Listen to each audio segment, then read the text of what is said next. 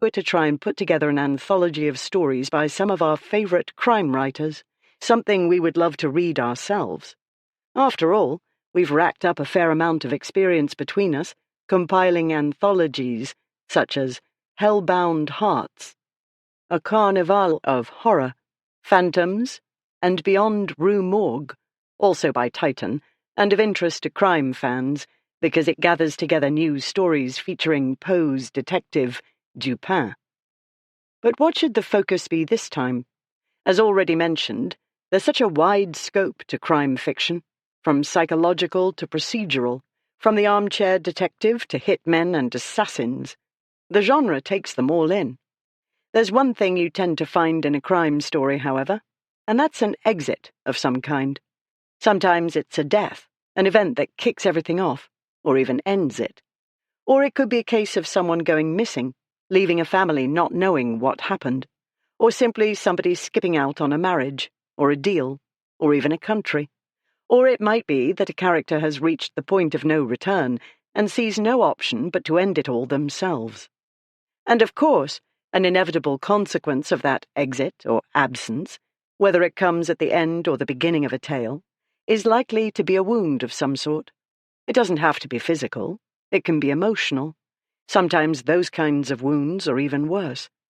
Put both of these ideas together and you have Exit Wounds, the book you are holding in your hands, and which we're incredibly proud of.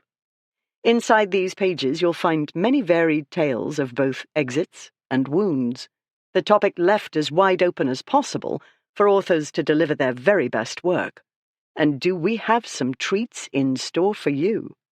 From how the main character in Jeffrey Deaver's The Bully deals with the titular threat, to an overbearing mother in Fiona Cummins' Dead Weight, from a certain famous painting in John Connolly's On the Anatomization of an Unknown Man, 1637, by Franz Meer, to a journalist's hunt for a story in Sarah Hillary's The Pitcher and the Depravities of Love in Martin Waite's Disciplined.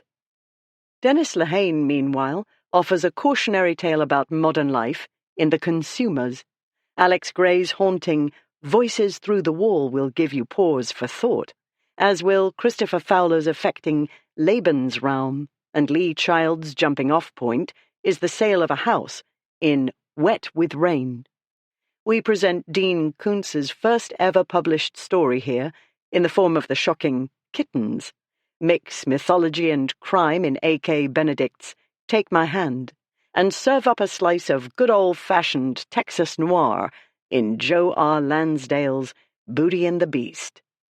There's a double helping of crime favourite Mark Billingham in the form of Like a Glass Jaw and Dancing Towards the Blade, plus a hard-hitting novelette from Paul Finch, The New Lad, and a subtly chilling look at suburban life in Louise Jensen's The Recipe. All this and appearances from Val McDermid's beloved characters Tony Hill and Carol Jordan in Happy Holidays, bounty hunter Laurie Anderson, her first adventure actually, in Steph Broadrib's Fool You Twice, and Scottish detective Inspector McLean in James Oswald's Dressed to Kill. All in all, a lineup that should please fans of crime in all its forms. But now, it's time for you to read, to be wounded by some real professionals, and for us, the editors, to exit. Paul B. Kane and Marie O'Regan, Derbyshire, 2018. The Bully, by Jeffrey Deaver. He's here. Hell. I'm in the back of the Eagle Tavern, which at 6:30 isn't yet highly populated, and what customers there are aren't 3 sheets to the wind. Mostly now it's an after-work crowd, and these imbibers will be driving on home after only a wine or beer or two. Later, the place will be bustling, and Ubers and cabs and designateds will get the seriously impaired home for bed tuggy in. That's the kind of neighborhood this is. I've been watching some of the action, just curious. But the minute I saw him, all my other thoughts vanished. He's getting a drink and talking to Cherie, the bartender, a sweet African-American girl not much over the legal drinking age. My impression is he wants to reach out his meaty paw and close his fingers around her arm or shoulder, her butt being inaccessible from where he stands. But as tough as he is, it seems she's a notch tougher, being a bartender, and she's not having any of his bullshit.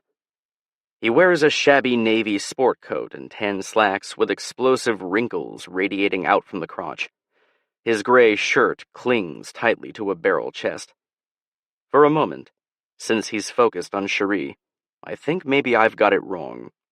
He works around the corner, so maybe it's just a coincidence he's here.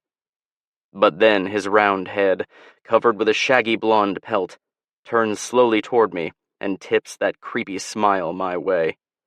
He's not surprised in the least to see me. It means that, oh yeah, he knew I was in the Eagle. Maybe he got off work and happened to see Larry and me stop by for a fast one. Or, also possible, and more troubling, he followed me here. My jaw tightens, and heat swells around my face, which often happens whenever I see him. This is so unfair. I'm a 26-year-old successful web designer, a good brother, a good boyfriend, a genial host at parties I throw for my clients and friends, a donor to NPR and animal rescue outfits. Objectively, I'm too old and too nice to have a bully. But I've ended up with one, and what a bully he is. Stan Whitcomb, all 6'3" and 250 pounds of him. Being of diminished height, and having had a horrifically embarrassing parent, I experienced bullying as a kid. Plenty of it. I learned young that there are people who become convinced it's their mission to ruin your life for no better reason than that they think you did something they didn't like, or there's something about you. You're fat, you stutter, you're short. That rankles them. At the shadowy high top, I sip my Diet Coke and debate next steps. I look around for Larry and spot him in the back room, by the digital jukebox. He struck up a conversation with a slim blonde in a cowgirl getup. I spend a fair amount of time with Larry. We met because of the Ambrose Avenue tornado. He was the insurance investigator who assessed the aftermath of the contest between a 100-year-old oak tree and my garage. 2 months after I moved in. 2.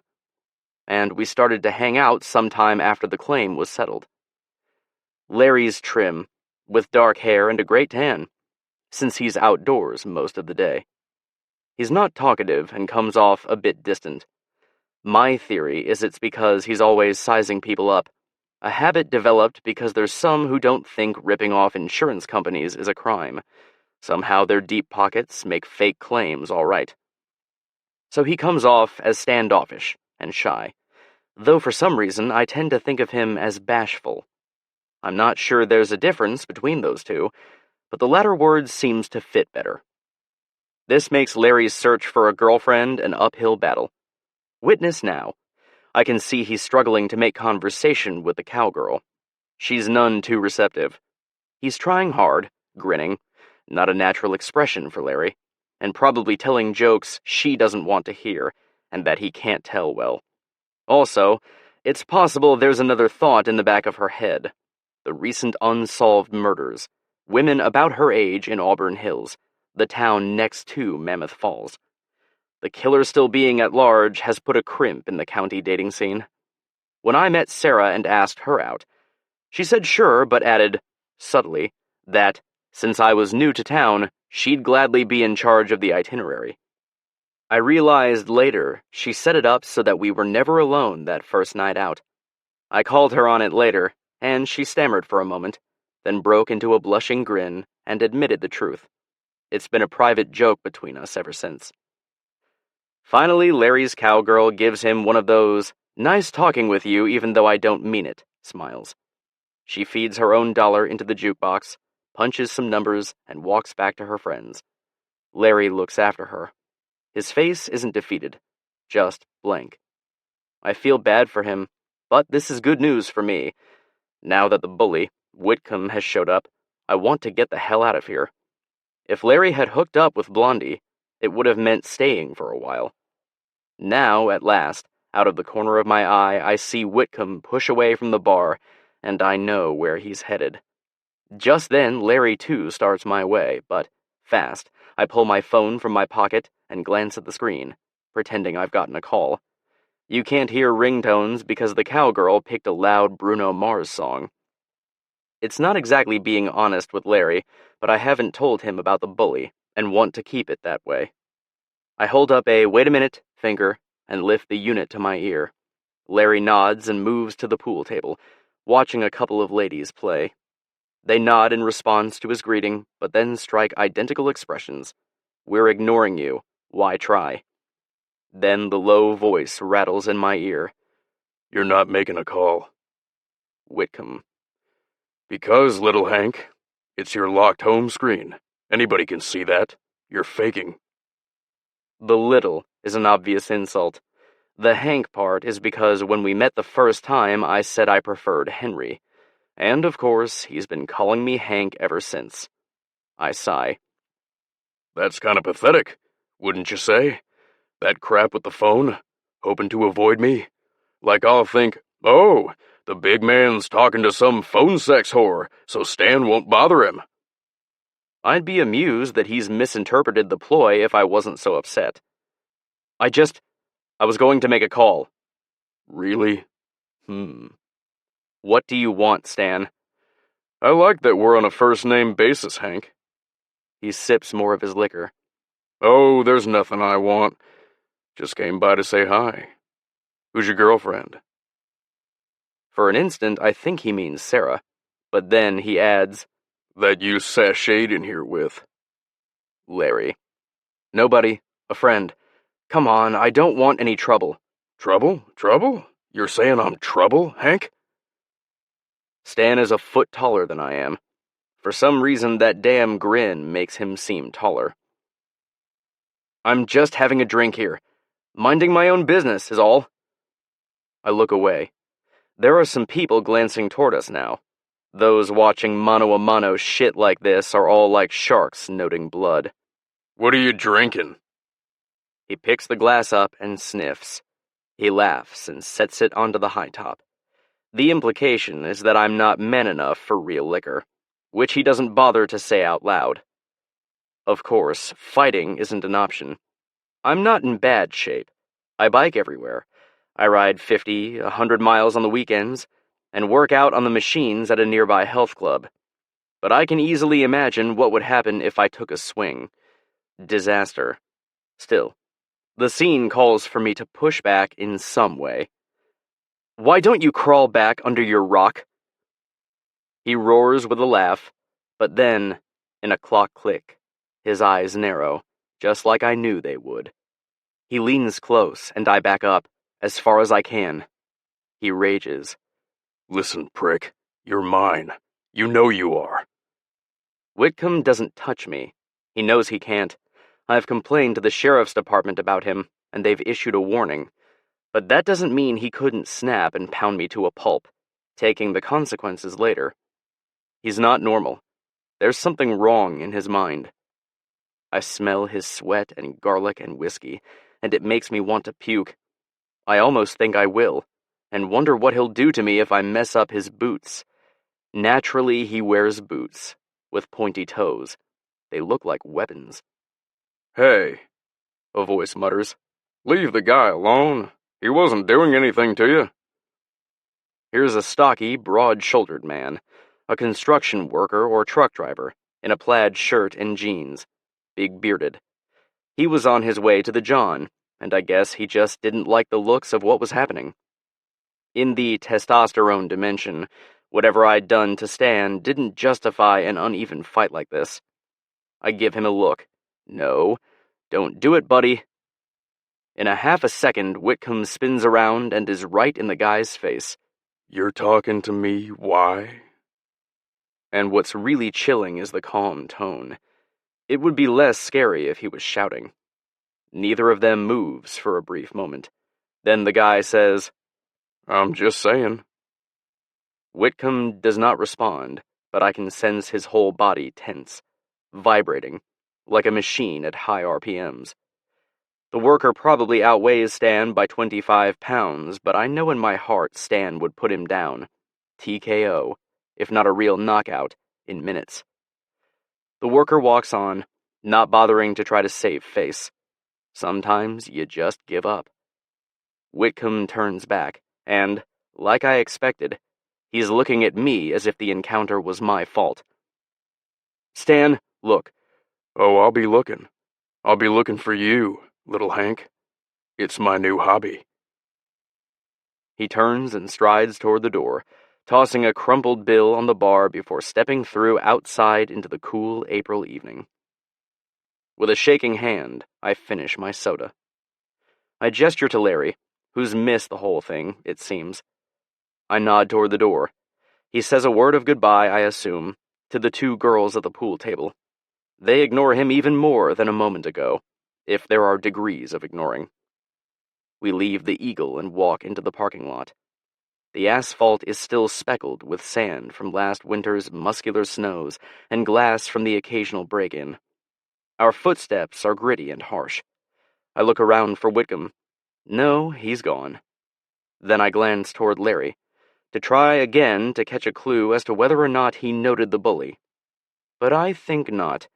It looks like he's into his own thoughts. He can be moody. I wonder sometimes if he's this way because all day long he investigates accidents. Houses burning, people dying in car crashes, and, oh yeah, garages squashed during tornadoes. Though it's also possible he's always been moody, and he went into claims adjustment so he can spend his working hours outside, away from his coworkers. Nature/nurture. We're different, Larry and me, but his company is easy. We go out for dinner a couple times a week, watch games, baseball more than football, soccer some. We've double dated, though he's never brought the same girl twice. They're always pretty and quiet and strike me as insecure. We both like working for ourselves, and we're both later-in-life orphans. His parents had health problems, unrelated, but they passed away around the same time. Mine?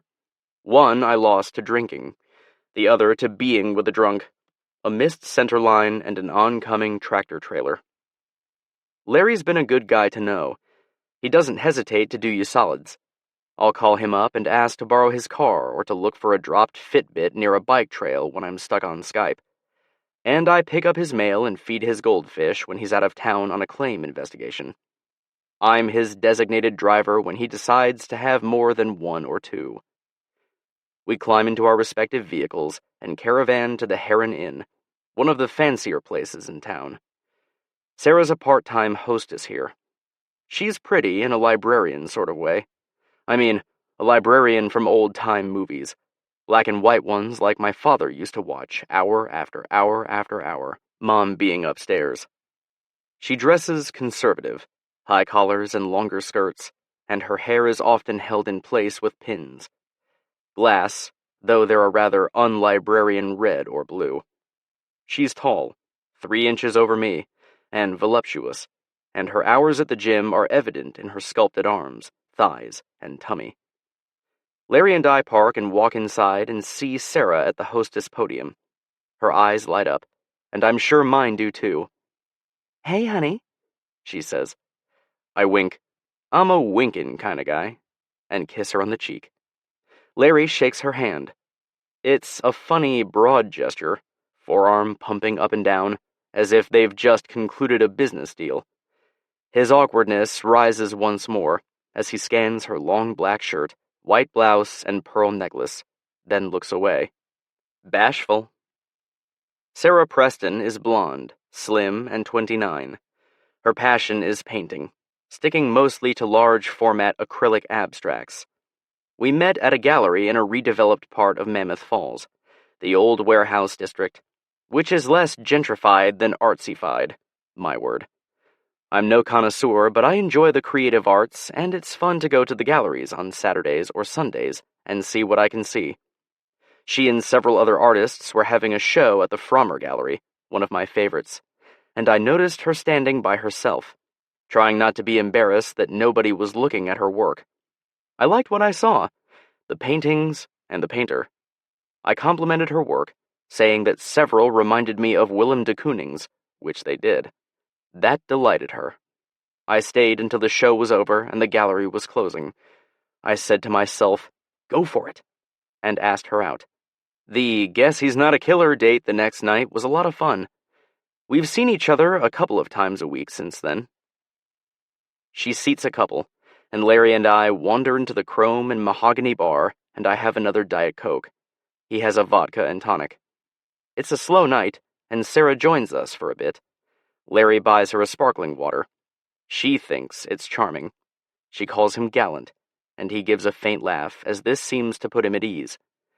He tells her about a video game he's been playing, one of the online ones.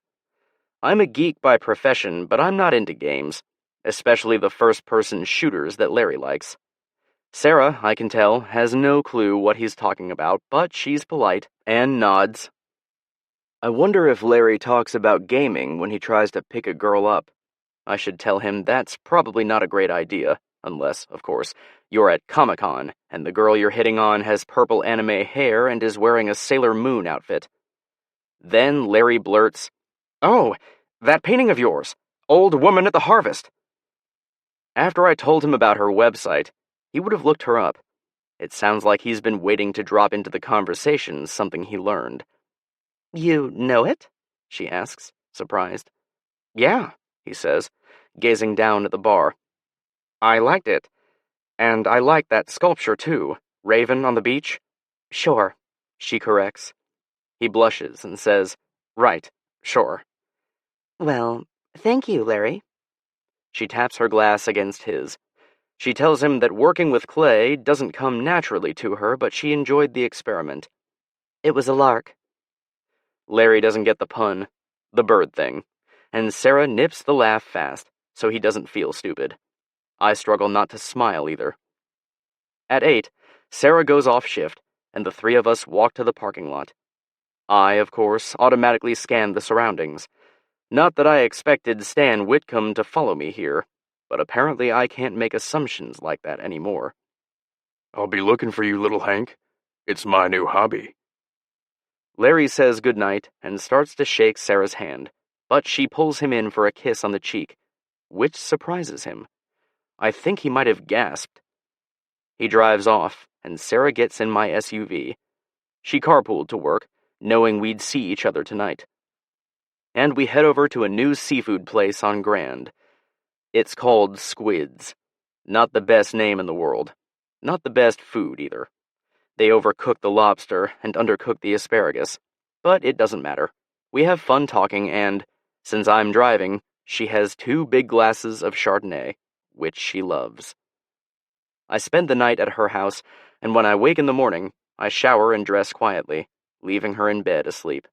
Because in her case, neither profession, art, or food service, are pre-noon endeavors. Unlike Sarah, I'm most productive in the mornings, and today I have to put the filigree, I call it, on 2 websites. They're for clients who are my favorite kind. They have absolutely no knowledge of how to write code, so they leave all the technical stuff to me, and they have very, very large budgets. But that will have to wait, because I have another errand. The county sheriff's department. It's 9 when I walk into the functional government buildings, decked out green-flecked walls, yellowing acoustic tile, and scuffed linoleum. The main difference between here and, say, City Hall is this receptionist, a uniformed officer, sits behind bulletproof glass. Lots of crazies in this world. I get a little heebie-jeebie in the place, uneasy. The times I've been here before, I haven't been treated very well, like they didn't believe me or take me seriously.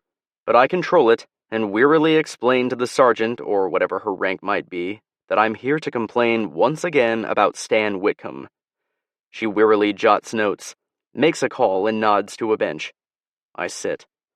On the wall opposite are reward posters, including 2 seeking information about the young women, the one stabbed to death in neighboring Auburn Hills.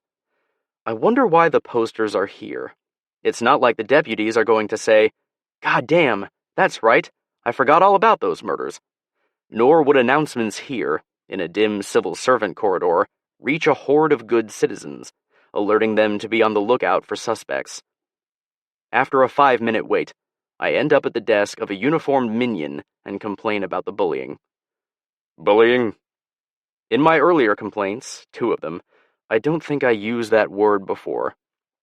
Stan Whitcomb's in my face all the time. What's all the time? A couple of times a week? The young deputy, he looks to be about 18, though he's probably my age, jots notes. This was in the Eagle, sir? Had either of you been drinking? He had, I hadn't. Did he physically touch you? What other way would there be to touch someone? No, but he's in my face. I mean, inches away. Were you at any time unable to leave the premises? I hesitate. No. Has he threatened you? Not explicitly, but there's this tone he has. Tone. The deputy sits back. I know what he's thinking, that the office deals with real bullies, domestic abusers, child beaters, cops who are racist and shoot unarmed civilians, kids who intimidate classmates into attempting suicide.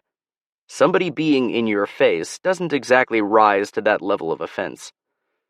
Look, officer, deputy, this shouldn't be happening to me. I haven't done anything. I'm not guilty of anything. He's got it into his head that I'm the devil incarnate. He's making my life miserable. My voice has risen, in pitch and volume. Okay, I'll give my supervisor this information. His clipped delivery tells me that the conversation is over. Thanks for your time. I don't try too hard to control the sarcasm, but he gives no indication that he notices. Maybe he doesn't get it. Maybe he's just numb to irritated citizens. Well, I've done all I can do. I head home to get the projects finished. After, I'll hit the bike trail. I was planning on 20 miles, but as I drive past the Eagle Tavern, I get mad again, and I decide I'll go for 50. 2 days later, early Sunday morning, I'm sitting in my dimly lit, carefully ordered office. I haven't seen Stan Whitcomb since the Eagle, and I'm absently wondering if my complaint had some effect. 3rd time's the charm, which my father used to say all the time. I hear the double chime from upstairs, and I walk to the 1st floor. I open the door to find 2 somber people in suits, a man and a woman, both in their 40s. The man is holding out an ID card. County Sheriff, Detective Terrence Stone. He's slim and tall. He identifies himself by name. The woman is a detective too, Emily Fillmore. She has dry blonde hair, and has applied thick makeup over bumpy skin. Henry Larson? Yes? I'm frowning. What's this about? Do you know a Sarah Preston? Is she all right? You do know her? My eyes widen. What's going on? Do you, sir? Detective Stone persists, but gently. We've been dating. I have to repeat this so they can hear. I swallow hard. Mr. Larson, Detective Fillmore says, her voice a bit stiffer than his. I'm sorry to have to tell you this, but Ms. Preston's been killed. I don't say anything for a moment. Then, no, there's been a mistake. I saw her yesterday. We had lunch before her shift at work. No. Detective Stone says, It happened last night. I look down.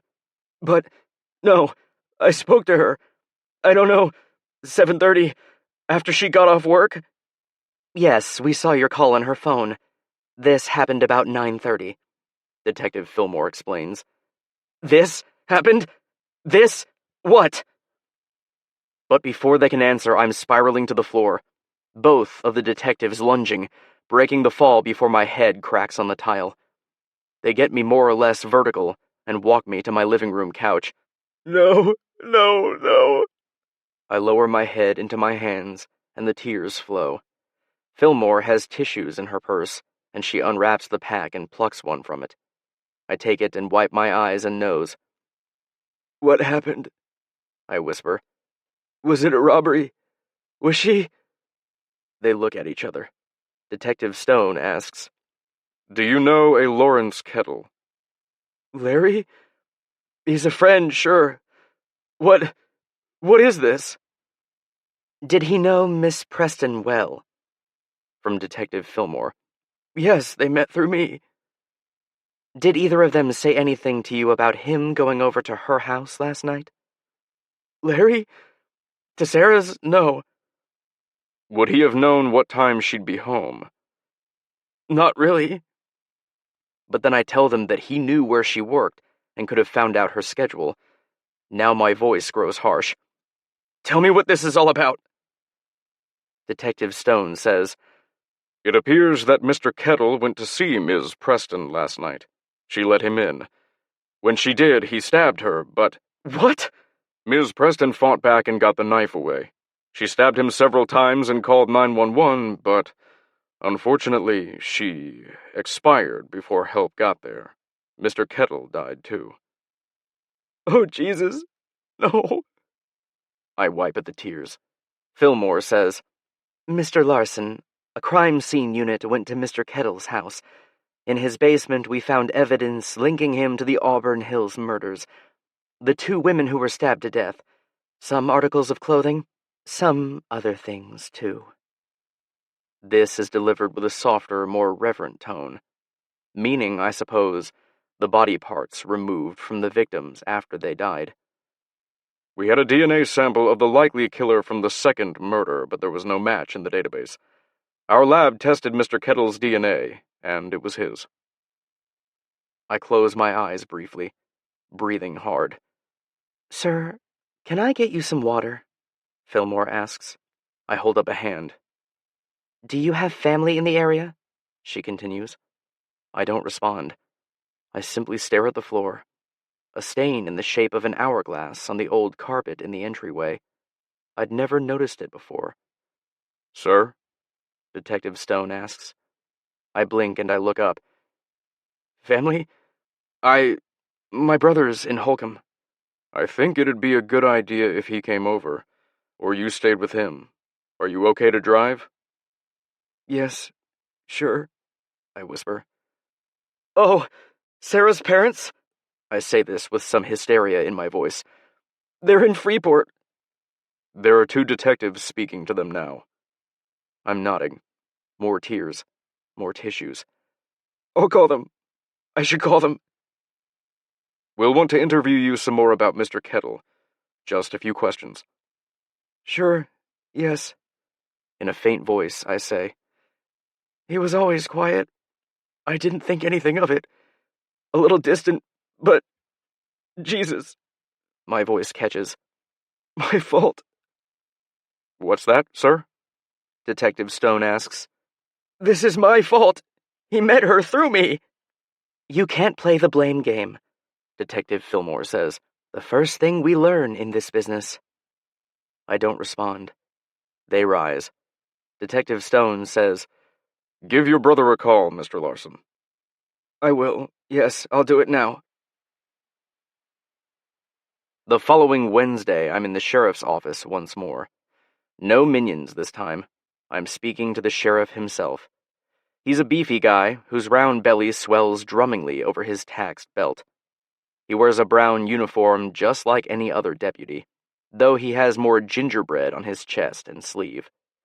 His name is Farrell, according to the name badge, and there's an S in front of that, which I suppose stands for his first name, not sheriff. He's crew-cut and tanned, and he'll need a new wedding ring soon, if he keeps gaining weight. His wedding picture on the desk suggests the expansion has been recent and fast. First, Mr. Larson, I'm so sorry for your loss. I understand Ms. Preston was your girlfriend. I nod, and press a tissue into my red eyes. Now, this is, as you can imagine, a bit awkward. I wanted to tell you what our assessment of the situation is. Assessment? Situation? Another nod.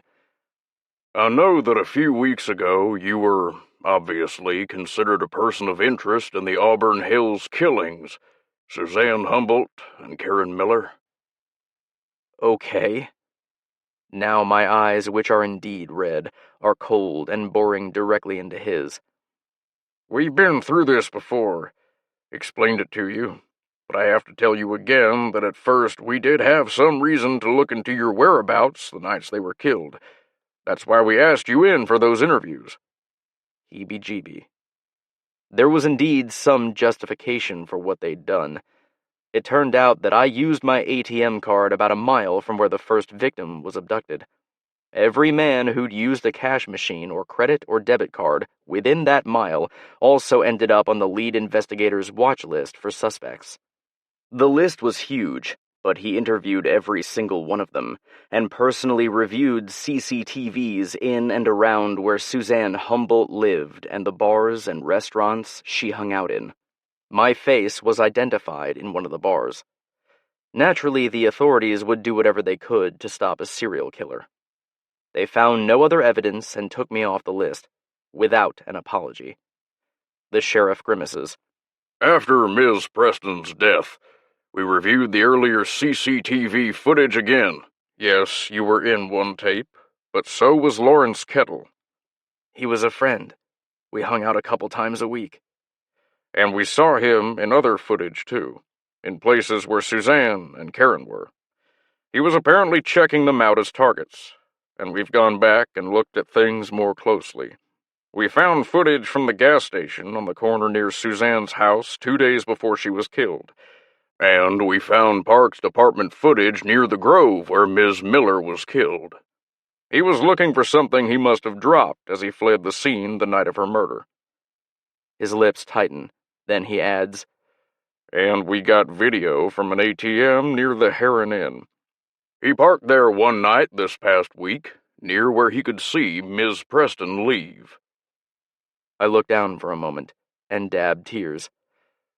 So, sir, we dropped the ball on this one. The sheriff's office phone rings, and he answers, then listens. Okay, send him in. The door opens, and the lead investigator in the Auburn Hills killings walks in. Detective Stan Whitcomb. The big man is grim-faced. He walks up to me, and I stand. I glare, and he, clearing his throat, looks away. Sir, I've heard what happened. I want to apologize. I was wrong to dog you the way I did. You were cleared as a person of interest, but I ignored that. He inhaled deeply. See, sometimes I get an idea, and it won't let go of me. I can't see the forests in the trees. The expression's wrong, but I don't say anything. It's an instinct. I think somebody's guilty. I can't get that thought out of my mind. But sometimes the people you think are guilty aren't. That is correct. He glances toward the sheriff, looking on coolly, and then says to me, You're not the first person this has happened to. I've agreed to talk to somebody about it. How I behave, I mean. A counselor the sheriff's office works with. I have an appointment. I should have done it sooner. You complained to the department, and they talked to me a couple times. 3. But that only made me madder. And I wanted to get you. Make your life miserable. I snap. If you hadn't been so focused on me, you might have kept looking for the real killer and stopped Larry before he killed Sarah. He swallows. That is a likelihood, Mr. Larson. No longer little Hank. He continues. I'll wear this one for a long time. I look from Whitcomb to the sheriff. You know, I talked to a lawyer about this. He tells me I could have a case. The other two return my gaze with emotionless expressions, but I'm sure if you dug down, you'd find two very nervous law enforcers. I might have gone forward with that too. But, you know, that apology? That'll be enough for me. I appreciate it. My bully digests this with surprise. He offers his hand. It won't be a bone crusher, I know instinctively, and it isn't. His huge paw encircles mine gently, and we shake. Back home, I pull my mountain bike from the rack in the garage, don my helmet, and pedal on to the quiet street where I live. Soon I'm on the bike path that runs along the Albemarle Valley River. The afternoon is overcast and cool, and I have the path to myself. I'm on autopilot, as I often am when writing. It's at times like this that I do my best thinking. When I have a web design assignment, I spend days planning. This is critical. One can never spend too much time getting organized before the work begins.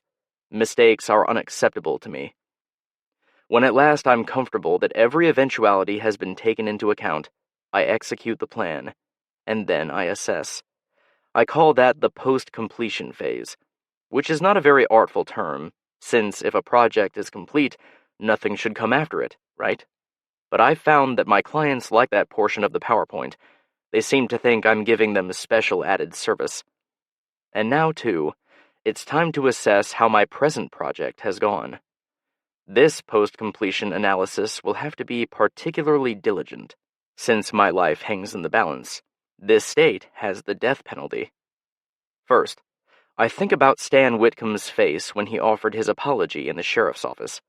Was it the face of a man who truly believed his heart-set belief was wrong? I think so. Which is quite a coup for me, since he was, of course, 100% correct about me and the murder of Susie and later Karen. A fluke of circumstance, that ATM glitch, put me on the list of persons of interest, and at my first interview, Whitcomb decided I was guilty. An investigation didn't turn up anything else, and the other detectives running the case moved on. But not Whitcomb. I was his boy. I found him intolerable, intimidating. But one man's bully is another man's bulldog, and his persistence in investigating me, pushing me, hoping to make me crack or make a blunder, was understandable, even laudable to an observer, and he might very well have succeeded. But now, replaying the apology, I do believe he's convinced I'm innocent. So, post-completion item 1, the bully? Check. But he's not the only one running the case, of course. Should I be concerned about the other investigators? I certainly have been careful.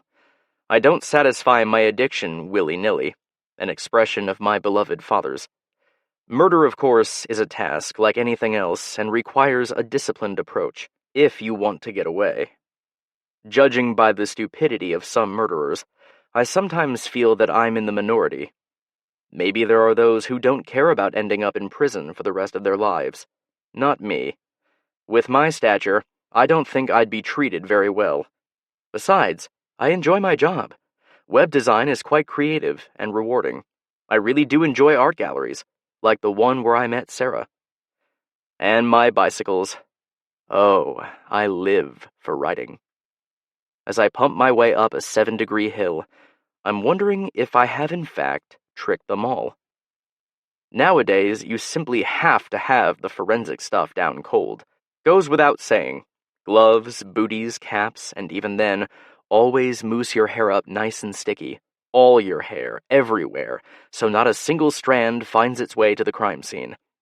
Don't park near CCTVs or walk past them.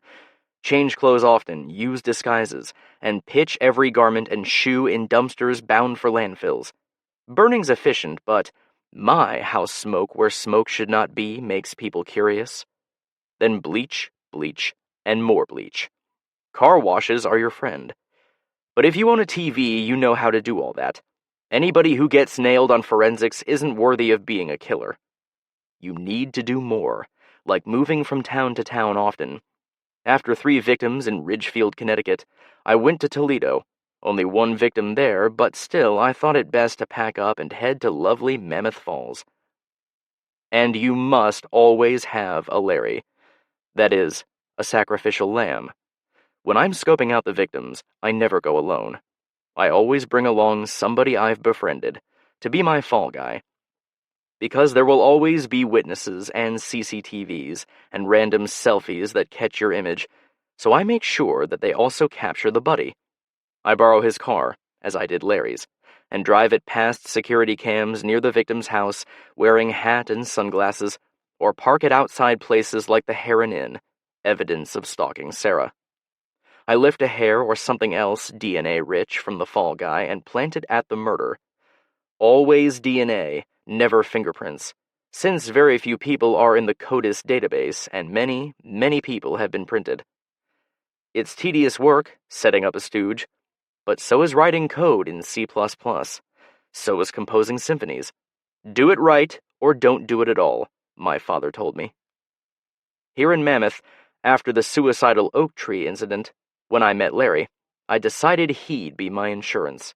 I smile at the word since that was, of course, his job, a pun that he probably wouldn't have gotten.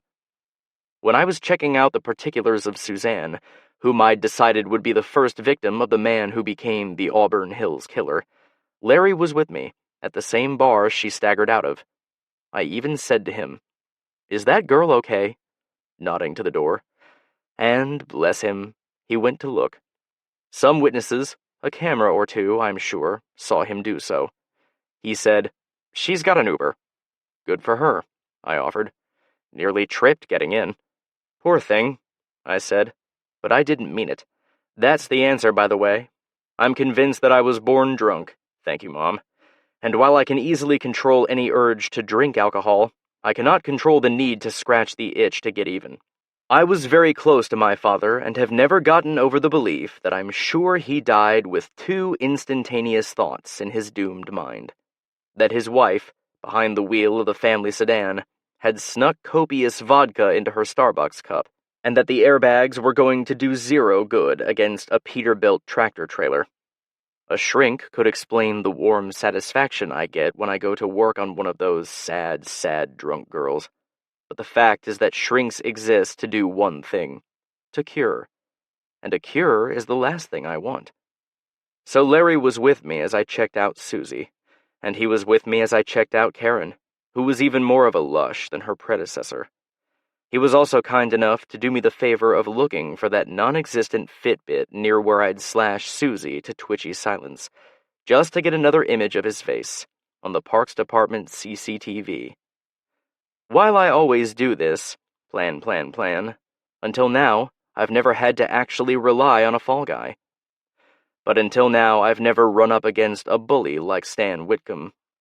Because of him, the Larry plan had to go into effect, which required one more player. The fall guy has to die, and the least suspicious way to arrange that is for him to murder his last victim, who in turn dispatches him. I picked Sarah Preston for this role, and, being charming and funny and not bad in the bedroom, I must admit, I started seeing her. She was perfect, pretty and sexy, the sort Larry would be drawn to, and in good shape, which proved important to the plot. The day they were to die, I called Larry and asked him to meet Sarah and me at her house for dinner. He was surprised, but pleased, and muttered that it'd be cool.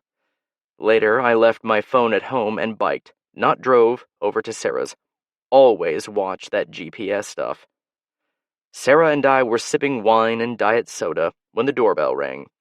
She frowned, and I said I'd get it. I pulled on the gloves on my way to the door to let Larry in. Neither of them were expecting the knife work, so they both went down fast. Larry was more horrified than Sarah was, I think. She seemed bewildered, though not for long. I set up the scenario to fit the MO of the other murders. In this case, though, it seemed that Sarah slipped out of the zip tie and fought back, grabbing the knife and slashing Larry's throat. I used a few precious minutes, the time of death can be calculated very accurately nowadays, to plant some hairs and tissue from the first two murders in Larry's trunk. A bit of dirt from the murder scenes as well. I eliminated evidence of my presence that night, though not everything. We were dating. Then I used Sarah's bloody finger to dial 911 from her landline and let the receiver fall. I bolted, heading to Larry's house. I had his key, from the goldfish favor, and planted some more souvenirs from the other murders in his basement, as well as an SD camera card of pictures I'd taken clandestinely of Susie and Karen and Sarah at the hotel. They were re-encoded. No metadata from the camera I'd used was present. The police would also find on Larry's computer visits to Sarah's website and those of galleries she'd shown her work at, as I'd suggested he should do. Then I biked back home to await the call or the visit. I was surprised it took so long for them to show up. When they did, I was ready for the performance to begin, complete with props. Tabasco on my fingertips for my eyes. I tried hard not to overreact. Now, speeding along a flat stretch on the bike path, I run through everything once more, recalling where every bit of evidence was planted or disposed of, where I was at every moment before, during, and after the murders. I see no flags, no glitches. Yes, I think it'll work. There will be a few questions in the minds of the investigators. Always are. But I've learned that the police vastly prefer to go with the most obvious explanation and close the case. Occam's razor. Another pun. Another smile. I hit the 10-mile mark and turn my bike around to head for home. Yes, feeling comforted that I've done all I can, but in truth, there's a little hollowness I'm feeling, thinking of Sarah. Because now that she's slashed to death the Auburn Hills killer, I can hardly go on hunting here anymore. That makes me just a little sad. I've developed quite a liking for Mammoth Falls. Picturesque, quaint, and home to such wonderful bike trails. Dead Weight by Fiona Cummins. You're not going to eat that, are you? Lula Piper paused, the forkful of cake halfway towards her mouth. She had not heard her mother come in from work, and now there would be a discussion. The taste of bitterness elbowed out the sweet kick of chocolate, but she forced herself to laugh. What else do you think I'm going to do with it? Her mother's answer was to whisk away her plate and replace it with a selection of chopped carrots and cucumber from the fridge. A moment on the lips, a lifetime on the hips, her mother said, scraping sponge and buttercream into the food bin. She smoothed her skirt over her narrow hips. Mrs. Piper did not eat. Eating was for the weak. Lula counted the squares on the red and white checker tablecloth. 64 horizontal, 206 vertical. The folds of her stomach pushed against the kitchen table, her thighs spilling over the sides of the chair. She often counted the squares. It was a way to quell the shame that seemed to rise in her every time she sat down to eat. Breakfast, lunch, dinner. She was 15 years, 5 weeks, and 4 days old. 16,000 meals, give or take. 16,000 cycles of loathing. Even during the birthday parties that marked out so many primary school weekends, her mother would swoop down and police the contents of her paper plate, tipping handfuls of crisps back into bowls, collecting up chocolate biscuits, and the most traitorous offense of all, confiscating party bags. Even 10 years on, the injustice still burned inside her. Mrs. Piper sat on the kitchen stool opposite Lula and took a delicate nibble of carrot. "Dress fitting next week," she said, adopting a tone of faux brightness that Lula found unbearable. Lula did not answer. She did not like Uncle Malcolm. She did not want to travel to Leeds for a wedding. And most of all, she did not want to be a bridesmaid. "Do you think you've lost some weight, dear?" Lula's mother looked her up and down, frowning. "I'm not sure. Perhaps a pound or two." "Well, my skirt does feel a bit looser."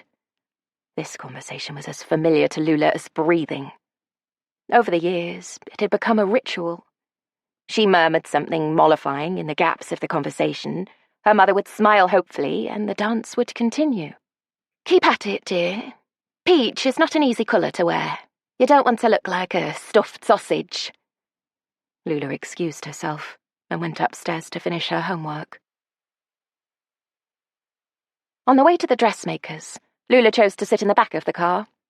She ate a packet of crisps and a Kit Kat during the journey, although Mrs. Piper had no idea because she hated driving, knuckles white against the steering wheel, eyes screwed up in concentration. Lula had learned to silently retrieve a single crisp from its plastic bag and suck it until all the salt had dissolved on her tongue and the potato was wet and claggy. It took her 15 minutes to eat a packet of cheese and onion in this way, but she didn't mind because the journey was almost 40 minutes. As for the Kit Kat, she broke it into pieces and held each one in her mouth until the chocolate and wafer had melted. Mrs. Andrews, the dressmaker, was a plump-cheeked and friendly woman, although the pin she held between her lips while tacking up hems gave her the appearance of a metallic-mouthed film villain. She directed Lula to a changing room. The peach bridesmaid dress was waiting for her on a hanger. It had spaghetti straps and a nipped-in waist, with a side zip that finished just below her armpit. Behind the curtain, Lula could hear her mother and Mrs. Andrews chatting about the weather. The girl kicked off her jeans and pulled the dress over her head. A month ago, it had slid easily over her breasts and the satin had been smooth against her stomach. Now, the fabric strained and groaned beneath her flesh, and the zipper's teeth would not meet. "How do we look, then?" Mrs. Andrews came bustling into the changing room. The "oh" escaped her mouth like air from a deflating balloon. "What happened, dear?" Lula remembered the empty crisp packets beneath her bed, the chocolate wrappers and biscuit crumbs, and thought it best not to answer that question. She wasn't greedy. It was simply that these kinds of food seemed to fill the empty space inside her in a way that vegetables could not. Mrs. Andrews was talking to herself. "We'll have to let out the sides and the waist, I think. When's the wedding? 2 weeks from now? I can just squeeze it in, but the timing will be tight." "Everything all right?" Mrs. Piper poked her head through the curtains. "We'll have to let it out. Might cost you a bit more," said Mrs. Andrews. Less plump-cheeked friendliness and more businesslike. "You'll have to collect it the day before you leave. If it doesn't fit then, there's not much I can do." "It will fit," said Mrs. Piper through pressed-together lips. The car journey home passed in a tirade of accusation and personal insults. Lula lacked self-control. She would never find a husband. She was a disgusting pig, an embarrassment. Lula, who had heard all of this before, counted the cars that drove past them. 23 red, 14 green, 64 black. It was long past tea time when they walked through the front door. Knowing her mother as she did, Lula was reluctant to ask about food, but her stomach growled in protest. Mrs. Piper did not react, however, but poured herself a cup of black coffee. Lula hovered in the kitchen doorway. Her mother stirred in sweetener, irritably, her brow furrowing when she looked up and saw her daughter standing there. "What is it?" Hesitant, conciliatory. "I was wondering, what's for supper, Mum?" Her mother banged a saucepan against the hob. "Vegetable soup." Lula sat down at the kitchen table. She hated vegetable soup, but there was nothing else on offer, not even bread, and she knew better than to ask. Asking meant nothing to eat. Mrs. Piper sipped her coffee and watched as Lula wolfed down the anemic liquid in its unidentifiable lumps, which barely filled her up. Mother and daughter did not speak, and the silence stretched between them, widening the cracks. When Lula had cleaned her teeth and changed into her pajamas, she returned to the kitchen to kiss her mother goodnight. Padlocks had appeared on the cupboard doors. She pressed her lips to Mrs. Piper's dry cheek. "Night, Mother. I'll try harder tomorrow, I promise." It was gone 3 a.m. when the pain in Lula's stomach woke her. Her insides were roiling around, and she convinced herself she was suffering from appendicitis. She rushed to the toilet, the seat cool against the backs of her thighs, sweat stippling her forehead. The relief was instant, but short-lived. Lula sat there for so long that by the time she crawled back into bed, the edge of the toilet seat had left an imprint on her skin. Her sleep was fitful, the dawn chorus an unwelcome lullaby. As it was the weekend, there was no need to get up for school. Around mid-morning, she was aware of her mother putting a mug of tea on her bedside table. She sipped it gratefully. "How are you feeling, dear?" "A bit better, thanks." By lunchtime, Lula was back in the bathroom, where she spent most of the afternoon and early evening. By the time the dusk had darkened into night, she felt as hollow inside as a shell. Lula's illness lasted for more than a week. She missed the auditions for the school play, and an important maths test, and a trip to the Natural History Museum. But her mother proved a tender and devoted carer. She kept up a regular supply of drinks and soups. On the 10th day, 3 days before they were due to catch the train to Leeds for Uncle Malcolm's wedding, Lula began to feel better. Her mother prepared her some lightly steamed broccoli and a piece of fish. Lula, wan and exhausted, smiled her thanks. The day before the wedding, Lula stood on the scales. She had lost 11 pounds. At the dressmaker's, her bridesmaid dress was too loose. It swung around her waist and gaped under her arms. Mrs. Andrews was dismayed because there was no time to fix it, but Mrs. Piper was delighted. "It's too big for you now," she said proudly. They parked the car at the train station. Mrs. Piper's mobile phone rang. "It's Malcolm," she mouthed. She handed her handbag to Lula. "Go and find a luggage trolley. You'll need £1." Lula found the trolleys near a concession stand that sold muffins. Since she had been ill, her appetite had diminished, and she looked at them without interest. She rummaged in her mother's purse and pulled out a shiny coin. As she put the purse back, she noticed a small, unfamiliar box at the bottom of the bag. Curious, she turned it over to read the back. "Extra strength, dependable overnight relief." Lula opened the box of laxatives. The blister strip was empty except for 2 tablets. A scribbled piece of paper had been stuffed in the box. 8 tablets crushed. Add to drinks or food. Keep an eye on dosage. Her mother's neat handwriting. Her stomach plunged. She knew exactly what this meant. Lula dropped the packet back into her mother's handbag, withdrew the purse again, and took out the crisp £5 note she had noticed earlier. At the concession stand, she bought a chocolate muffin and a piece of carrot cake. She was cramming the muffin into her mouth as she pushed the trolley back to the car. Her mother, who was still on the phone, flapped a hand at Lula, but the girl ignored her. Tiny chocolatey crumbs were falling down the front of her t-shirt, but she didn't care. She started on the carrot cake, the icing thick and teeth-stickingly sweet. "Lula, what are you doing?" her mother squeaked out her outrage. "Don't spoil it now, darling. You'll get spots, and you don't want to put all that weight back on, do you?" Lula ignored her and refused to speak for the entirety of the train journey. At the hotel, Lula managed to avoid her mother. There was a drinks reception and a rehearsal and little bridesmaids and page boys to play with.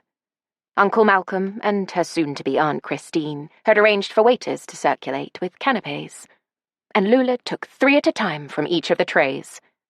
She licked her fingers and watched her mother watching her. She drank lemonade and orange juice and ordered peanuts from the bar. At bedtime, she helped herself to the complimentary biscuits from the tea tray in their twin room, dropped crumbs on the sheets, and rolled over in her single bed and faced the wall when her mother tried to talk to her. In the darkness, she listened as her mother's breathing evened into sleep, and the hate she felt surprised her. The day of the wedding was a glorious spring gift, tied up with sunshine and the smell of freshly cut grass. The hairdresser swept Lula's hair into a bun, apart from a few loose tendrils that fell around her face.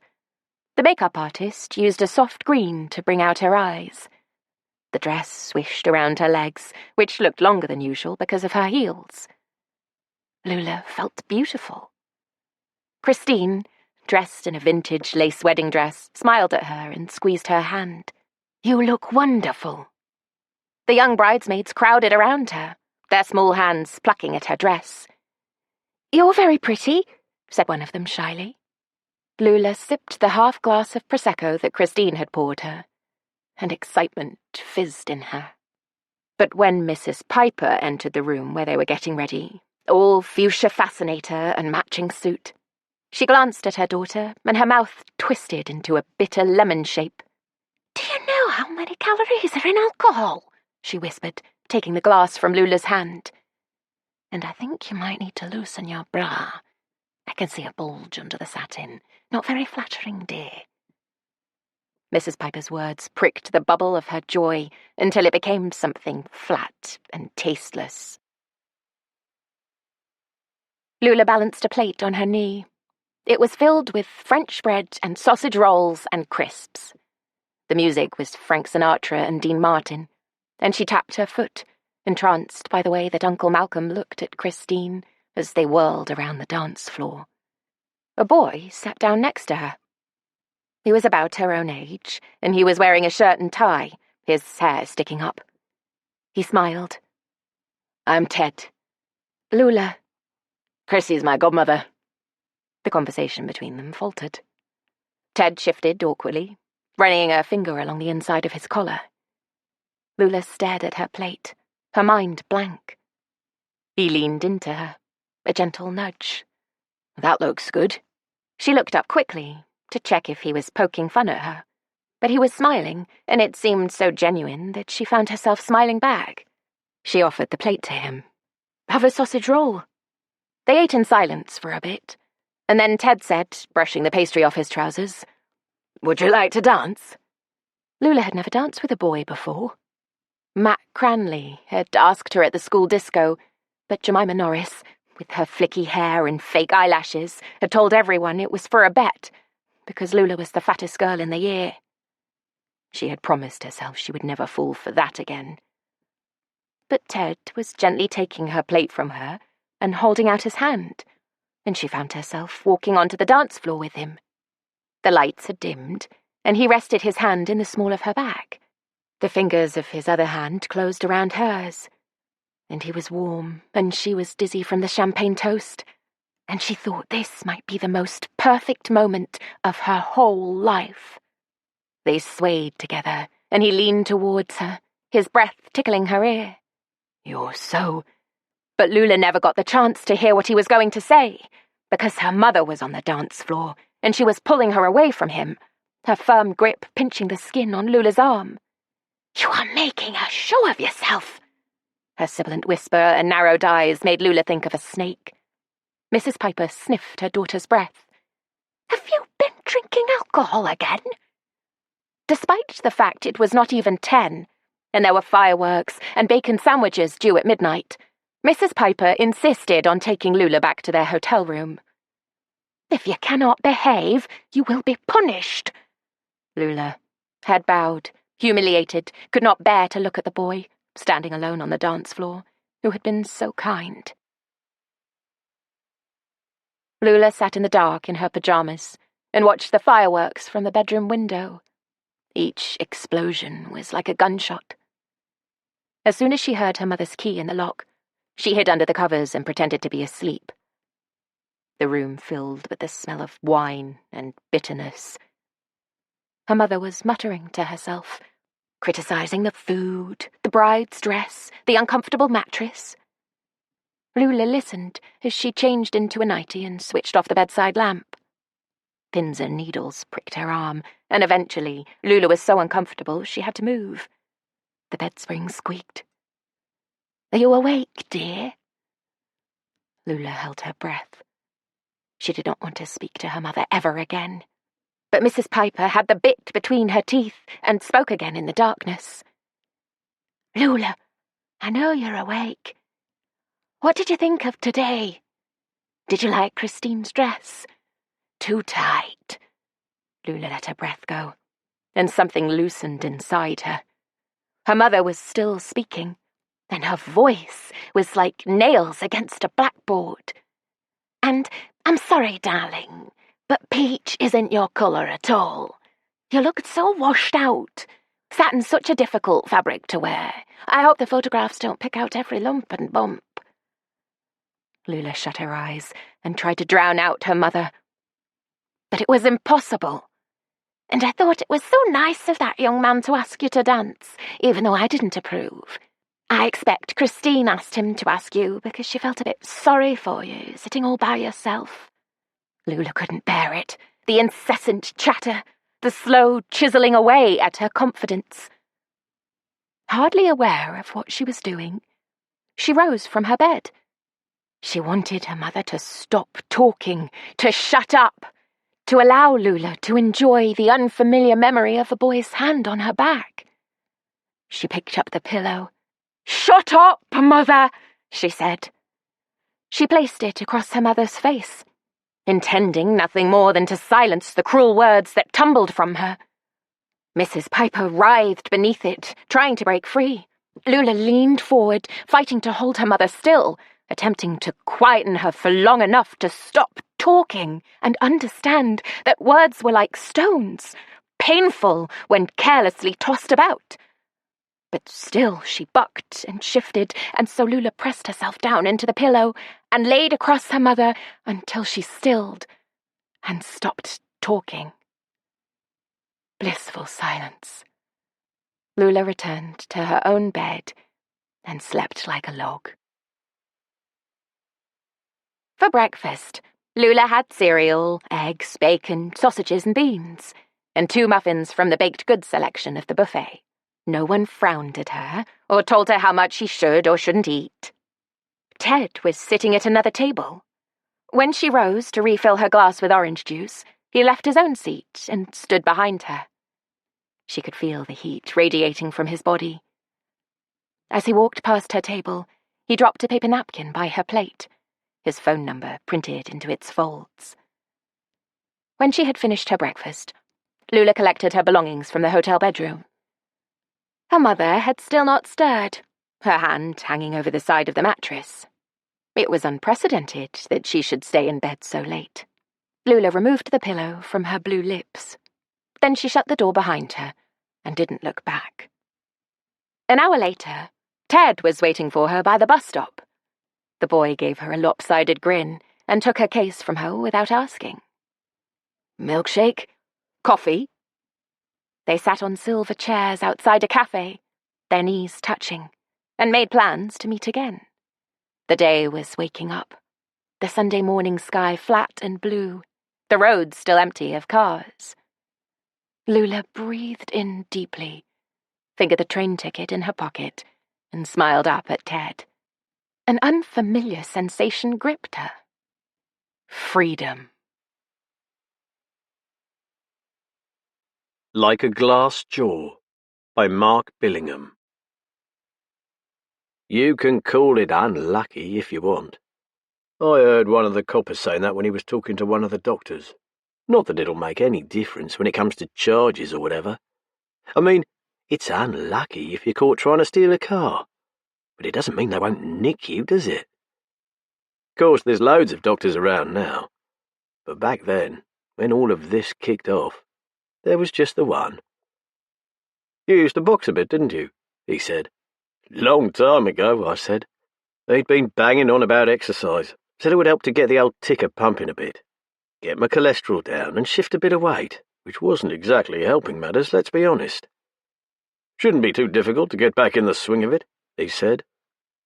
I got Maggie's husband to give me a hand fetching my old gear out of the loft. We scraped the muck off the skipping rope and hung the heavy bag up in the garage. I thought I would be able to ease myself back into it, you know. Stop when it hurt and build up slowly. Trouble was, it hurt all the time, and I just got angry that I'd let myself go to pot so badly, that I'd smoked so many fags and put so much booze away down the years. There's a class, Maggie said. 1 night a week down our local leisure centre. Once my eldest gets a bee in her bonnet, that's it for everyone. It was her that nagged me into going to the doctors in the first place. Class? Just general fitness, you know. Come on, it's only an hour and there's a bit of a drink afterwards. I rolled my eyes, and that was it. That's how easily a misunderstanding happens and you get yourself shafted. See, I thought she was talking about a few lads jumping about, maybe a quick game of 5-a-side and a couple of beers afterwards. When I walked out of that changing room in my baggy shorts and an old West Ham shirt, I felt like I'd been majorly stitched up. There was Maggie beaming at me, and a dozen or so other women, all of them limbering up in front of these little plastic steps. A sodding step class! Jesus, H! And not just women either. There were a couple of men there to witness the humiliation, which always makes it worse, right? A skinny young bloke in a tight top who I thought was probably gay, and a fit-looking sort who I guessed was there to pull something a bit older and desperate. Looking around, trying my hardest to manage a smile, I could see that most of the women were definitely in that category. I swear to God, you wouldn't have looked twice at any of them. Except for Zoe. You just get on the thing, then off again, up and down, 1 foot or both of them, in time to the music. You can get back down the same way you went up, or you can turn and come down on the other side. But basically, you climb on and off a plastic step. I swear to God, that's it. Maybe, that first time, I should have just gone straight back in that changing room. Maggie had that look on her face, though, and I thought walking out would be even more embarrassing than staying. So I decided to do it just the once. And actually, it wasn't as bad as I expected. It was harder than it looked, mind you, make no mistake about that. I was knackered after 10 minutes. But what with there being so many women in the class, I didn't feel like I had to compete with anyone, you know what I mean? Ruth, the woman in charge, seemed genuinely pleased when I showed up again the second week and the week after that. She teased me a bit, and I took the mickey because she had one of those microphone things on her ear, like that singer with the pointy bra. They were all quite nice, to be honest. I'd pretend to flirt a bit with 1 or 2 of the women, and even Craig seemed all right, to begin with. The pair of us ended up next to each other more often than not on the end of the line, behind Zoe. Him barely out of breath after half an hour, me blowing like I was about to keel over. The 2 of us looking one way only, while she moved easy and sweet in front of us. One time he took his eyes off her backside and glanced across at me. The cheeky sod winked, and I felt the blood rising to my neck. It was mostly Diet Coke and fizzy water in the pub afterwards, but I wasn't having any of that, and Zoe drank beer from the off. She said the rest of them obviously reckoned their bodies were temples or something. My body's more of a slaughterhouse these days, I said. She laughed, low and dirty, and it still amazes me, really, to think of it coming out of a mouth like hers, a face like that. It felt fantastic to make her laugh. We shared a big packet of crisps, and I asked her why she came. I mean, it's not like you need to lose weight or anything. You're sweet. She leaned her shoulder into mine and took another swig from her bottle. I'm lazy, she said. I need to make myself get out and do things. Anyway, it's a laugh, don't you reckon? I did reckon, and I told her. I work in a stupid office, she said. The people are all right, I suppose, but I don't want to see them after work or whatever. I think it's good to meet people who aren't anything like you are. People with different lives, you know? She had a voice it was easy to listen to. She wasn't posh, but it wasn't really an accent either. Just soft and simple, you know? What about you? She asked. I told her I was basically there to keep Maggie happy and get some of the old fitness back.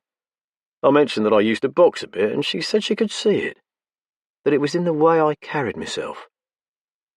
I had to hide my face in my glass, and I'd all but downed the rest of the pint by the time the blush had gone away. Someone needed a drink, she said. I went up to get us refills, and exchanged nods with Craig, who was standing in the open doorway with a fag on. I was deeply bloody envious, and I might well have ponced one if Maggie hadn't been around. Enjoying yourself? He said. He tossed his fag end away and came back inside. He looked across at Zoe, then turned to me. His face said, Dream on, mate. It said, Yeah, she's lovely, but look at me and look at you. Or he might just have been waiting for me to get him a drink. Oh, Christ, who knows? Things really started to go pear-shaped a few weeks later when Zoe turned up looking like she did and Craig didn't turn up at all. It was like I suddenly knew all sorts of things at once. I knew they'd got together, that everyone else had probably sussed it a damn sight faster than me. And I knew exactly what had happened to her face. In class, I stamped on and off that bloody step like I could do it all day. Ruth said how well I was doing, and when Zoe smiled at me encouraging, I had to look away. Afterwards, she didn't turn towards the pub with the rest of us, and when I saw she was heading for the car park, I went after her. I tried to get a laugh when I caught her up, made out like I was knackered, you know, from chasing after her. But she didn't really go for it. Not fancy it tonight, then, I said. Not even a swift half. She was digging for car keys in her bag and keeping her head down. I've got an early start in the morning, she said. I nodded, told her the one wasn't going to hurt. She caught me looking, Not that I was trying particularly hard not to. It was like a plum that someone had stepped on around her cheek, and the ragged edges of it were the colour of a tea stain. There was a half-moon of blood in her eye. "I didn't know there was a cupboard open, and I turned round into it," she said. "Stupid." "It's all right," I said. "What is?" "Have one quick drink," I said. "Who am I going to share my salt and vinegar crisps with if you don't?" It was as though she suddenly noticed that my hand was on her wrist, and she looked down and took a half-step back. "I'll see you next week." "Look after yourself." It came out as a whisper. I didn't really know what else to say. She didn't turn up at all the following week. Craig looked confused when I walked round the corner and grinned at him. It was halfway through the morning, and he'd come out the back entrance of the bank for a crafty smoke. "All right, mate." "Ticking along," I said. "You?" He looked at me for a few seconds, took a drag and shook his head. "How do you know where I worked?" "Zoe must have said last time she came into the class, you know." Something in his expression that I couldn't read, but I didn't much care. Shame she stopped coming, really. We were all saying how she made the rest of us work a bit harder, trying to keep up. She just lost interest, I think, me and all, to be honest. Then a look that seemed to say they were getting their exercise in other ways, and one back from me that tried and failed to wipe it off his face. It was warm, and he was in shirt sleeves. I was sweating underneath my jacket, so I slipped it off, threw it across my arm. "Are you feeling okay? You've gone a bit red." I stared at the pattern on his poxy tie. "I'm fine." He flicked his fag end away. "Listen, I've got to get back to work." "How's Zoe's face?"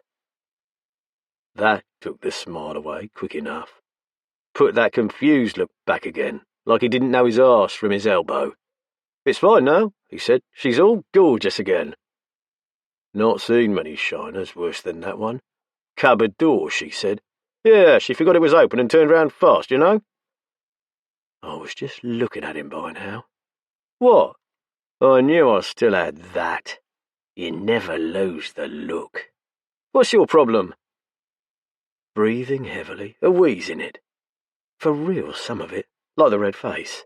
But I'd laid it on thick, just to get his guard down. "I think maybe you ought to go home now," he said. I bent over suddenly, dropped the jacket like I might be in some trouble. He stepped across to pick it up, which was when I swung a good hard right at his fat, flappy mouth. It wasn't the best punch I ever threw, but it did the job, and I was watching the blood running down his shirt front as he swung me round and pushed me against the wall. "What's your game, you silly old bastard?" I put my boot into his shin, nice and hard. I tried to bring my knee up, but the pain in his leg must have fired him right up, because suddenly his fists were flying at me. It was no more than a few seconds. Just flailing, really, like kids, but blimey, I'd forgotten how much it hurts. Every blow made the sick rise up. I felt something catch me and rip behind the ear. A ring, maybe. Stung like hell. When the gaps between the punches got a bit longer, I knew it was my chance to get a dig or two in, just to keep my end up, you know? The last one snapped his head back, and he was already falling when the background went blurry and his face started to swim in front of me. I dropped my fists to clutch at my arm and heard something crack when he hit the deck, right before I went over myself. But trust me, it was the pain in my chest that put me down, and not him. Not him. Some people can take a punch. I learned that the hard way a long time ago. Then there's the unlucky ones that can dish it out, that like dishing it out, but struggle a touch when they're on the receiving end. The ones with glass jaws. I said as much to the two coppers at the end of the bed when I found out he still hadn't come round. A glass jaw or a thin skull, it's much the same thing. Blimey, the quacks are at me again, poking and prodding, talking over me like I'm deaf as well as everything else. It's not pain exactly. It's warm and wet and spreading through my arms and legs like I'm sinking into a bath or something. They've got those things you see on the TV out again, like a pair of irons on my chest, like they're going to iron out my wrinkles. Now they're going blurry either side of me, Same as that scumbag did when I was sorting him out. The sound's gone funny too, and I've just got time to decide that some people don't deserve to be missed, and to wonder if the coppers are going to be annoyed or relieved.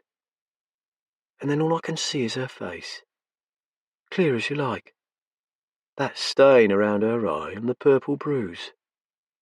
And then the music starts, and I'm standing there, a silly old bugger in baggy shorts, sweating in front of that stupid plastic thing. And it's time to step up. On the Anatomization of an Unknown Man, 1637, by Franz Meer. By John Connolly. 1.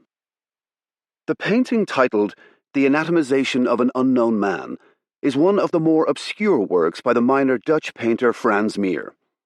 It is an unusual piece, although its subject may be said to be typical of our time. The opening up of a body by what is, one initially assumes, a surgeon or anatomist, the light from a suspended lamp falling over the naked body of the anonymous man, his scalp peeled back to reveal his skull, his innards exposed, as the anatomist's blade hangs suspended, ready to explore further the intricacies of his workings, the central physical component of the universe's rich complexity. I was not long ago in England, and witnessed there the hanging of one Elizabeth Evans, Canbury Bess they called her, a notorious murderer and cutpurse who was taken with her partner, one Thomas Sherwood.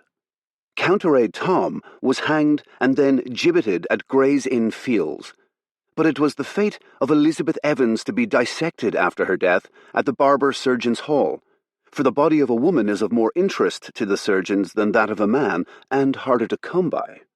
She wept and screamed as she was brought to the gallows, and cried out for a Christian burial, for the terror of the hall was greater to her than that of the noose itself.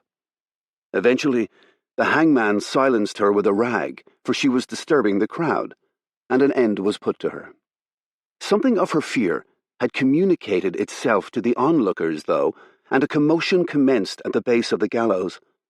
Although the surgeons wore the guise of commoners, yet the crowd knew them for what they were, and a shout arose that the woman had suffered enough under the law, and should have no further barbarities visited upon her, although I fear their concern was less for the dignity of her repose than the knowledge that the mob was to be deprived of the display of her carcass in chains at St. Pancras, and the slow exposure of her bones at King's Cross.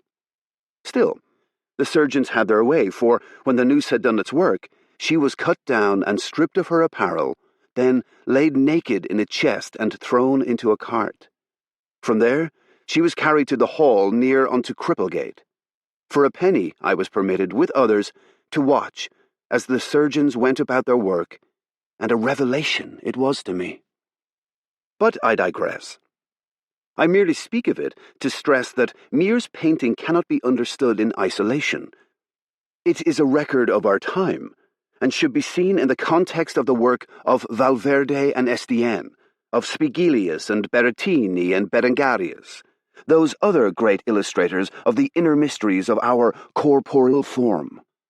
Yet look closer, and it becomes clear that the subject of Meer's painting is not as it first appears. The unknown man's face is contorted in its final agony, but there is no visible sign of strangulation, and his neck is unmarked. If he is a malefactor taken from the gallows, then by what means was his life ended?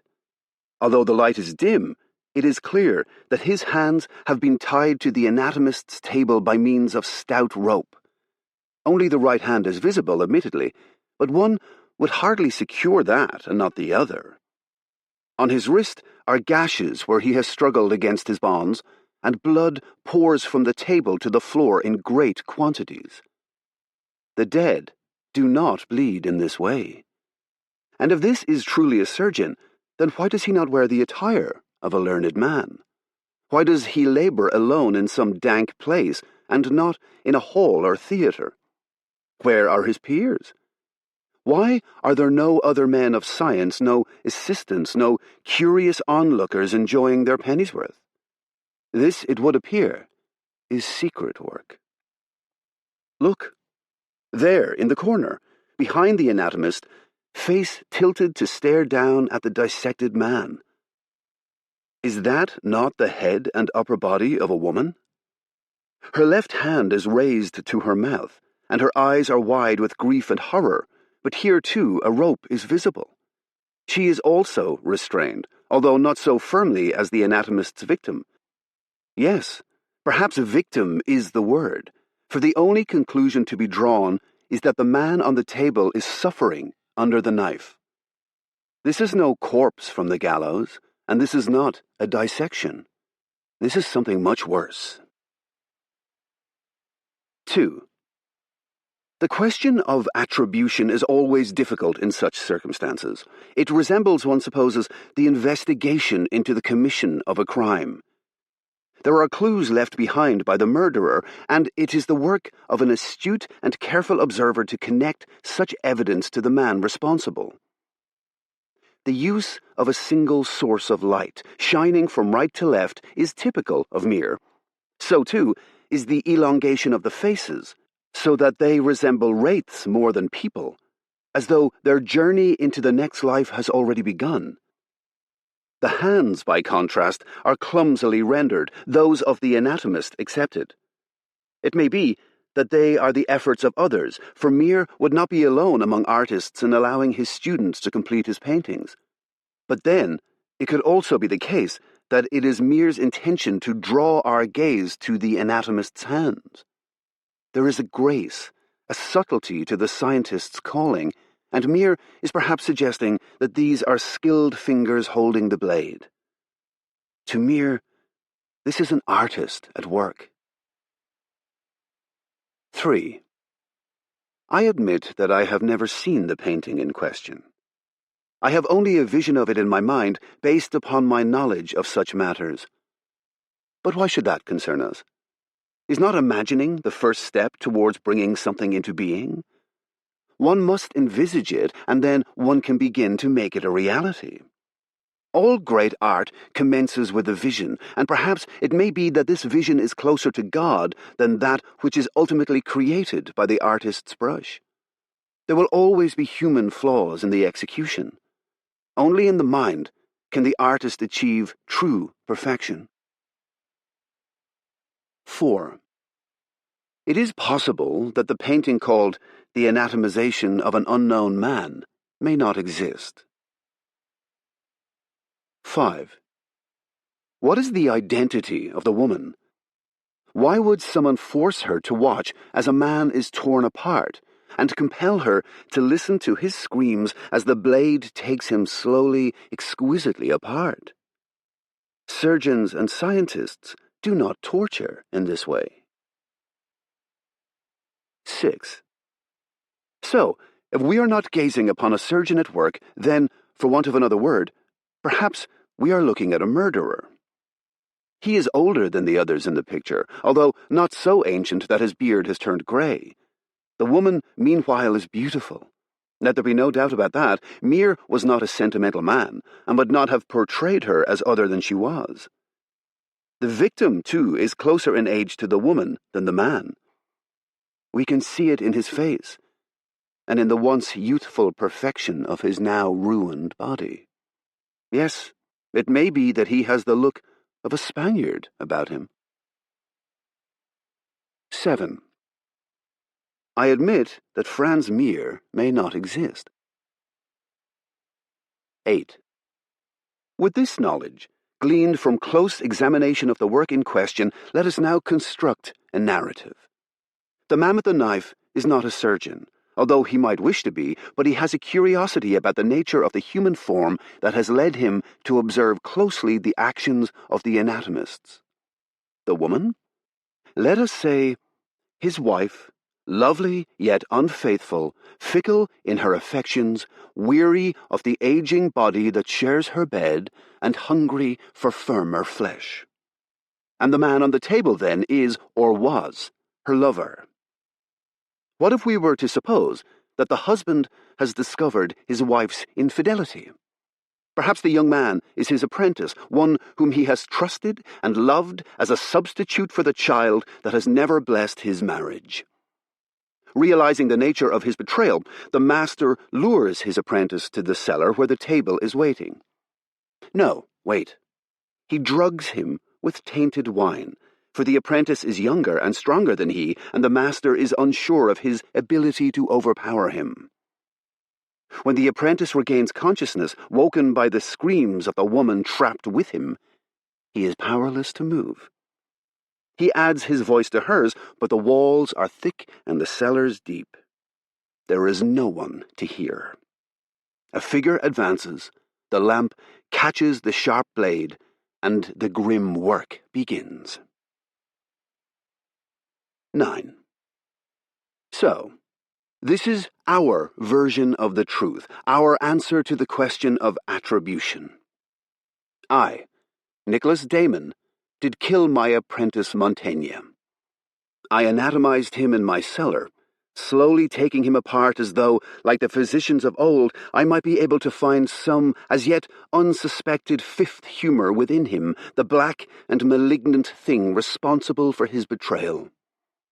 I did force my wife, my beloved Judith, to watch as I removed skin from flesh and flesh from bone.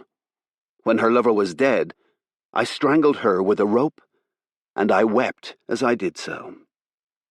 I accept the wisdom and justice of the court's verdict, that my name should be struck from all titles and records and never uttered again, that I should be taken from this place and hanged in secret, and then, while still breathing, that I should be handed over to the anatomists and carried to their great temple of learning, there to be taken apart while my heart beats so that the slow manner of my dying might contribute to the greater sum of human knowledge and thereby make some recompense for my crimes. I ask only this, that an artist, a man of some small talent, might be permitted to observe and record all that transpires, so the painting called The Anatomization of an Unknown Man might at last come into existence. After all, I have begun the work for him. I have imagined it. I have described it. I have given him his subject and willed it into being. For I, too, am an artist, in my way. The Picture by Sarah Hillary. It took a day and a half to find the bloody place. You'd think tracking down La Tasca, an authentic Spanish tavern on the west coast of England, would be a piece of cake. But trust me, a day and a half. The rental car guzzled petrol. I had to refuel twice en route from London, tackling the last leg on foot, having parked, after a fashion, in a hedgerow rotten with blackberries. My sandals were thick with dust by the time I reached the whitewashed shack with its red roof, a jaunty blue sign bearing the unlikely name of Timan Faya. He wasn't what I'd expected either. I'd thought a suntan at the very least, black curls and a devilish smile. Swarthy was uppermost in my mind. After the expense of the rental, I was cursing my editor for proposing the trip, and my divorce for making a necessity of it. And then there he was, behind the bar, an unremarkable chap in a brown linen shirt open at the neck, sunglasses like black bottle tops. When later he removed the glasses, his eyes were the same, little black bottle tops. "What can I get for you, sir?" I'd wanted a Spanish accent, but instead heard a West Country burr. "Sangria. First one on the house," I suggested with what ex-editors have called my customary insolence. "For a weary traveller who fought through thorns to find you," lifting an arm and leg to show off my battle wounds, which were nothing to the scratches on the car I'd buried nose-deep in brambles half a mile up the road, but impressive nonetheless. He looked me over. "Why not?" "A free drink. How often does that happen?" I watched as he mixed the sangria in a tall glass pitcher, squeezing the lemon in his fist and chunking in ice, swirling with a long spoon until the inside was a merry dance of fiery orange and blood red. He poured a generous measure and slid it across the counter. "Salute!" I took the glass. You're a gentleman. Tilting it in his direction before sipping, what my ex-wife refers to as my dainty habit of getting shit-faced.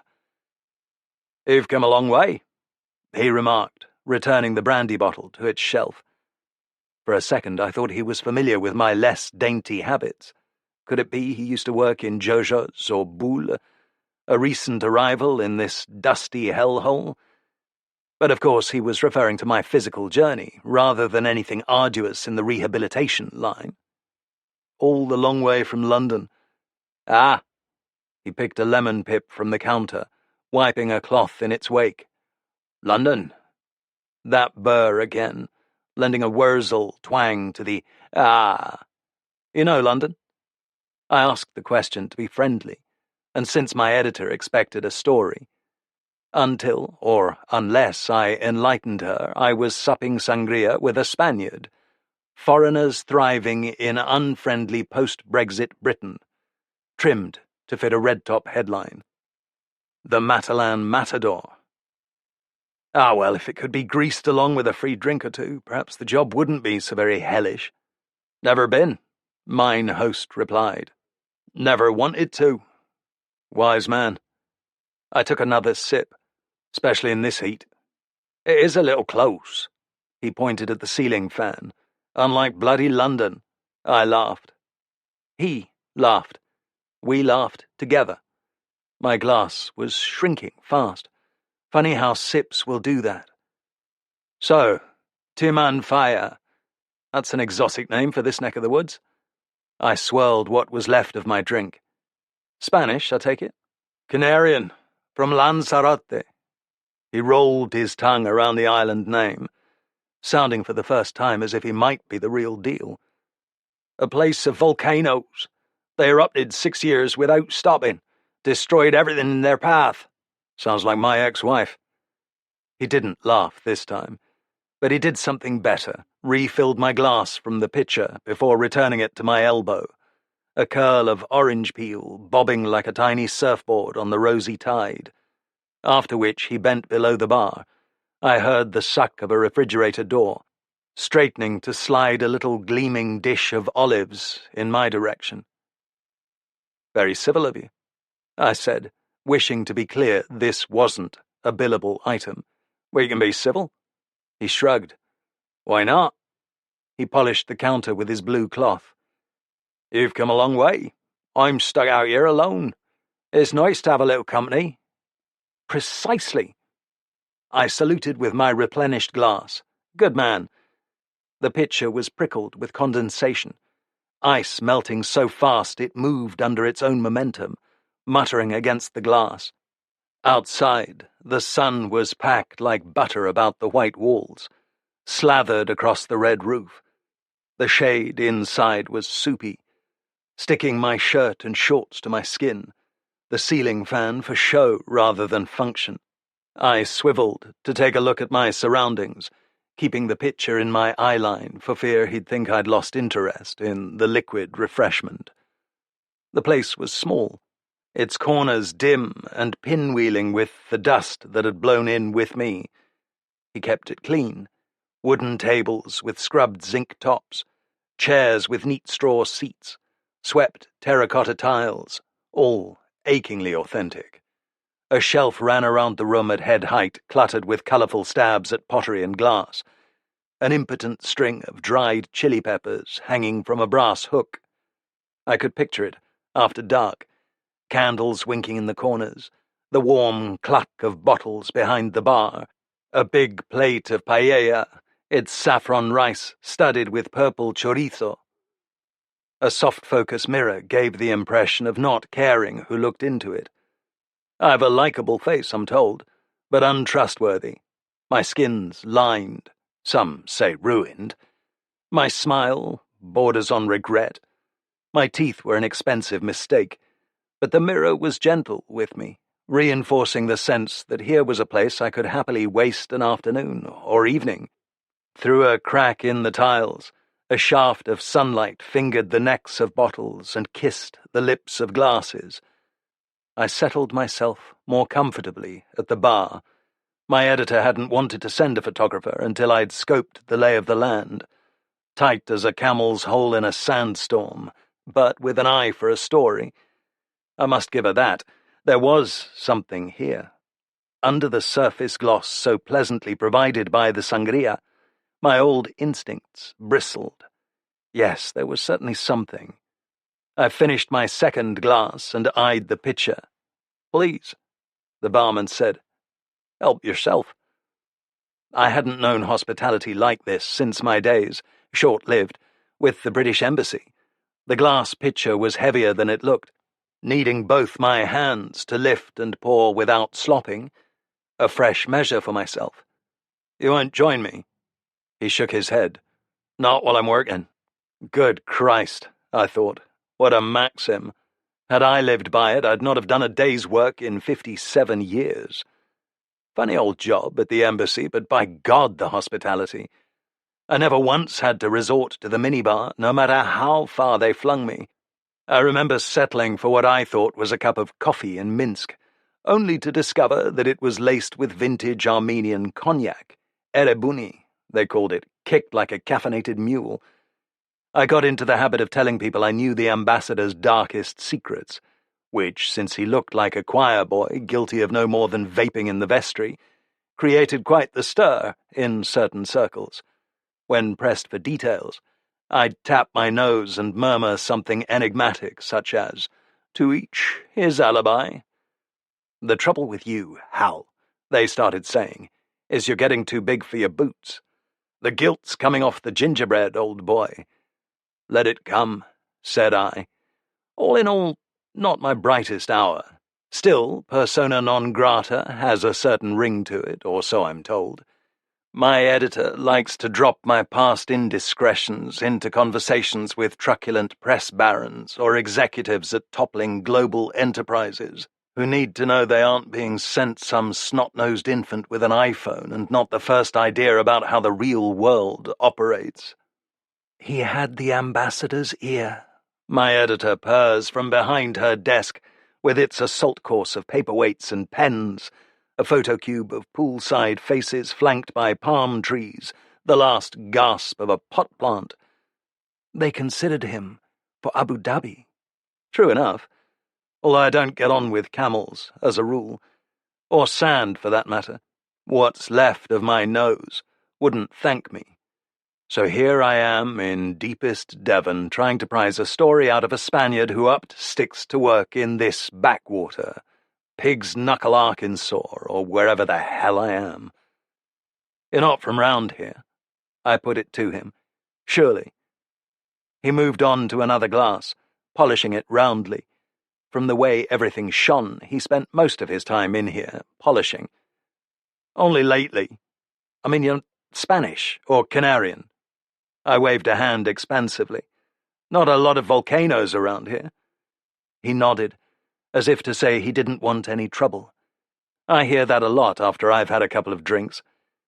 "We don't want any trouble, sir." I propped an elbow to the bar, picking an olive from the dish. Lemon oil and lots of garlic. It tasted like the day, sour and slippery. "You're a long way from home. Must have been hard to start over." "It suits me." He shrugged. I couldn't see his eyes behind the damn sunglasses.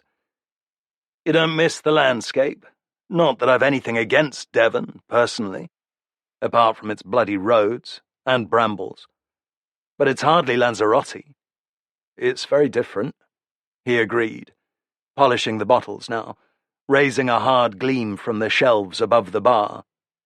"Hard to scratch a living." I was flagging, and we both knew it. He served up a distant smile, still polishing. The Matalan matador, and here I was, the bull, charging at him with my clumsy questions, which he flicked away with a lavish turn of his wrist. Pale wrists. No suntan, just fine black hairs growing very straight. His hands repulsed me for a reason I couldn't name. I turned to take another look around the bar. It was a lovely little spot. A shame it was out on a limb. I couldn't imagine the turnover made it worth the slog, even before Brexit took a blunt axe to any appetite the yokels might once have had for tapas. Cream teas were the order of the day around here. If you wanted exotic, you added sultanas, or put the cream on first. Took some guts to give that up for this. I tried. He flourished the blue cloth, chasing away a solitary fly, so stupefied by the heat it wasn't even buzzing. A long time ago. I experienced a familiar sense of dislocation, as if I'd missed a step on the stairs and almost fallen flat on my arse. He was placating me the way people always placate drunks. From here on in, he'd agree with everything I said. I'd end up with no story and no way to pay for the scratched paintwork, or the plastic pillows in whichever hellhole awaited me for the night. Travelodge, knowing my luck. No, worse than that, some godforsaken B&B, where the landlady insisted on reciting the house rules she'd had framed for every wall in the house. Shoes off, no food in the bedrooms, nothing but loo paper down the lavatory, in case you'd been thinking of flushing the Communist Manifesto down there. I drained my glass and studied its sugary dregs morosely. Where I come from, the barman said, they call it the island of fire and water. Fire and water. I thought of single malt, tasting the zing of fresh green apples on my tongue, an oakiness in my throat.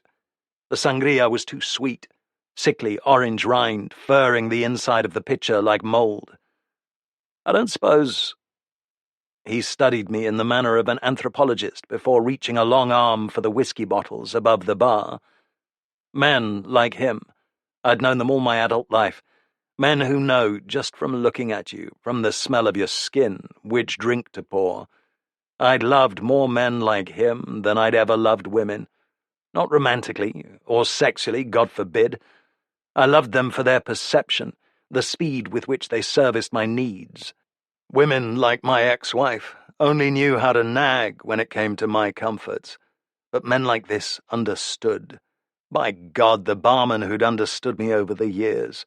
Like this handsome Spanish devil with his bottle-top glasses, brown linen shirt damp at the neck with clean sweat. My mouth watered as he wiped a glass before pouring a neat double measure of my favourite nectar. Fire and water, he murmured, the name of my island, a place of caves carved by flames, where it's said the devil still lives. So little rain falls there, it is practically a desert. I owned a small vineyard, planted in the black sand behind a wall of white stones. I sipped at the whiskey jealously, not wanting his story. Not right now. All my attention was on the drink in my hand, because that's how it is when you're thirsty. You're selfish, greedy. He kept talking and I kept sipping, tuning him out as he busied himself wiping with his blue cloth at the counter. The pitcher, the dish of olives. A fastidious man, mine host. It struck me how little sound there was out here. Not even the drone of bees or flies. You'd have expected that, in this heat. Flies bumping their bloated bodies into everything, drunk on sunshine. But apart from the solitary specimen he'd flicked away, the bar was quiet. In the dense silence, my sipping sounded like gulping. My ears pricked up when he said, "My wife hated it there. It was her idea to move away." Wives. I wagged a finger at him from the fist around my glass. I could spare one finger. "They'll be the death of us. Yours too." I bared my expensive teeth at him. "Mine too." He studied me from behind those round black lenses, then set the bottle on the bar. "Excuse me." He flicked his cloth over his shoulder and walked away. "Just for a moment." He shouldered open a door, disappearing through it into the back of the bar. He knew I could be trusted if I wanted to keep enjoying his hospitality. Blinking at my drink, I crooked an elbow around the glass. I wanted to do the same with the bottle, but I was preserving my dignity, one sip at a time. Damn him, though. He'd summed me up, the way my ex-wife always said everyone could. One look at your eyes and they know you're a drunk, which was a lie because my eyes are a nice shade of blue, rather like the cloth he'd carried off with him, or the sign outside this place. Timan Fire. a land of fire and water. I knew all about the volcanoes, of course. Did my research as soon as my editor handed me this job. Knew everything there was to know about Lanzarote and its Timanfaya National Park, where you can take a coach trip at sunset across a lunar landscape left by the lava that flowed for 6 years, drowning the whole town, vaporizing cattle and crops, driving out the people with its bubbling black fire. The tour guide invites you to gaze from the coach window at the sheer drop while anticipating your certain demise. Say farewell to your loved ones. At the summit, you're expected to climb from the coach and stretch your shaking legs while the wind buffets you like a boxer's punch bag, and you try not to get into the photos of the keener tourists. From there, you can see the sun slinking ever closer to the horizon, painting the craters red and making the dust dance with glass that once was sand. All a far cry from cream teas. I swallowed my drink and refilled my glass. If I'm honest, I was on the way to getting jolly tight. Jolly, you might say. I'd skipped breakfast and lunch, and the hire car came without air conditioning, and then the walk here and the sun. I wasn't in the best shape. There was a ringing in my ears, and my fingers buzzed as I scooped an olive from the dish, chewing quickly as I'm not a fan of olives. What I needed was carbs, bread or potatoes. Patatas bravas, that was the thing, those tough little skins crusted with salt. The thought made my mouth water. I finished the whiskey, deciding to switch back to sangria, which at least had fruit in it. The whiskey would wait. Whiskey always does. Funny thing, the pitcher didn't seem to get any lighter, no matter how hard I worked to reduce its contents. All the ice had melted, the brandy burning my throat. So I moved behind the bar to search the fridge for fresh ice, and perhaps a slice of frittata. That's when I saw it. The body. Excuse me? That was my first instinct, to apologize. He was taking a little nap. My heat-fuddled brain decided. A siesta. It was a warm day and the terracotta tiles were cool. He was lying with his legs at an odd angle, but there wasn't a lot of room behind the bar, so perhaps that accounted for it. In a pair of faded jeans with a red print, or... Christ almighty. Sir? The barman was behind me. He'd changed into a clean white shirt, the sunglasses hooked into the breast pocket, a tan leather holdall hanging from his hand. His eyes were little black bottle tops. He's... Good Christ, you... He turned, walked away, silent as a cat across the tiles. I watched him take the blue cloth from his pocket and use it like a glove to push open the door. He didn't look back. Not once. Of course, my prints were all over the picture, all over the place. I couldn't answer their questions. It was shock. I didn't seem able to frame a sentence. I had a history, that's what they said, a history of getting violent when I was drunk. It began as belligerence, but all too often ended in fisticuffs. It happened that way in Minsk, among other places. They listed the places. My ex-wife practically stood on a stool to tell them what a shit I was. As for me, I pleaded for them to find the barman, described his eyes, his accent, the black hairs on his pale wrists. No one believed me. A Spaniard living in Pig's Knuckle, Arkansas, they scoffed. Pull the other one. Of course, they didn't call it Pig's Knuckle. But I'd no paperwork to make my trip legitimate. Nothing linking me to the bloody place, other than my fingerprints. No formal commission, just the hope of one. Ask my editor, I insisted, but she didn't want any part. Persona non grata no longer had a ring to it, unless it was a death knell. We found your car, they said, hidden in the edge. Why hide it? You were running away, weren't you? Because of what you'd done. I'd never seen him before in my life. And yet you killed him. This total stranger, as yet unidentified. A young immigrant, that's what you thought, wasn't it? Didn't serve your drinks fast enough, was that it? You've a record with foreigners, haven't you? We reckon you've been chucked out of bars right around the world. That's a ridiculous exaggeration. Ask my editor. Oh, we have. A grim species of satisfaction, the second time around. Believe us. I was afraid to press the point. I have tried asking for his name. The young man on the tiled floor, whose skull I'm accused of smashing. I've tried to find out who he was. No one will tell me.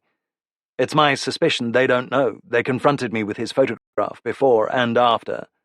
There was a ghastly moment when I recognized him. Or thought I did. Where had I seen that face before? Smiling, seated beside an aquamarine pool, a fan of palm trees behind his head. I fought to keep the jolt of recognition from my face, certain it would confirm their suspicions. It's only now I'm alone in the cell that I struggle to grab hold of the memory. Her desk. Its litter of paperweights.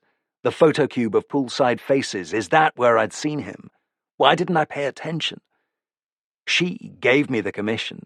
Knew my weakness. Denies all knowledge now. Am I her patsy? Is that how this worked? Or am I overthinking it, having failed to put in sufficient thought earlier? I've been sleepwalking. I appreciate that now. I appreciate a great many things in here. There's not much else to do but think, and so I try and unpick how it happened, where it started. Years ago, I suspect, when I first picked up a bottle and crawled inside to a place where I didn't have to listen or learn, where the world was reduced to a soft wash of echoes. My solicitor looks on me with something akin to pity, my fellow detainees with contempt. I sit facing a brick wall for most of my waking day. At night I dream of little black bottle tops resting like coins on his dead eyes. It was him! But there was no him. No one in a white shirt, with a tan leather holdall. He vanished, walked out of the whitewashed shack no one ever visited, with its roof of cracked red tiles, and its blue sign swinging in the wind, Timan Fire, leaving me with the picture that matched the fatal wound to the boy's head, my fingerprints all over it. A single slice of orange rind, sinking in its fiery red sea. Disciplined by Martin Waits. It was swallowing the needle that changed everything. That's when I realized I was serious. I felt it, all the way down, all the way through. It took a few days, hurting as it went. Hurting like I'd never felt before. Tearing and damaging. I could feel it. But I thought there'd be more blood in the end. That was a bit disappointing. I showed it to her afterwards, proudly, holding it up in my hands with reverence like it was a sacred artifact. She just stared at me, the mask almost slipping, showing the actor, not the act. What the fuck's that? The needle, like you told me to do. I did it, and it hurt. I smiled, brave, soldier-like. It hurt a lot. She stared at me again, questions in her eyes, all about her. It's all right, I said. You've got nothing to worry about. It's what we agreed. I can sign something if you want. Keeps you free of blame. I'm doing this because I want to, and because you said you want to do it to me. She was back to normal after that, and I loved her for it. And when she spoke, I followed her every word. It started with Julia, when I lost her, when she died. We say things like lost and passed over and passed on, but that's just to avoid what we're really talking about. At peace, resting, gone to a better place. No, we don't need them. We just need the one word. It encompasses everything. Dead. Julia died, and my life started to go to pieces. No, I suppose I should start before that. With me. But there's nothing really to tell, I don't think. I've got a steady job. I work in a big corporation at a desk behind a computer. I sit there all day staring at my screen, doing things with numbers. I don't need to tell you what. Don't need to bore you with it. Because that's what I was always doing. Boring people about my job. Telling them in detail what I did. and I couldn't see them losing interest, eyes glazing over, as they say, because I was so into my story. It took Julia to tell me to stop, to make me realize. She did that a lot with me. She made me a better person, the kind that people liked to be with, or said they did. And now she's dead. No, all you need to know is that I love what I do. I take random numbers that appear on the screen, a chaos of them, and I tame them. I make them work. I give them discipline. It's all about the discipline. And I thought that would be it. That would be me for life. I'd do my job, come home, keep my regimented existence going, my disciplined life. But then I met Julia. She was the kind of person that my kind of person would never be involved with, never even get looked at. But she did, and so much more than that. She was younger than me for a start, much younger, and pretty, really pretty. A 10, if I was the kind of man to measure such things like that.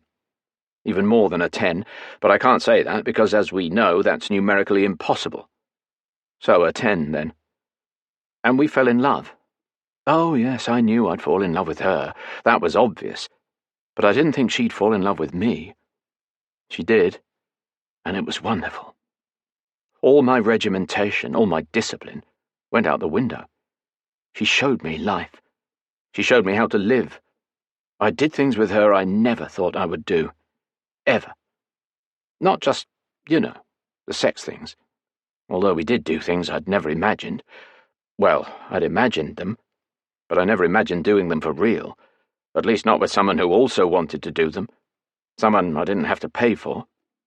Oh, yes, I've done that. Paid for women. I'm not proud of it, but then I'm not ashamed either. I had a lonely life before Julia. I admit it. Sometimes I'd have to do things to, but not anymore. No, not anymore. I'm not going to describe her. You don't need to know what she looked like. You can all imagine her as you want to. You just need to know that she was the most beautiful woman who ever lived and ever loved. She had me wrapped round her little finger. I would do anything for her. I did. We used to play games, dare each other, do things against routine, against order, usually involving sex. That's what Julia really loved. Transgressing, she said. Having sex in public, where people might find us. Having sex outside. Risky sex, exciting sex, and more. She enjoyed tying me up, having sex with me. She would call me names when she did it. Names to do with her father, who she said was about my age. Sometimes she would slip into a different world when she did it. Hit me. Sometimes hard. I didn't mind it, after a while. I came to enjoy it as much as she did. Afterwards, it was like she would become a different person. Quieter. Almost shy. Ashamed, even. I told her not to be. That I knew she had problems, issues. That I didn't mind her working them out on me if it made her better. That I enjoyed it, being told what to do, made what to do. She would go silent for long periods after that. Just let me hold her. Those were the best of times. Because what happened was we started out railing against the norm, against the regimented, straight-jacketed discipline of the world, against routine. And we ended up, like you always do, making that into a new routine, a new discipline. And I loved that even more. That became my life. She became my life. And then she died. Cancer. Really quick. She didn't know she had it. And by the time she did, by the time she started to hurt, it was too late. She was gone. And I had nothing. Nothing at all left. Just my routine. Just my numbers. My old discipline. It got dark then. Really, really dark. I wanted to kill myself. I tried to kill myself. Stood over the sink, crying and screaming. Tears streaming down my face, with a knife pressed against my wrist. But I couldn't do it. Couldn't bring myself to find the strength to do it on my own. I threw the knife down, walked away, hating myself for being weak, for being lost without her, and for not having the courage to join her. My work began to suffer. I would look at the numbers and not be able to make sense of them. They would remain in chaos. I had to do something. Find a way through this, to go on. And there was something else I missed. The sex with Julia. The physicality. Being told what to do. Holding her afterwards. I got on the internet. Found some sites easily. Escorts offering what I wanted. Nearby. Reasonable rates, too. I met with one. Told her what I wanted. And she gave it to me. It wasn't the same, not nearly the same. And she wouldn't let me hold her afterwards. In fact, I was barely allowed to touch her. But it was better than nothing. I went back. Again and again. I became her best customer. After a while, I couldn't get enough. And it was helping me in the rest of my life. Helping me at work. I began to find discipline again. I kept going. But I missed Julia. My heart was gone. Outwardly, I kept going. Inwardly, there was nothing. And that's when I had an idea. And the idea became so all-encompassing, consuming, I could barely sleep. It was all I thought about. All I could think about. I told her, I want you to give me things to do, tasks to perform, chores. What kind of chores? Ones that'll hurt, that you think'll punish me. That's when she told me to eat the needle. I don't know if she expected me to actually do it. I don't think she did. Just wanted to punish me for not doing it. But I did. It wasn't easy. Standing there, trying to force it down. Override the natural impulse to gag. The body's self-preservation instinct kicking in. But I thought of Julia standing there, beckoning me on. And I did it. Eventually. And it hurt. Christ, it hurt. But I did it. Give me another, I said. She did. When I made my packed lunch the next day, I remembered to fill it with unspent wooden matches. I sat at a table on my own in the canteen, getting a real frisson from doing this when other people were present, and ate. God, that hurt too. Really hurt. Wooden spikes and sulphur. Swallowed down with Diet Coke. I didn't sleep at all that night. Thought of calling for an ambulance. But I stopped myself. Thought of Julia. Looked at her picture. Kept going. I had to take a couple of days off work after that. It damaged me. Really, really damaged me. I went back to her. Told her that I had completed her task. She stared at me. Could tell I was still hurting. I think we'll leave off for a while, she said. Until you're feeling a bit better. No, I said. We go on. Give me another. She did so. Reluctantly. Bleach, this time. Watered down, of course. But bleach all the same. I nearly didn't come back from that one. Luckily, I had the dose just right. It didn't kill me, but it hurt me. Hurt like hell. Next one, I said. No. You're not punishing yourself. You're killing yourself. I smiled. Tell me what to do, I said. You'll kill yourself. That's the idea, I said. I'm a weak man. I always have been.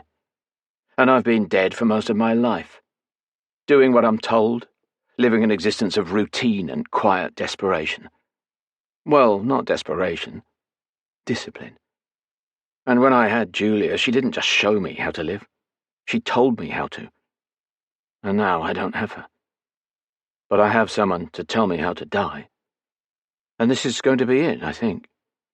I've got the razor blades in my hand. I'm looking at Julia's picture, and I'm ready to swallow them. I'm just waiting for her to tell me to do it. The Consumers by Dennis Lehane. It wasn't that Alan didn't love Nicole. She was possibly the only person he did love, or certainly the only one he trusted. And after he'd beaten her, or called her all kinds of unforgivable things in one of his black rages, he'd drop to his knees to beg her forgiveness. He'd weep like a child abandoned in the Arctic.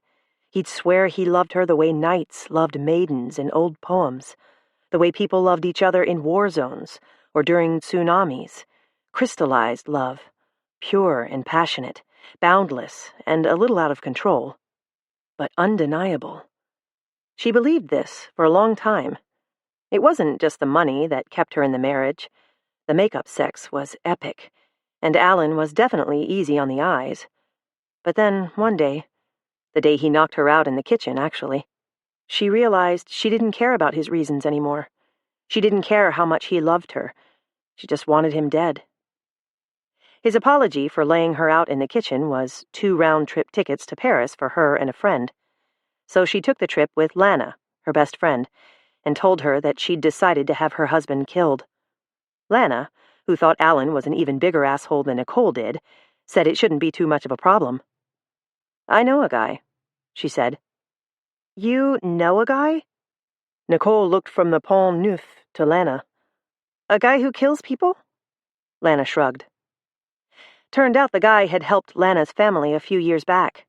Lana's family owned supermarkets down south, and the guy had preserved the empire by dealing with a labor organizer named Gustavo Inérez. Gustavo left his house to pick up training pants for his 2-year-old daughter and never came back. The guy Lana's family had hired called himself Kenivi, no first name given. Not long after Nicole and Lana returned to Boston, Lana arranged the meeting. Kenivi met Nicole at an outdoor restaurant on Long Wharf. They sat looking out at boats in the harbor on a soft summer day. "I don't know how to do this," she said. "You're not supposed to, Mrs. Walford. That's why you hire me." "I mean, I don't know how to hire somebody to do it." Kenivi lit a cigarette, crossed one leg over his knee. "You hire somebody to clean your house?" "Yes." "It's like that. You're paying somebody to do what you don't want to do yourself. Still has to get done, though." "But I'm not asking you to clean my house." "Aren't you?" Hard to tell if he was smiling a bit when he said it, because he'd been dragging on his cigarette. He wore Maui Jim wraparounds with brown lenses, so she couldn't see his eyes, but he was clearly a good-looking guy. Maybe 40, sandy hair, sharp cheekbones and jawline. He was about 6 feet tall, looked like he worked out, maybe jogged, but didn't devote his life to it. "It feels so odd," she said. "Like, this can't be my life, can it? People don't really do these kinds of things, do they?" "Yet," he said, "they do." "How did you get into this line of work?" "A woman kept asking me questions, and one day I snapped." Now he did smile, but it was the kind of smile you gave people who searched for exact change in the express line at Whole Foods. "How do I know you're not a cop?" "You don't, really." He exhaled a slim stream of smoke, one of those rare smokers who could still make it look elegant. The last time Nicole had smoked a cigarette, the World Trade Center had been standing, but now she had to resist the urge to buy a pack. "Why do you do this for a living?" "I don't do it for a living. It doesn't pay enough, but it rounds off the edges." "Of what?" "Poverty." He stubbed out his cigarette in the black plastic ashtray. "Why do you want your husband dead?" "That's private." "Not for me, it's not." He removed his sunglasses and stared across the table. His eyes were the barely blue of new metal. "If you lie, I'll know it, and I'll walk." "I'll find somebody else." "Where?" he said. "Under the Hitman hyperlink on Craigslist?" She looked out at the water for a moment, because it was hard to say the words without a violent tremble in her lower lip. She looked back at him, jaw firm. "He beats me." His eyes and face remained stone still, as if he'd been replaced with a photograph of himself. "Where? You look perfectly fine to me." That was because Alan didn't hit her hard every time. Most times, he just held tight to her hair while he flicked his fingers off her chin and nose, or twisted the flesh over her hip. In the last couple years, though, after the markets collapsed and Alan and men like him were blamed for it in some quarters, he'd often pop the cork on his depthless self-loathing and unload on her. He'd buried a fist in her abdomen on 3 different occasions, lifted her off the floor by her throat, rammed the heel of his hand into her temple hard enough for her to hear the ring of a distant alarm clock for the rest of the day, and laid her out with a surprise punch to the back of the head. When she came to from that one, she was sprawled on the kitchen floor.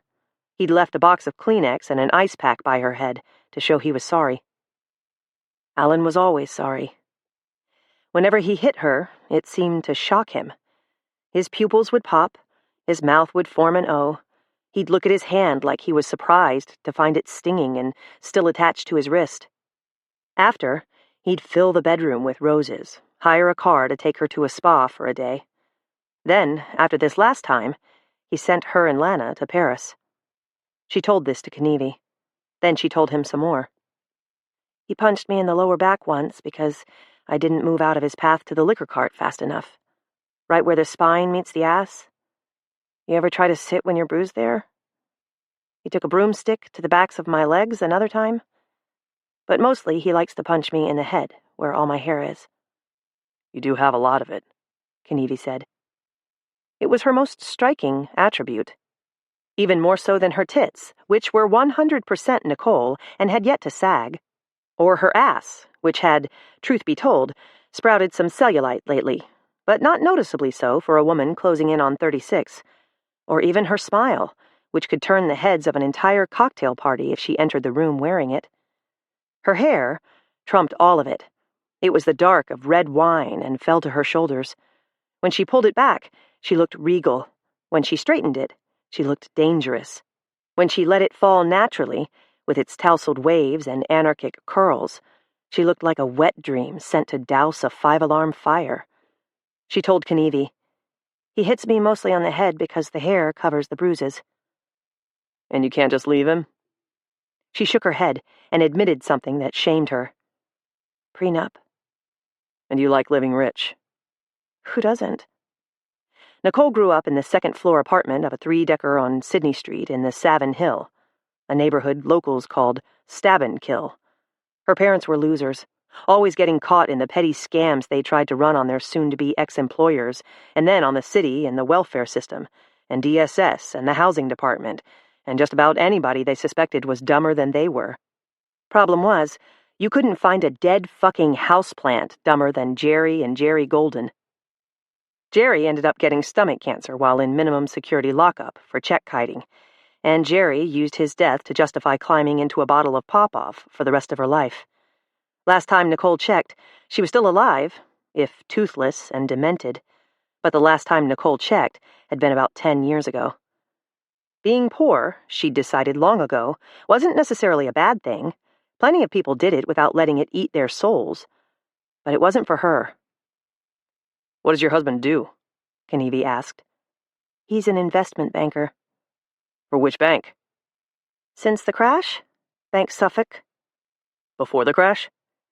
"He was with Bear Stearns." Finally, some movement in Knievi's face, a flick in his eyes, a shift of his chin. He lit another cigarette and raised one eyebrow ever so slightly as the match found the tobacco. "And people call me a killer." She thought about it later, how he was right, how there was this weird disconnect at the center of the culture between certain acts of amorality.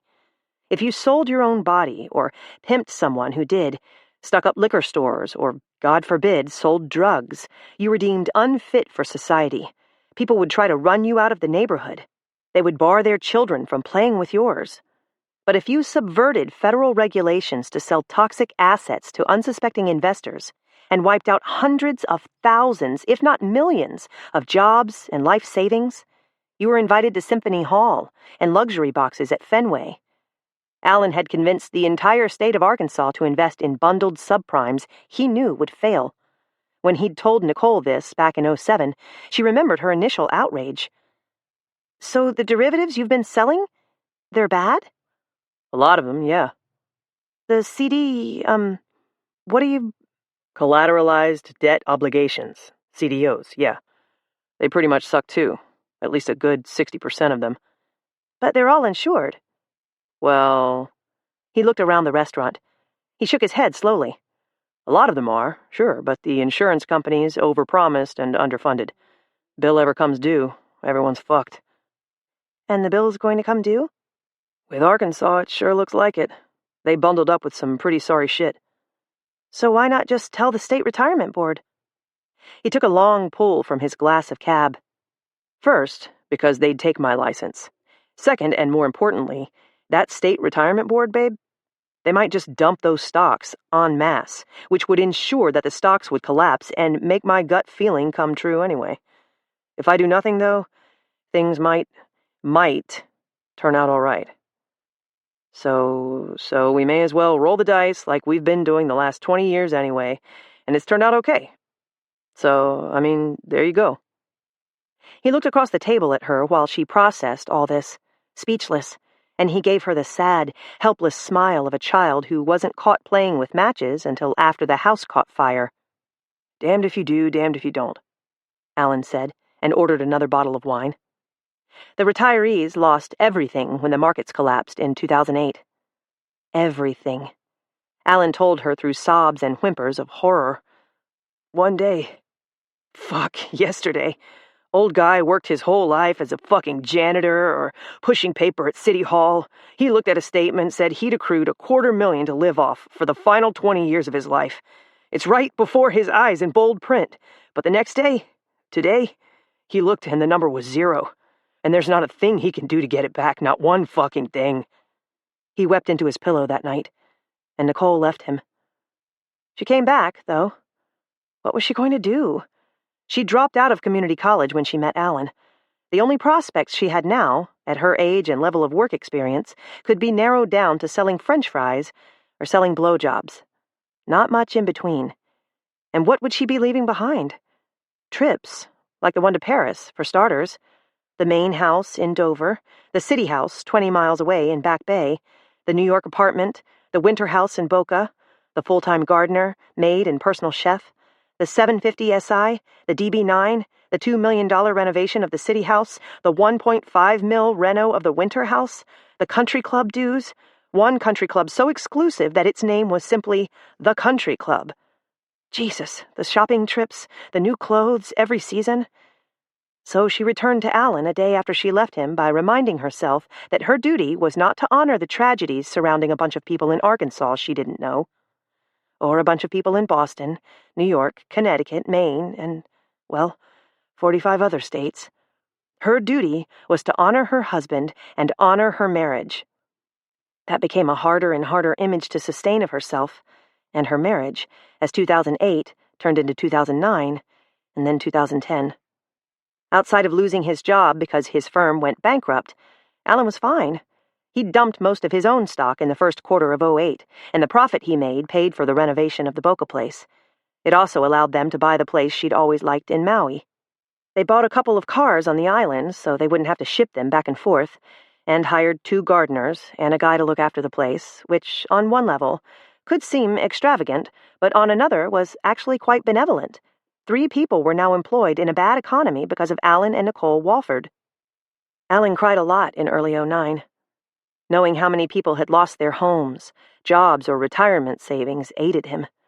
He lost weight, and his eyes grew very dull for a while, and even when he signed on with Bank Suffolk and hammered out a contract feathered with bonuses, he seemed sad. He told her nothing had changed. Nobody had learned anything. No longer was investment philosophy based on the long-term quality of the investment. It was based on how many investments you could sell, toxic or otherwise, and what fees you could charge to do so. In 2010, banking fees at Alan's firm rose 23%. Advisory fees spiked at 41%. "We're the bad guys," Nicole realized. "We are going to hell. If there is a hell." But what were they supposed to do? Or better yet, what was she supposed to do? Give it back? She wasn't the one shorting stock and selling toxic CDOs and CDSs. And even if she were, the government said it was okay. What Alan and his cohorts had done was, while extremely destructive, perfectly legal, at least until the prosecutors came banging down their door, and that wouldn't be happening. As Alan liked to remind her, the last person to fuck with Wall Street was the governor of New York, and look what happened to him. Besides, she wasn't Alan. She was his wife. Maybe the service she was doing to society was hiring Knievi. Maybe, while she'd been telling herself she didn't want to leave the marriage poor, the truth was far kinder. Maybe she'd hired Knievi so he'd right a wrong society couldn't or wouldn't right themselves. Seen in that light, maybe she was a hero. In another meeting, at another part of the waterfront, she gave Knievi $10,000.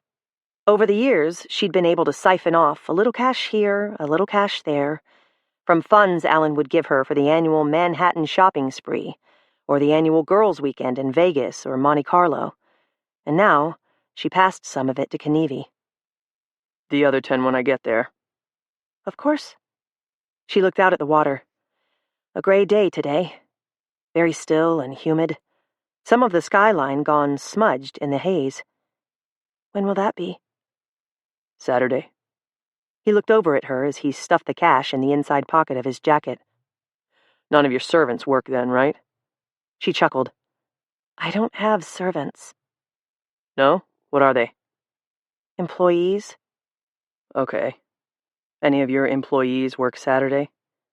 No. Well, I mean, the chef, but he doesn't come in until, I think, 2. And you usually go out Saturday, go shopping, hang with your girlfriends, stuff like that? Not every Saturday, but it's not uncommon. Good. That's what you do this Saturday between 10 and 2. Between 10 and 2? What are you, the cable company? That's exactly what you're going to tell Alan. On Thursday afternoon, your cable's going to go out. Out? He popped his fingers at the air in front of their faces. Poof. Alan'll go crazy. The Sox play the Yankees this weekend. There's Wimbledon, some golf thing, too, I think. Right, and the cable guy will be coming to fix it Saturday between 10 and 2. Knievi stood, and she had to look up at him from the bench. You make sure your husband's there to answer the door. At 9, Saturday morning, Alan came into the kitchen from the gym. They'd had the gym built last year in the reconverted barn on the other side of the 4-car garage. Alan had installed a 60-inch Sony Bravia in there, and he'd watch movies that pumped him full of American pride as he ran the treadmill. Red Dawn, Rocky IV, Rambo 3, The Blind Side. Man, he loved The Blind Side lately. Walked around quoting it like it was the Bhagavad Gita. He was covered in sweat, dripping it all over the floor as he pulled a bottle of OJ from the fridge and popped the cap with his thumb, and drank directly from the bottle. Cable guy come yet? Nicole took an elaborate look at the clock on the wall. 9:05. Between 10 and 2, they said. Sometimes they come early. He swigged half the bottle. When do they come early? Sometimes. Name one. He shrugged, drank some more orange juice. Watching him suck down the orange juice, she was surprised to remember that she'd loved him this past week. Hated him, too, of course, but there was still love there. He wasn't a terrible guy, Alan. He could be funny, and he once flew her brother, Ben, in to surprise her for her 33rd birthday, because, Lord knows, he could always be depended on for the grand gesture. When he spent 2 weeks in Shanghai on business, right after her 3rd miscarriage, he sent her white roses every day he was gone. She spent the week in bed, and sometimes she'd place one of those white petals on the tip of her nose and close her eyes and pretend she'd have another child someday. This past week, Alan had been surprisingly attentive, asking her if everything was okay, anything she wanted. Was she feeling under the weather? She seemed tense. Anything he could do for her? They fucked twice, once in the bed at the end of the day, but once on the kitchen counter, the same counter he was leaning against now. Good and lusty and erotic, Alan talking dirty into her right ear. For a good 10 minutes after he'd come, she'd sat on the counter and considered calling the whole thing off. Now, only an hour, or 4, away from ending her husband's life, her heart pounded up through the veins in her neck. The blood roared through her ear canals, and she thought there still might be time to call it off. She could just run upstairs and grab the number of Knievi's burner cell and end this madness now. Alan burped. He held up a hand in apology. Where are you going again? She'd told him about 100 times. There's an art fair in Sherburne. Drops of sweat fell from his shorts and plopped onto the floor. Art fair? Bunch of lesbos selling shit they painted in their attics from the back of Subarus? Anyway, she said, we won't be all day or anything. He nodded. Cable guy's coming when? She let out a slow breath, looked at the floor. I'm just asking, Christ. She nodded at the floor, her arms folded. She unfolded them and looked up, gave him a tight smile. Between 10 and 2. He smiled. Alan had a movie star wattage smile. Sometimes, if he put his big almond eyes behind it, tilted his chin just so, she could feel her panties evaporate in a hushed puff of flame. Maybe. Don't be all day with the lesbians, that's all, okay? Money's like rust. Shit doesn't sleep. He winked at her. Know what I'm saying, sister? She nodded. Alan took another slug of orange juice, and some of it spilled into his chest hairs. He dropped the bottle on the counter, cap still off. He pinched her cheek on his way out of the room. Nah. Fucking time for you to go, Alan. Knievi had been very clear about the timeline. She was to stay in the house until 9:45, just to make sure Alan didn't forget he was supposed to stick around for the cable guy, because Alan, for all his attention to detail when it came to money, could be absent-minded to the edge of retardation when it came to almost anything else. She was to leave through the front door, leaving it unlocked behind her. Not open, mind you, just unlocked. At some point, while she was out with Lana on a Bloody Mary binge at the bar down the street from the Sherburne Art Fair, Alan would answer the front door, and the cable guy would shoot him in the head. Oh, Alan, she thought, you weren't a bad guy. You just weren't a good one. She heard him coughing upstairs. He was probably sitting in the bathroom waiting for the water to get hot, even though that took about 4 seconds in this McMansion. But Alan liked to turn the bathroom into a steam room. She'd come in after him, see his white marks all over the mirrors as her hair curled up around her ears. He coughed again, closer to the stairs now, and she thought, terrific, your last gift to me will be a cold. My fucking luck, it'll turn into a sinus infection. He was hacking up a lung by the sounds of it, so she left the kitchen and crossed the family room, which would remain in ironic description unless they hired the Von Trapps to fill it. And even then, there'd be room for one of the smaller African nations and a circus. He stood at the top of the stairs, naked, coughing blood out of his mouth and onto his chest. He had one hand over the hole in his throat, and he kept blinking and coughing, like he was pretty sure if he could just swallow whatever was stuck in his throat, this too would pass. Then he fell. He didn't make it all the way down the stairs. There were a lot of them, but he made it nearly halfway before his right foot got jammed between the balusters. Alan ended his life lying face down and bare ass, dangling upside down like something about to be dipped. Nicole only realized she'd been screaming when she stopped. She heard herself say, "Oh, boy. Jesus, oh, boy." Alan's head had landed on the wood between the runner and the balustrade, and he'd begun to drip. "Oh, boy. Wow." You got my money? To her credit, she didn't whip around or let out a yelp. She turned slowly to face him. He stood a couple feet behind her in the family room. He looked every inch the suburban dad out on Saturday errands, light blue shirt untucked over wrinkled khaki cargo shorts, boat shoes on his feet. "I do," she said. "It's in the kitchen. Do you want to come with me?" No, I'm good here. She started to take a step and stopped. She jerked a thumb toward the kitchen. "May I?" What? he said.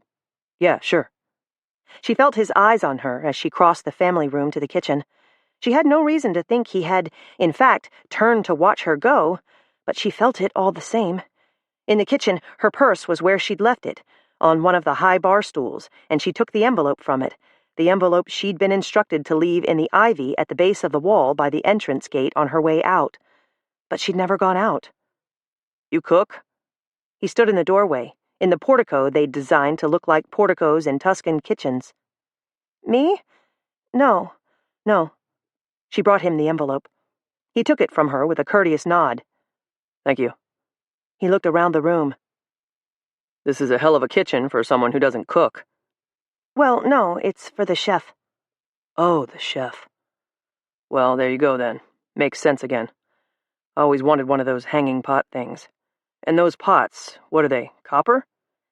Some of them, yeah. He nodded and seemed impressed. He walked back into the family room and stuffed the envelope into the pocket of his cargo shorts.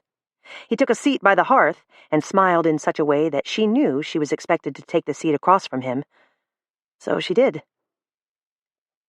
Directly behind him was an 8-foot mirror in a marble frame that matched the marble of the hearth. She was reflected in it, along with the back of his head and the back of his chair. She suspected she might need work on her lower eyelids. They were growing darker lately, deeper. What do you do for a living, Nicole? I'm a homemaker. So you make things? No, she chuckled. Why's that funny? Her smile died in the mirror. It's not. Then why are you chuckling? I didn't realize I was. You say you're a homemaker.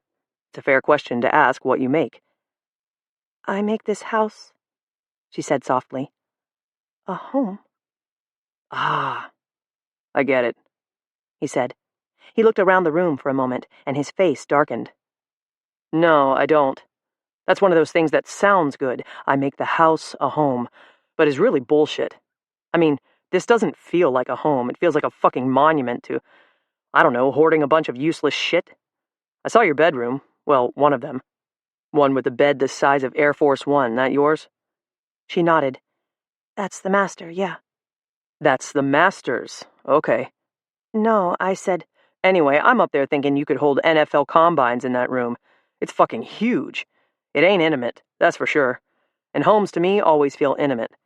Houses, on the other hand, they can feel like anything. He pulled a handful of coins out of his pocket for some reason, shook them in his palm. She glanced at the clock. Lana's expecting me. He nodded. So you don't have a job? No. And you don't produce anything? No. You consume. Huh? You consume, he repeated. Air, food, energy. He looked up at the ceiling and over at the walls. Space. She followed his gaze, and when she looked back at him, the gun was out on his lap. It was black and smaller than she would have imagined, and it had a very long suppressor attached to the muzzle, the kind hitmen always used in movies like Grosse Point Blank or The Professional, the kind that went pfft when fired. I'm meeting Lana, she said again. I know. He shook the change in his hand again, and she looked closer, realized it wasn't coins at all, some kind of small metal things that reminded her of snowflake replicas. Lana knows who you are. She thinks she does, but she actually knew another guy, the real Knievi. See, they never met. Her father met him, but her father died, 3 years ago after the stroke? Her therapist had taught her breathing exercises for tense situations. She tried one now. She took long, slow breaths and tried to visualize their colors, but the only color that came up was red. He plucked one of the metal snowflakes from his palm and held it between the thumb and forefinger in his right hand. So Knievi, I knew him well. He died too, about 2 years ago. Natural causes. And faux Knievi, that's me, sees no point in meeting most clients a second time, which suits them fine. What do you do, Mrs. Walford? What do you do? She could feel her lower lip start to bubble, and she sucked it into her mouth for a moment. I do nothing. You do nothing, he agreed. So why should I let you live? Because... He flicked his wrist, and the metal snowflake entered her throat. She could see it in the mirror. About a third of it, 3 metal points out of 8, stuck out of her flesh. The other 5 points were on the other side, in her throat. A floss-thin line of blood trickled out the new seam in her body. But otherwise, she didn't look like someone who was dying. She looked okay. He stood over her. You knew what your husband was doing, right? Yes. The words sounded funny, like a whistle, like a baby noise. But you didn't stop him. I tried. That's why I hired you. You didn't stop him. No. You spent the money. Yes. You feel bad about it? And she had. She'd felt so terribly bad about it. Tears spilled from her eyes and dripped from the edges of her jaw. Yes. You felt bad? You felt sad? Yes. He nodded. Who gives a shit? And she watched in the mirror as he fired the bullet into her head. Afterward, he walked around the house for a little bit. He checked out the cars in the garage, the lawn out back, so endless you would have thought it was part of the Serengeti. There was a gym, and a pool house, and a guest house. A guest house for a 7-bedroom main house. He shook his head as he went back inside and passed through the dining room and the living room into the family room where she sat in the chair and he lay on the stairs. All this space, and they'd never had kids. You would have thought they would have had kids. To kill the silence, if for no other reason. Voices Through the Wall by Alex Gray. Voices through the wall. I can hear them whispering. making insinuations about me. But I'm well used to that now, aren't I? The constant babble of tongues, the sly, invisible eyes looking at the plasterboard that divides them from me, knowing I can sense their disapproval. It wasn't always like this, though. When he was born, it wasn't thought of as a crime anymore. Having a wee one out of wedlock had become as common as setting up house together with your man. Partner, they call him now, as if he was doing the business all right. There was no parental opposition either, because both of mine were long dead.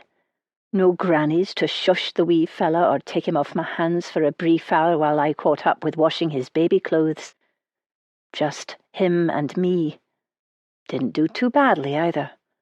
Got a wee flat off the council, 1 floor up, and managed to furnish it with second-hand stuff from the Sally Army shop in Partick. Visiting officer from the social helped and all. Nice woman she was, telling me it was my right to have all these things, the layette, the blankets, and even the living room decorated at their expense.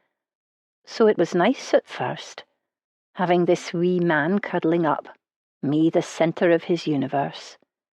He was never a quiet baby and squirmed and wriggled whenever it was time to change a filthy nappy, but he loved splashing in the blue plastic bath, making damp patches on the worn carpet. Never had any bother from them downstairs either. No one banging a stick against the ceiling to tell me the racket was too much, making the baby scream even louder. No, the neighbours were lovely. Even brought nicely wrapped gifts for Johnny at Christmas. Made me feel bad because I had nothing to give them back. I remember the yellow rubber duck and that teddy bear with his knitted blue waistcoat. Johnny played with them for years until they were all but trashed. They disappeared one day after he came home from school, and I never found them till just the other day at the bottom of a box in the hall cupboard. Teddy's head was missing, and the duck would never bob in the water any more, its plastic sides stabbed through with a blunt instrument. Holding them in both hands, I wept tears that I had thought could not be shed any more. Most days I go down to the chapel, but not when Father is in the middle of a service. No, I wait until I'm sure there's nobody left, then slip into a pew at the front and have my conversation with the Madonna.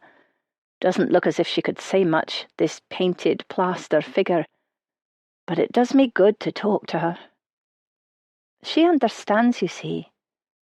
What was it like for you? I sometimes ask her. Did they mock you and whisper behind their hands? That's his mother. Bad lot, if you ask me. No way to bring up a child, illegitimate and all. Did they point their fingers at you? Wag their self-righteous heads and tell themselves it all comes down to the parents in the end? Aye, I can guess the sort of pain that pierced your heart after they put him on a cross and killed him. They didn't kill Johnny, just put him away. The lawyer told me he'd get life. Not that it really means life, you know. Just a couple of decades and he could have been back out. But that was before they'd assessed him and found that he wasn't right in the head. Not his fault he'd murdered those wee girls, really. Something in his brain that was never right. But it doesn't stop the voices on and on, suggesting, wondering whether I was a bad mother to him, making him what he is today. The newspapers had a field day. This woman came up to see me, promising a load of cash if I would tell them my story. I told her to go to hell. It wasn't any of their business, was it? Even when I had to appear in court as a witness, they wouldn't leave me alone. I saw the wee girls' parents. 2 mums and 2 dads' heads bowed as they entered the High Court. Recognised them from the papers and the telly. Their lives would never be the same again. Never. But neither would mine. And the thought that they might just understand that made me want to go up to them and say I was sorry, as if apologising for what Johnny had done could make it okay. I never did get close enough to catch the eye of any one of them, though their misery cut me to ribbons. I'd said sorry so many times before. To the weans who'd been bullied by my son, and to the parents who'd come knocking at my door, fierce scowls on their unforgiving faces. "Sorry," I'd say, trying to smile and be friendly to them. "He's just a very active boy," I'd tell them, thinking to myself, wild, uncontrollable, not the wee lad who'd crawled into my bed whenever the thunder crashed and the rain drummed against the window panes. When had it all gone wrong? When had Johnny become this monster living in my home, terrorizing me with a look? Primary 5, he'd been escorted home by the head teacher of St. Francis. There had been a fight, and Johnny had pulled out a blade. Was it one that I recognized? The man had asked. Looking at my wee vegetable knife, I'd said yes, it was. Johnny had hung his head and said nothing at all, nodding his promises to be a better student, never to carry a dangerous weapon like that again. I threw the knife out and bought another one in Woolworths. Somehow I couldn't bear the thought of cutting up potatoes with the same blade that my son had used to hurt another little boy. But it hadn't stopped there. Money went missing from my purse and into Johnny's pocket. He must have brought his first switchblade with cash from his very own family allowance. And by the time I challenged him about it, he had grown bigger than me and looked down at his wee maw with a sneer on his face that was so different from the lovely boy I'd once known. They said I should have controlled him better, been a role model for him, whatever that meant. But he left home at 16, no qualifications to his name, ready to face a world on his own.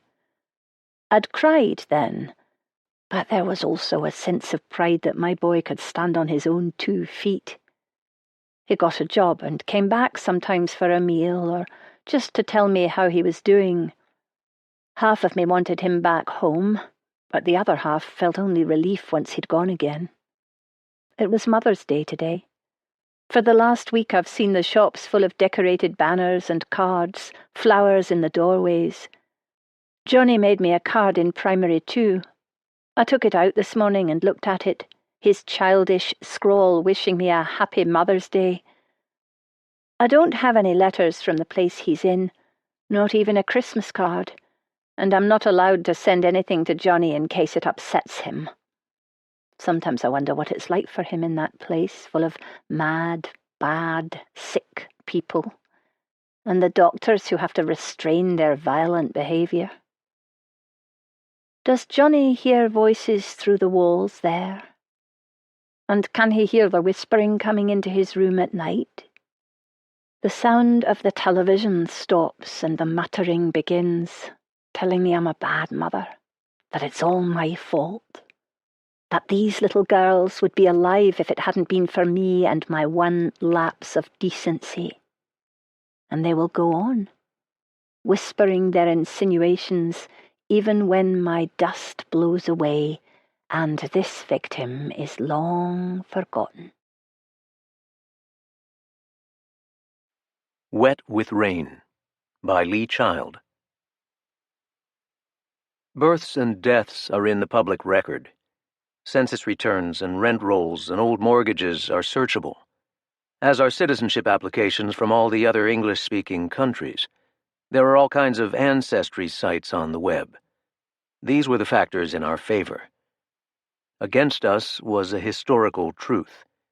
The street had been built in the 1960s, 50 years ago, more or less, within living memory.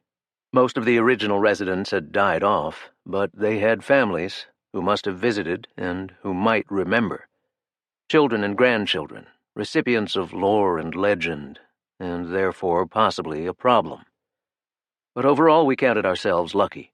The first owners of the house in question were long dead and had left no children. The husband had surviving siblings, but they had all gone to either Australia or Canada. The wife had a living sister still in the neighborhood, but she was over 80 years old and considered unreliable. Since the original pair, the house had had 5 owners, most of them in the later years. We felt we had enough distance, so we went with the third variant of the second plan. Harold Carter came with me. Harold Carter II, technically. His father had the same name, from southeastern Missouri, His father's mother had wanted to name her firstborn Harold, but she had no more than a third-grade education and couldn't spell except phonetically. So Harold it was, phonetically. The old lady never knew it was weird. We all called her grandson Harry, which might not have pleased her. Harry did the paperwork, which was easy enough, because we made it all Xeroxes of Xeroxes, which hides a lot of sins. I opened an account at a D.C. bank in the name of the society, and I put $500,000 in, and we got credit cards and a checkbook. Then we rehearsed. We prepped it like a candidate's debate. The same conversation over and over again down all the possible highways and byways. We identified weak spots, but we had no choice but to barrel through. We figured audacity would stop them thinking straight. We flew first to London, then to Dublin in the south, and then we made the connection to Belfast on tickets that cost less than cups of coffee back home. We took a cab to the Europa Hotel, which is where we figured people like us would stay. We arranged a car with the concierge, then we laid up and slept. We figured mid-morning the next day should be 0 hour. The car was a crisp Mercedes, and the driver showed no real reluctance about the address, which was second from the end of a short line of ticky-tacky row houses, bland and cheaply built, with big areas of peeling white weatherboard, which must have saved money on bricks. The roof tiles were concrete and had gone mossy. In the distance, the hills were like velvet, impossibly green, but all around us the built environment was hard. There was fine, cold drizzle in the air, and the street and the sidewalk were both shiny gray. The car waited at the curb, and we opened a broken gate and walked up a short path through the front yard. Carter rang the bell, and the door opened immediately. The Mercedes had not gone unnoticed. A woman looked out at us. She was solidly built, with a pale, meaty face. She said, "Who are you?" I said, "We're from America." "America? We came all the way to see you." "Why? Mrs. Healy, is it?" I asked, even though I knew it was. I knew all about her. I knew where she was born, how old she was, and how much her husband made, which wasn't much. They were a month behind on practically everything, which I hoped was going to help. "Yes, I'm Mrs. Healy," the woman said. "My name is John Pacino, and my colleague here is Harry Carter." "Good morning to you both." "You live in a very interesting house, Mrs. Healy." She looked blank, and then craned her neck out the door and stared up at her front wall. She said, "Do I? Interesting to us, anyway." "Why? Can we tell you all about it?" She said, "Would you like a wee cup of tea?" "That would be lovely." So we trooped inside, first Carter, then me, feeling a kind of preliminary satisfaction, as if our lead-off hitter had gotten on base. Nothing guaranteed, but so far so good. The air inside smelled of daily life and closed windows. A skilled analyst could have listed the ingredients from their last 8 meals, all of which had been either boiled or fried, I guessed. It wasn't the kind of household where guests get deposited in the parlor to wait. We followed the woman to the kitchen, which had drying laundry suspended on a rack. She filled a kettle and lit the stove. She said, "Tell me, what's interesting about my house?" Carter said, "There's a writer we admire very much, name of Edmund Wall." "Here?" "In America. A writer. A novelist, a very fine one." "I never heard of him. But then, I don't read much." "Here," Carter said, and he took Xeroxes from his pocket and smoothed them on the counter. They were faked to look like Wikipedia pages, which is trickier than people think. Wikipedia prints different than it looks on the computer screen. Mrs. Healy said, "Is he famous?" "Not exactly," I said. "Writers don't really get famous. But he's very well respected among people who like his sort of thing. There's an appreciation society. That's why we're here. I'm the chairman, and Mr. Carter is the general secretary." Mrs. Healy stiffened a little, as if she thought we were trying to sell her something. She said, "I'm sorry, but I don't want to join. I don't know him." I said, "That's not the proposition we have for you." "Then what is?" "Before you, the Robinsons lived here, am I right?" "Yes," she said. and before them the Donnellys, and before them the McLaughlins. The woman nodded. They all got cancer, one after the other. People started to say this was an unlucky house. I looked concerned. That didn't bother you when you bought it? She said, my faith has no room for superstition, which was a circularity fit to make a person's head explode. It struck me mute. Carter said, and before the McLaughlins were the McCanns, and way back at the beginning were the McKennas. Before my time, the woman said, uninterested, and I felt the runner on first steal second. Scoring position. So far, so good. I said, Edmund Wall was born in this house. Who? Edmund Wall, the novelist in America. No one named Wall ever lived here. His mother was a good friend of Mrs. McKenna. Right back at the beginning, she came to visit from America. She thought she had another month, but the baby came early. When? The 1960s. In this house? Upstairs in the bedroom. No time to get to the hospital. A baby? The future Edmund Wall. I never heard about it. Mrs. McKenna has a sister. She never talks about it. Which felt like the runner getting checked back. I said, you know Mrs. McKenna's sister? We have a wee chat from time to time. Sometimes I see her in the hairdresser's. It was 50 years ago. How's her memory? I should think a person would remember that kind of thing. Carter said, maybe it was hushed up. It's possible Edmund's mother wasn't married. Mrs. Healy went pale. Impropriety, scandal, in her house, worse than cancer. She said, why are you telling me this?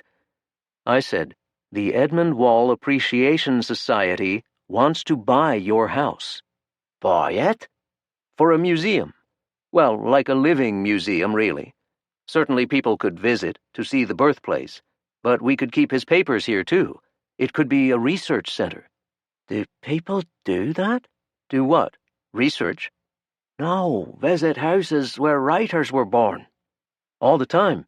Lots of writers' houses are museums, or tourist attractions. We could make a very generous offer. Edmund Wall has many passionate supporters in America. How generous? Best plan would be pick out where you'd like to live next, and we'll make sure you can. Within reason, of course. Maybe a new house. They're building them all over. Then I shut up and let temptation work its magic. Mrs. Healy went quiet. Then she started to look around her kitchen. Chipped cabinets, sagging hinges, damp air. The kettle started to whistle. She said, I'll have to talk to my husband. Which felt like the runner sliding into third ahead of the throw. Safe. 90 feet away. Nothing guaranteed, but so far so good. In fact, bloody good, as they say in those damp little islands.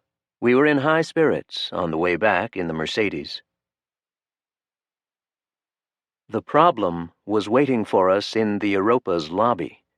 An Ulsterman, maybe 50 years old, in a cheap suit, with old nicks and scars on his hands and thickening around his eyes. A former field operative, no doubt. Many years in the saddle, now moved to a desk because of his age. I was familiar with the type. It was like looking in a mirror. He said, Can I have a word? We went to the bar, which was dismal and empty ahead of the lunchtime rush. The guy introduced himself as a copper, from right there in Belfast, from a unit he didn't specify, but which I guessed was Special Branch, which was the brass-knuckle wing of the UK Internal Security Service, like the FBI with the gloves off. He said, Would you mind telling me who you are and why you're here? So Carter gave him the guff about Edmund Wall and the Appreciation Society and the birthplace, but what was good enough earlier in the morning didn't sound so great in the cold light of midday. The guy checked things on his phone in real time as Carter talked, and then he said, There are 4 things wrong with that story. There is no Edmund Wall. There is no Appreciation Society. The bank account you opened is at the branch nearest to Langley, which is CIA headquarters, and most of all, that house you're talking about was once home to Gerald McCann, who was a notorious paramilitary in his day. Carter said nothing, and neither did I. The guy said, Northern Ireland is part of the United Kingdom, you know. They won't allow unannounced activities on their own turf. So again, would you mind telling me who you are and why you're here?" I said, "You interested in a deal? What kind? You want to buy a friend in a high place?" "How high?" "Very high." "Where?" "Somewhere useful to your government." "Terms?" "You let us get the job done first." "Who gets killed?" "Nobody. The Healys get a new house, that's all." "What do you get?" "Paid. But your new friend in the very high place gets peace of mind, for which he'll be suitably grateful, I'm sure." "Tell me more." "First, I need to check you have your head on straight. This is not the kind of thing where you make a bunch of calls and get other people involved. This is the kind of thing where you let us do our work, and then when we're gone, you announce your new relationship as a personal coup. Or not. Maybe you'll want to keep the guy in your vest pocket." "How many laws are you going to break?" "None at all. We're going to buy a house. Happens every day." "Because there's something in it, right? What did Gerald McCann leave behind?" "You got to agree what I said before. You got to at least nod your head. I have to be able to trust you." "Okay, I agree," the guy said. "But I'm sticking with you all the way. We're a threesome now, until you're done. Every minute, until I wave you off at the airport." "No, come with us," I said. "You can meet your new friend. At least shake hands with him. Then come back. Vest pocket or not, you'll feel better that way." He fell for it, like I knew he would. I mean, why not? Security services love a personal coup. They love their vest pockets. They love to run people. They love to be the guy. He said, "Deal. So, what's the story?" I said, "Once upon a time, there was a young officer in the U.S. Army, a bit of a hothead with certain sympathies, with a certain job at a certain time. He sold some obsolete weapons." "To Gerald McCann?" I nodded. "Who, as far as we know, never used them, who we believe buried them under his living room floor. Meanwhile, our young officer grew up and got promoted and went into a whole different line of work. Now he wants the trail cleaned up." "You want to buy the house so you can dig up the floor?" I nodded again. "Can't break in and do it. Too noisy. The floors are concrete. We're going to need jackhammers. Neighbors need to think we're repairing the drains or something." "These weapons are still traceable?" "Weapon, singular, to be honest with you, which I'm prepared to be in a spot like this. Still traceable, yes. And extremely embarrassing if it comes to light." "Did Mrs. Haley believe you about Edmund Wall?" "She believed us about the money. We're from America." The guy from Special Branch said, "It takes a long time to buy a house." It took 3 weeks, with all kinds of lawyer stuff, and an inspection, which was a pantomime and a farce, because what did we care? But it would have looked suspicious if we had waived it. We were supposed to be diligent stewards of the Appreciation Society's assets, so we commissioned it and pretended to read it afterward. It was pretty bad, actually. For a spell, I was worried the jackhammer would bring the whole place down. We stayed in Belfast the whole 3 weeks. Normally we might have gone home and come back again, but not with the Special Branch copper on the scene, obviously. We had to watch him every minute, which was easy enough because he had to watch us every minute. We all spent 3 whole weeks gazing at each other and reading crap about dry rot and rising damp, whatever that was. It rained every day. But in the end, the lawyers got it done, and I got an undramatic phone call saying the house was ours. So we picked up the key and drove over and walked around with pages from the inspection report in our hands and worried expressions on our faces, which I thought of as setting the stage. The jackhammer had to be explicable, and the neighbors were as nosy as hell. They were peering out and coming over and introducing themselves in droves. They brought old Mrs. McKenna's sister, who claimed to remember the baby being born, which set off a whole lot of tutting and clucking among her audience. More people came. As a result, we waited 2 days before we rented the jackhammer.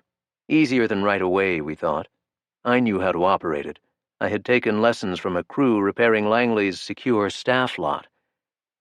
The living room floor was indeed concrete, under some kind of asphalt screed, which was under a foam-backed carpet so old it had gone flat and crusty. We tore it up and saw a patch of screed that was different than the rest. It was the right size, too. I smiled.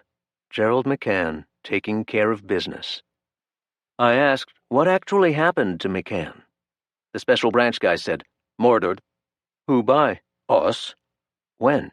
"Before he could use this, obviously, whatever it is." And after that, conversation was impossible, because I got the hammer started. After which, the job went fast. The concrete was long on sand and short on cement. Same the world over. Concrete is a dirty business. But even so, the pit was pretty deep. More than just secure temporary storage. It felt kind of permanent. But we got to the bottom eventually, and we got the thing out.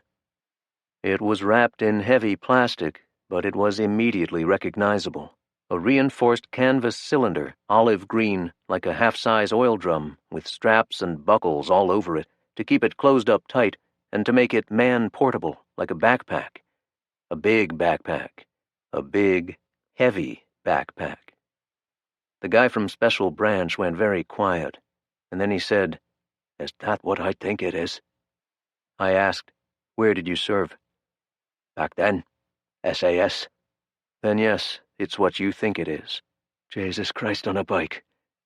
Don't worry, the warhead is a dummy, because our boy in uniform wasn't. Carter said, "Warhead? What is it?" I said nothing. The guy from Special Branch said, "It's an SADM, a W-54 in an H-912 transport container." "Which is what?" "A strategic atomic demolition munition. A W-54 missile warhead, which was the baby of the family, adapted to use as an explosive charge. Strap that thing to a bridge pier, and it's like dropping 1,000 tons of TNT on it." "It's nuclear?" I said, "It weighs just over 50 pounds, less than the bag you take on vacation. It's the nearest thing to a suitcase nuke ever built." The guy from Special Branch said, "It is a suitcase nuke, never mind the nearest thing." Carter said, "I never heard about them." I said, "Developed in the 1950s, obsolete by 1970. Paratroops were trained to jump with them behind the lines to blow up power stations and dams." "With nuclear bombs?" "They had mechanical timers. The paratroops might have gotten away." "Might have. It was a tough world back then." "But this warhead is fake. Open it up and take a look." "I wouldn't know the difference." "Good point," I said. "Gerald McCann obviously didn't." The guy from Special Branch said, "I can see why my new friend wants the trail cleaned up. Selling nuclear weapons to foreign paramilitary groups. He couldn't survive that, whoever he is." We put the thing in the trunk of a rented car and drove to a quiet corner of Belfast International Airport to a gate marked General Aviation, which meant private jets, and we found ours, which was a Gulfstream 4, painted gray and unmarked except for a tail number. The guy from Special Branch looked a little jealous. "Borrowed," I said. "Mostly it's used for renditions." The guy from Special Branch looked a little worried. I said, "I'm sure they hosed the blood out." We loaded the munition on board ourselves, because there was no spare crew to help us. There was one pilot and no steward. Standard practice in the rendition business. Better deniability. We figured the munition was about the size of a fat guy, so we strapped it upright in a seat of its own. Then we all three sat down, as far from it as we could get. 90 minutes out, I went to the bathroom, and after that I steered the conversation back to rendition. I said, "These planes are modified, you know. They have some of the electronic interlocks taken out. You can open the door while you're flying, for instance, low and slow over the water. They threaten to throw the prisoner out, all part of softening him up ahead of time." Then I said, "Actually, sometimes they do throw the prisoner out. On the way home, usually, after he's spilled the beans. Too much trouble to do anything else, really." Then I said, "Which is what we're going to do with the munition. We have to. We have no way of destroying it before we land, and we can't let it suddenly reappear in the U.S. like it just escaped from the museum. And this is the perfect setup for corroboration, because there's 3 of us. Because we're going to get questions. He needs to know for sure. So this way I can swear I saw you 2 drop it out the door, and you 2 can swear you saw it hit the water, and you can swear I was watching you do it. We can back each other up 3 ways. Which all made sense. So we went low and slow, and I opened the door. Salt air howled in, freezing cold, and the plane rocked and juddered.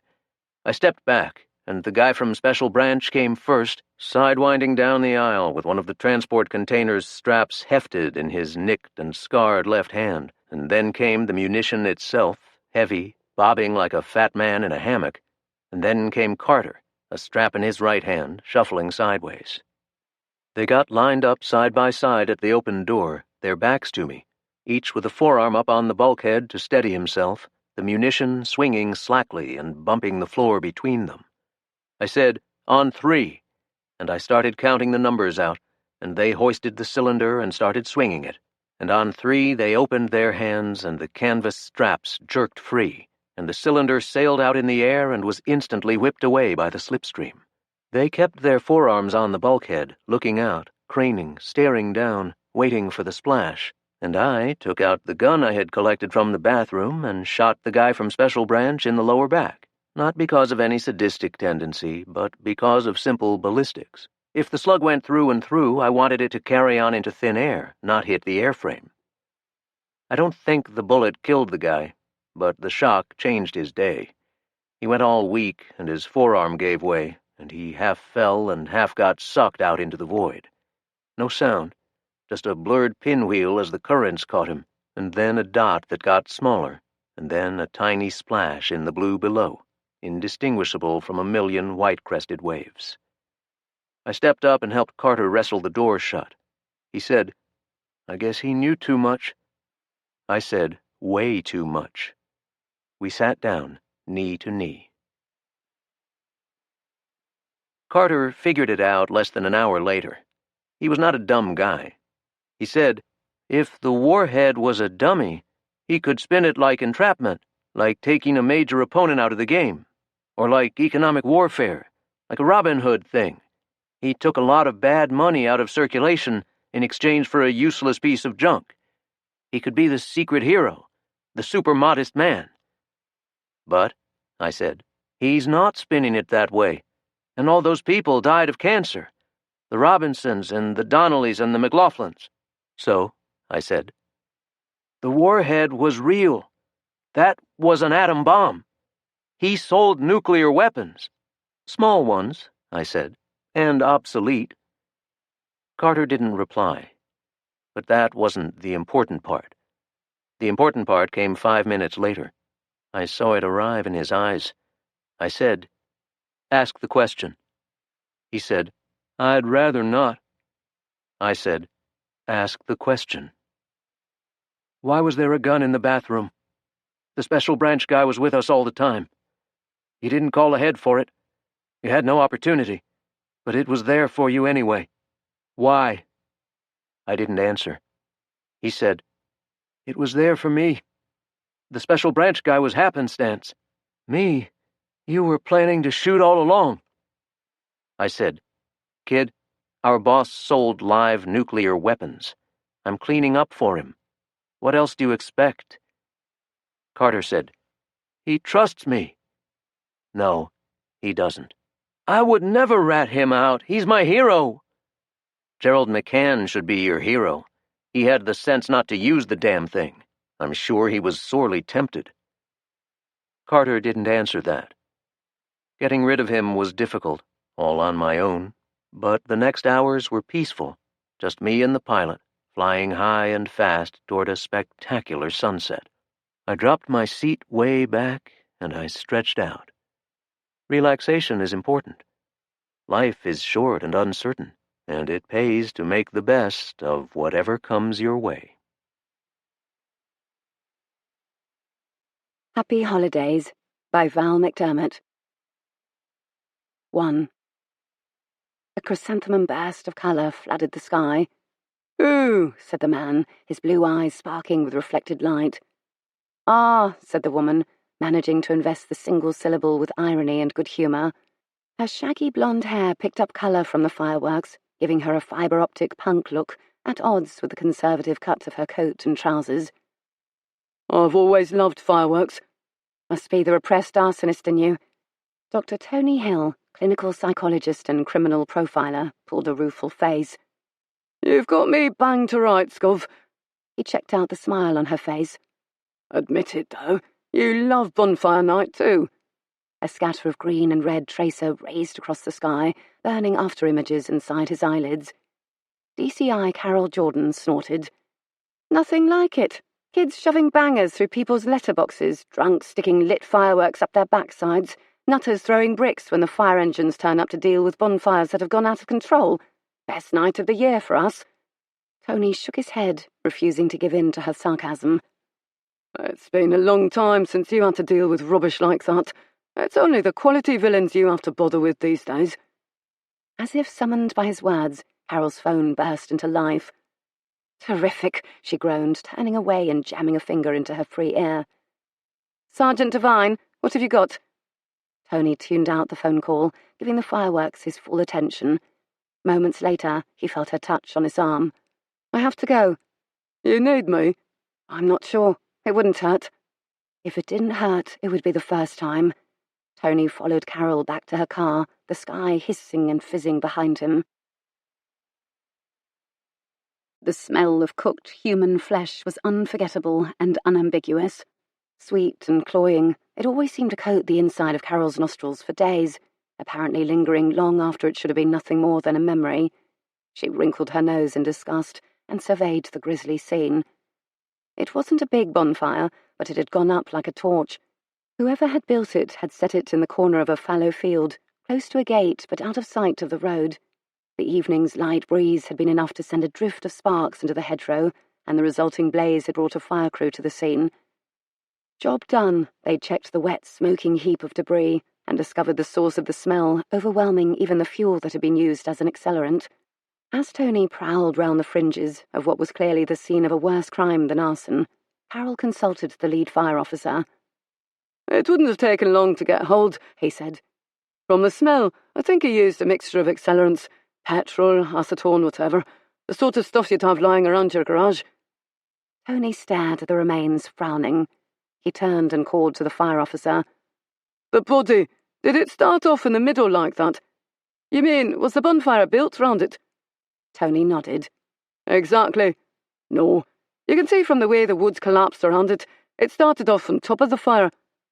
Like a guy." It wasn't a question. The fireman's answer had clearly confirmed what Tony already thought. He looked at Carol. "You do need me."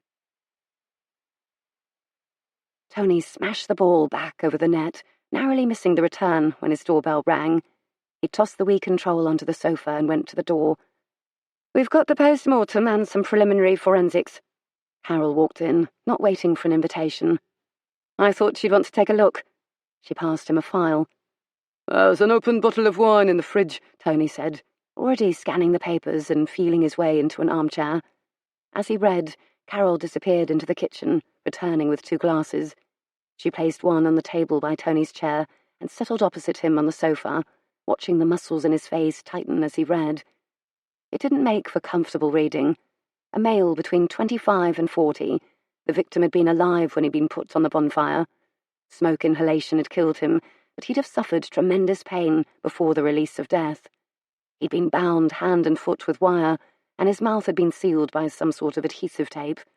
For a moment, Tony allowed himself to imagine how terrifying an ordeal it must have been, and how much pleasure it had given the killer. But only for a moment. "No ID," he said. "We think he's Jonathan Meadows. His girlfriend reported him missing the morning after. We're waiting for confirmation from dental records." "And what do we know about Jonathan Meadows?" "He's 26, he's a garage mechanic. He lives with his girlfriend in a flat in Moorside." "Moorside? That's a long way from where he died." Carol nodded. "Right across town. He left work at the usual time. He told his girlfriend and his mates at work that he was going to the gym. He usually went 3 or 4 times a week, but he never showed up that night."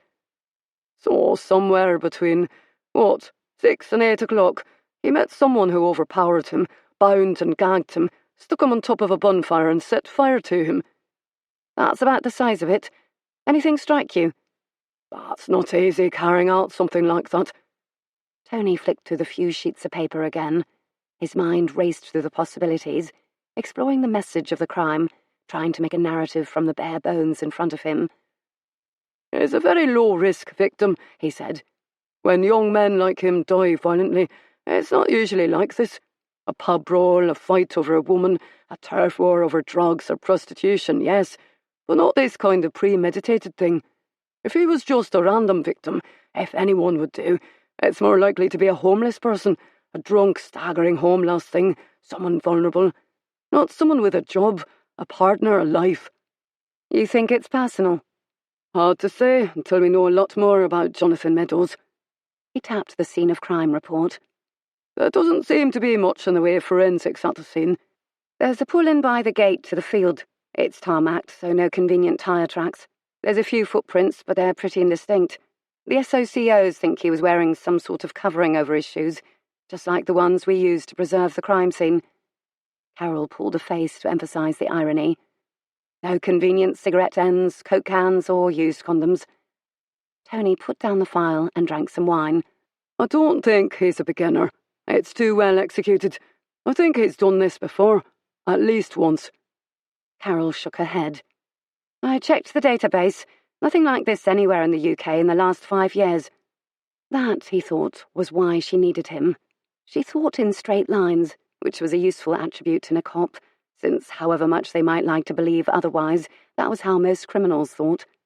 But years of training and experience had honed his own corkscrew mind till he could see nothing but hidden agendas stretching backwards like the images in an infinity mirror. That's because you were looking for a burning, he said. Carol looked at him as if he'd lost it. Well, duh, she said. That's because the victim was burned. He jumped to his feet and began pacing. Forget the fire. That's irrelevant. Look for low-risk victims who are restrained with wire and gagged with adhesive tape. The fire is not what this is about. That's just window dressing, Carol. Carol tapped the pile of paper on her desk with the end of her pen. Sometimes it was hard not to credit Tony with psychic powers. He'd said there would be at least one other victim, and it looked as if he'd been right. Trawling the databases with a different set of parameters had taken Carol's IT specialist a few days, but she'd finally come up with a second case that fitted the bill. The body of Tina Chapman, a 37-year-old teacher from Leeds, had been found in the Leeds-Liverpool Canal a few days before Jonathan Meadows' murder. A routine dredging had snagged something unexpected, and further examination had produced a grisly finding. She'd been gagged with duct tape, bound hand and foot with wire, tethered to a wooden chair, weighted with a cement block and thrown in. She'd been alive when she went into the water. Cause of death, drowning. A single parent, she'd been reported missing by her 13-year-old son. She'd left work at the usual time, according to colleagues. Her son thought she'd said she was going to the supermarket on her way home, but neither her credit card nor her store loyalty card had been used. Carol had spoken to the senior investigating officer in charge of the case. He'd admitted they were struggling. We only found her car a couple of days ago in the car park of a hotel, about half a mile from the supermarket her son said she used. It was parked down the end, in a dark corner out of range of their CCTV cameras. No bloody idea what she was doing down there, and no joy from forensics so far. Anybody in the frame? His weary sigh reminded her of cases she'd struggled with over the years. It's not looking good, to be honest. There was a boyfriend, but they split up about 6 months ago. Nobody else involved. It just ran out of road. Quite amicable, apparently. The boyfriend still takes the lad to the rugby. Not a scrap of motive. And that's it? Carol was beginning to share his frustration. What about the boy's real father? Well, he wasn't what you'd call any kind of father. He walked out on them when the lad was a matter of months old. Carol wasn't quite ready to let go of the straw she grasped. He might have come round to the idea of having some contact with the boy. I doubt it. He died in the Boxing Day tsunami back in 2004. So we're back to square one, and not a bloody thing to go at. Carol still couldn't accept she'd reached the end of the road. What about her colleagues? Any problems there? She could practically hear the shrug. Not that they're letting on about. Nobody's got a bad word to say about Tina, and I don't think they're just speaking well of the dead. She's been working there for 4 years and doesn't seem to have caused a ripple with other staff or parents. I can't say I share your notion that this has got anything to do with your body, but I tell you, if you come up with anything that makes sense of this, I'll buy you a very large drink. Making sense of things was what Bradfield Police paid Tony for, but sometimes it was easier than others. This was not one of those occasions. Carol had dropped off the case files on Jonathan Meadows and Tina Chapman at Bradfield Moor, the secure hospital where he spent his days among the criminally insane, a clientele whose personal idiosyncrasies he did not always find easy to distinguish from the population at large. 2 victims, linked by their unlikelihood. There was no evidence that their paths had ever crossed. They lived 30 miles apart. Carol's team had already established that Tina Chapman did not have her car serviced at the garage where Jonathan Meadows worked. He'd never attended a school where she'd taught. They had no apparent common interests. Anyone other than Tony might have been reluctant to forge any link between the 2 cases. Carol had pointed that out earlier, acknowledging that her counterpart in Leeds was far from convinced there was a connection. Tony's instincts said otherwise. As he read, he made notes. Water, fire, 4 elements. It was a possibility, but admitting it took him no further forward. If the killer was opting for murder methods that mirrored fire, water, earth, and air, what did it mean? And why did it apply to those particular victims? Tina Chapman was a French teacher. What had that to do with water? And how was a garage mechanic connected to fire? No, unless he could find more convincing connective tissue, the 4 elements idea wasn't going anywhere. He studied the file again, spreading the papers across the living room floor so he could see all the information simultaneously, and this time something much more interesting caught his attention. Carol stared at the 2 pieces of paper, wondering what she was supposed to see. "What am I looking for?" she said. The dates, Tony said. October 31, November 5. Light dawned. Halloween. Bonfire night. Exactly. As he always did when he was in the grip of an idea, he paced, pausing by the dining table to scribble down the odd note. What's special about them, Carol? Well, people celebrate them. They do particular things. They're traditional. Tony grinned, his hands waving in the air as he spoke. Traditional. Exactly. That's it. You've hit the nail on the head. They're great British traditions. Halloween's American, Carol objected. Trick or treat, that's not British. It is originally. It came from the Celtic Sown Festival. Trick or treat is a variation of the Scottish skyzing tradition.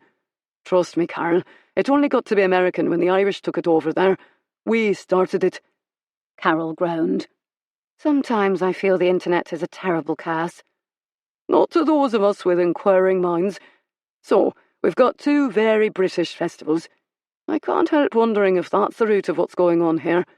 Tina died like a witch on the ducking stool. Jonathan burned like a bonfire guy. The murder methods fit the dates.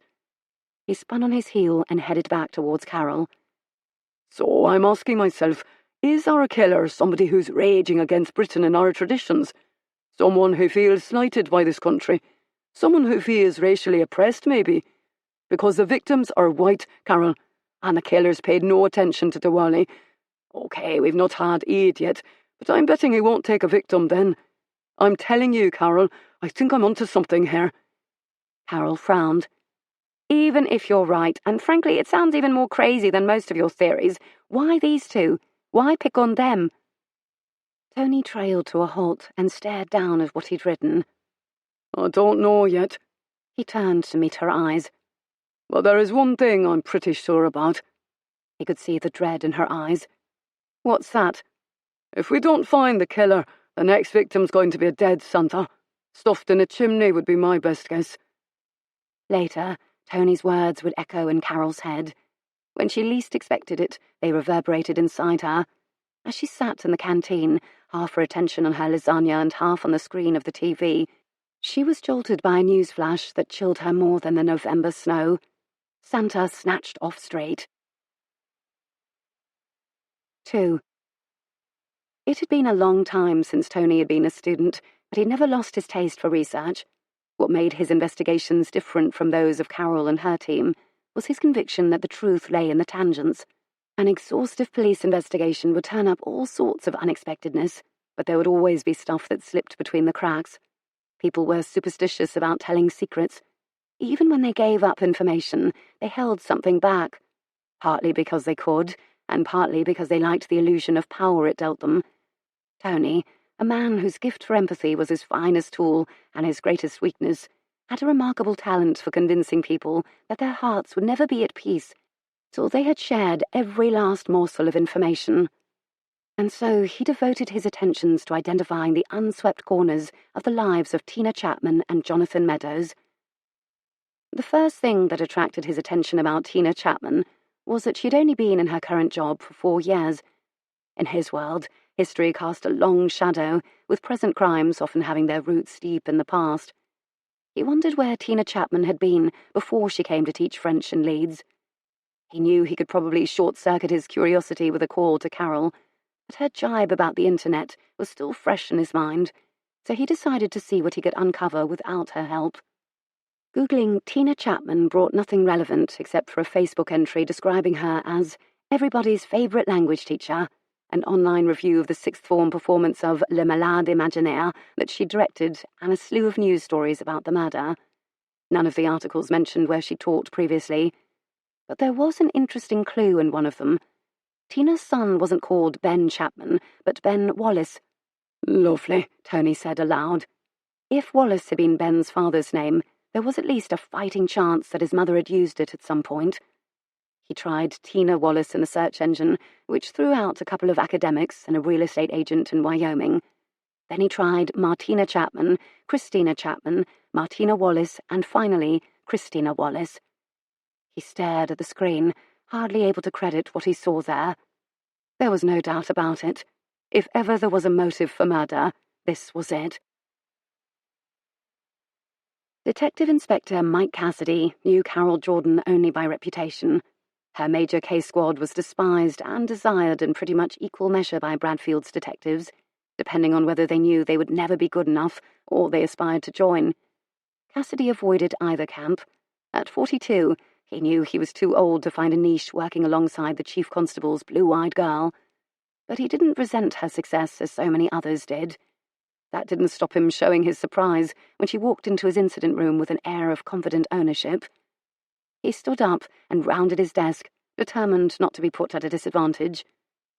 DCI Jordan, he said with a formal little nod. He waited. Let her come to him. Carol returned the nod. DI Cassidy, I hear you're dealing with the abduction in Market Street. Cassidy's lips twisted in an awkward cross between a smile and a sneer. The case of the stolen Santa. Isn't that what they're calling it in the canteen? I don't care what they're calling it in the canteen. As far as I'm concerned, there's nothing funny about a man being kidnapped in broad daylight on a Bradfield street. Cassidy took the rebuke on the chin. As it happens, I'm with you on that one, Mum. It's no joke for Tommy Garrity or his family, and apart from anything else, it makes us look like monkeys. So where are you up to? Tommy Garrity was dressed in a Santa suit, collecting money for Christmas for children, when 2 men in balaclavas and blue overalls drove up the pedestrian precinct in a white transit. They stopped in front of Tommy, bundled him into the transit, and took off. We got the van on CCTV. Turns out it was stolen off a building site this morning.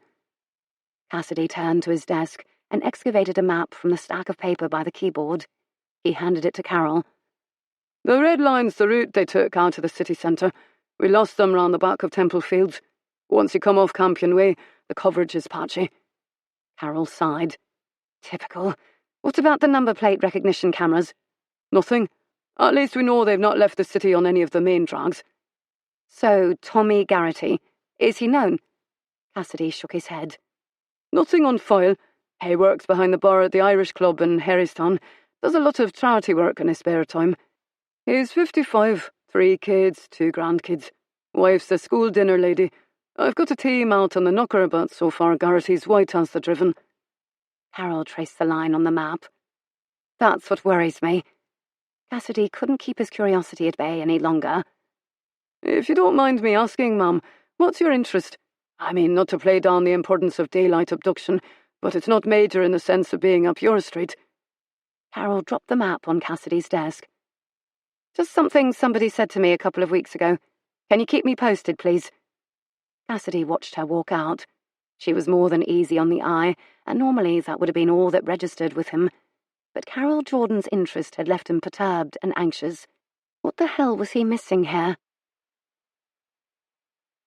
News generally passed Tony by. He had enough variety in his life to occupy his interest without having to seek out further examples of human shortcomings. But because he'd floated the suggestion of Santa as potential victim, he was more susceptible than normal to the scream of newspaper billboards that announced, "Santa snatched in city centre." The story in the paper was short on fact and long on frenzy, queasily uncertain whether it should be outraged or amused. Tony, already on his way to Carol's office, quickened his step. He found her at her desk, reading witness statements from the Santa kidnap. She looked up and squeezed out a tired smile. Looks like you were right. No, I wasn't. I mean, I think I was, but this isn't him. Tony threw his hands in the air, exasperated at his inability to express himself clearly. This isn't the next victim in a series, he said. What do you mean? Why not? You were the one who told me I should be looking out for Santa, and not in a sense of hanging up my stocking. There were 2 of them. I never said anything about 2 of them. I know you didn't, but it would have made the first 2 murders a lot easier if they'd been two-handed. And we both know that racially motivated fanatics tend to work in cells or teams. After what you said, I've had my crew looking at all our intel, and we're not getting many hits on lone activists. She shrugged. It may not have been in the profile, but 2 makes sense. Tony threw himself in the chair. That's because I was ignoring my own cardinal rule. First you look at the victim. That's what it's all about, and I got distracted because of the eccentricity of the crimes. But I've looked at the victims now, and I know why they were killed. He fished some printouts from his carrier bag. Tina Chapman used to be known by her married name. She was Christina Wallace. He passed the top sheet to Carol. She taught French at a school in Devon. She took a bunch of kids on a school trip, and 2 of them drowned in a canoeing accident. The inquest cleared her, but the bereaved parents spoke to the press, blaming her for what happened. And it does look like they had pretty strong reasons for that. So she moved away, reverted to her maiden name, and started afresh. You think one of the parents did this? No, that's not it. But once I knew that about Tina, I knew what I was looking for with Jonathan. He handed over the second sheet. 7 years ago, a 5-year-old girl was killed by a hit-and-run driver. The car was a Porsche that had allegedly been stolen from a garage where it was in for a service. The garage where Jonathan Meadows worked. I went over there and spoke to the local traffic officers. They told me that there was a strong feeling at the time that the Porsche hadn't been stolen at all, that Jonathan had taken it for a ride and had lost control. His DNA was all over the car, but his excuse was that he'd been working on it. His girlfriend gave him an alibi, and nothing ever came of it. Carol stared at the 2 sheets of paper. You're saying this is some kind of vigilante justice? Tony dipped his head. Kind of. Both victims were implicated in the death of a child, but went unpunished because of loopholes in law or lack of evidence. The killer feels they stole children away from their families. I think we should be looking for someone who has lost a child and believes nobody paid the price. Probably in the past year. He's choosing these victims because he believes they're culpable, and he's choosing these murder methods because they mark the points in the year where parents celebrate with children. Within the hour, Tony and Carol were studying a list of 7 children who had died in circumstances where blame might possibly be assigned. How can we narrow it down? She demanded, frustration in her voice. We can't put surveillance on all these parents and their immediate families. There's no obvious way, Tony said slowly. Santa Garrity could still be a potential victim, Carol said. We don't know enough about his history, and there's nothing in your theory to say it couldn't be 2 killers working together. Tony shook his head. It's emotionally wrong. This is about punishment and pain, not justice.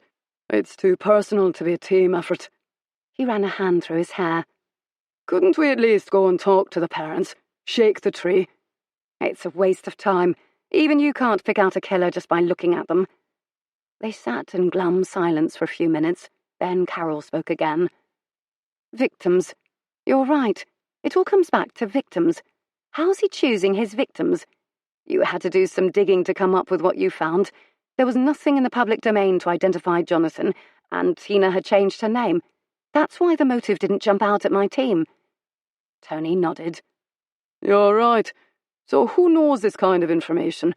It's not the police. There's at least 2 forces involved here. Not the Crown Prosecution Service either. Neither of them ever got that far. Light dawned behind Carol's eyes. A journalist would know. They get access to all kinds of stuff. He could have recognised Tina Chapman from the press photographs at the time. If he has local police contacts, he could have heard that Jonathan Meadows was under suspicion over the hit and run. Tony scanned the list. Are any of these journalists? D.I. Cassidy entered the Christmas for Children offices almost at a run, his team at his heels. A trim little woman got to her feet and pointed to her computer screen. There, just as it came in. The email was short but not sweet. We've got Santa, you've got money. We want £20,000 in cash. You'll hear from us in an hour. No police. I thought I would ignore the bit about no police, the woman said. It's not as if we're going to be paying the ransom.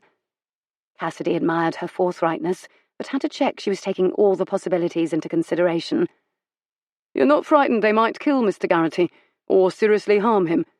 She gave him a scornful look. They're not going to hurt Santa. How do you think that would go down in prison? You, of all people, should know how sentimental criminals are. Carol's conviction that David Sanders was a serial killer took her no closer to making an arrest. There was a small matter of a complete lack of evidence against Sanders, a feature writer on the Bradfield Evening Sentinel-Times. Even the apparent miracles of 21st century forensic science couldn't nail this.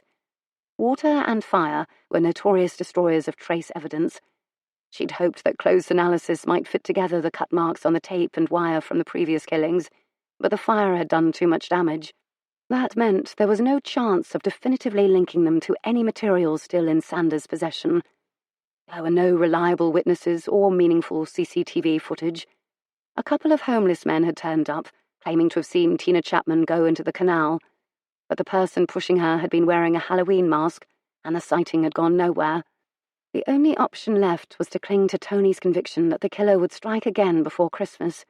It was always hard to persuade her bosses to mount surveillance operations because they were so costly and because they took so many officers off other cases, but at least this one had a fixed end point.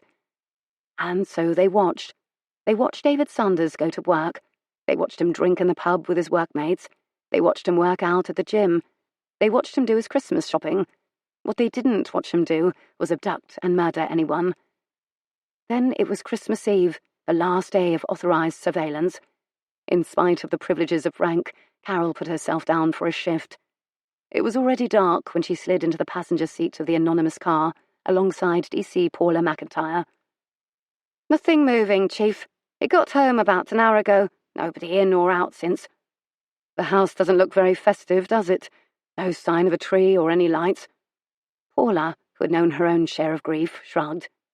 You lose your only child. I don't expect Christmas is much to celebrate. The Sanders' 4-year-old daughter had drowned during a swimming lesson back in September. The instructor had been dealing with another kid who was having a come-apart when Sanders' daughter had hit her head on the pool slide. By the time anyone noticed, it had been too late. According to a colleague discreetly questioned by Sergeant Devine, it had ripped Sanders apart, though he'd refused to consider any kind of medical intervention. Before Carol could respond, the garage door opened and Sanders' SUV crawled down the drive. They let her make it to the end of the street before they pulled out of their parking place and slipped in behind him. It wasn't hard to stay on the tail of the tall vehicle, and 15 minutes driving brought them to a street of run-down terraced houses on the downtrodden edge of Moorside. On the corner was a brightly lit shop, its windows plastered with ads for cheap alcohol. Sanders pulled up and walked into the shop carrying a sports holdall. I think this is it, Carol breathed. Let's go, Paula. They sprinted down the street and tried the door of the shop, but something was jamming it. Carol took a couple of steps back, then charged the door, slamming her shoulder into the wooden surround. Something popped, and the door crashed open. Sanders was standing behind the counter, a cricket bat in his hand, dismay on his face. "Police! Drop your weapon!" Carol roared as Paula scrambled to the far end of the counter. "There's someone here, Chief. Looks like he's unconscious," Paula said. The cricket bat fell to the ground with a clatter. Sanders sank to the floor, head in hands. "This is all your fault," he said. "You never make the right people pay the price, do you?" Carol collapsed into Tony's armchair and demanded a drink. He didn't even bother with the denial, she said. Being arrested seemed almost to come as a relief. She closed her eyes for a moment, memory summoning up Sanders' haggard face. "It generally does when you're not dealing with a psychopath," Tony said. Carol sighed.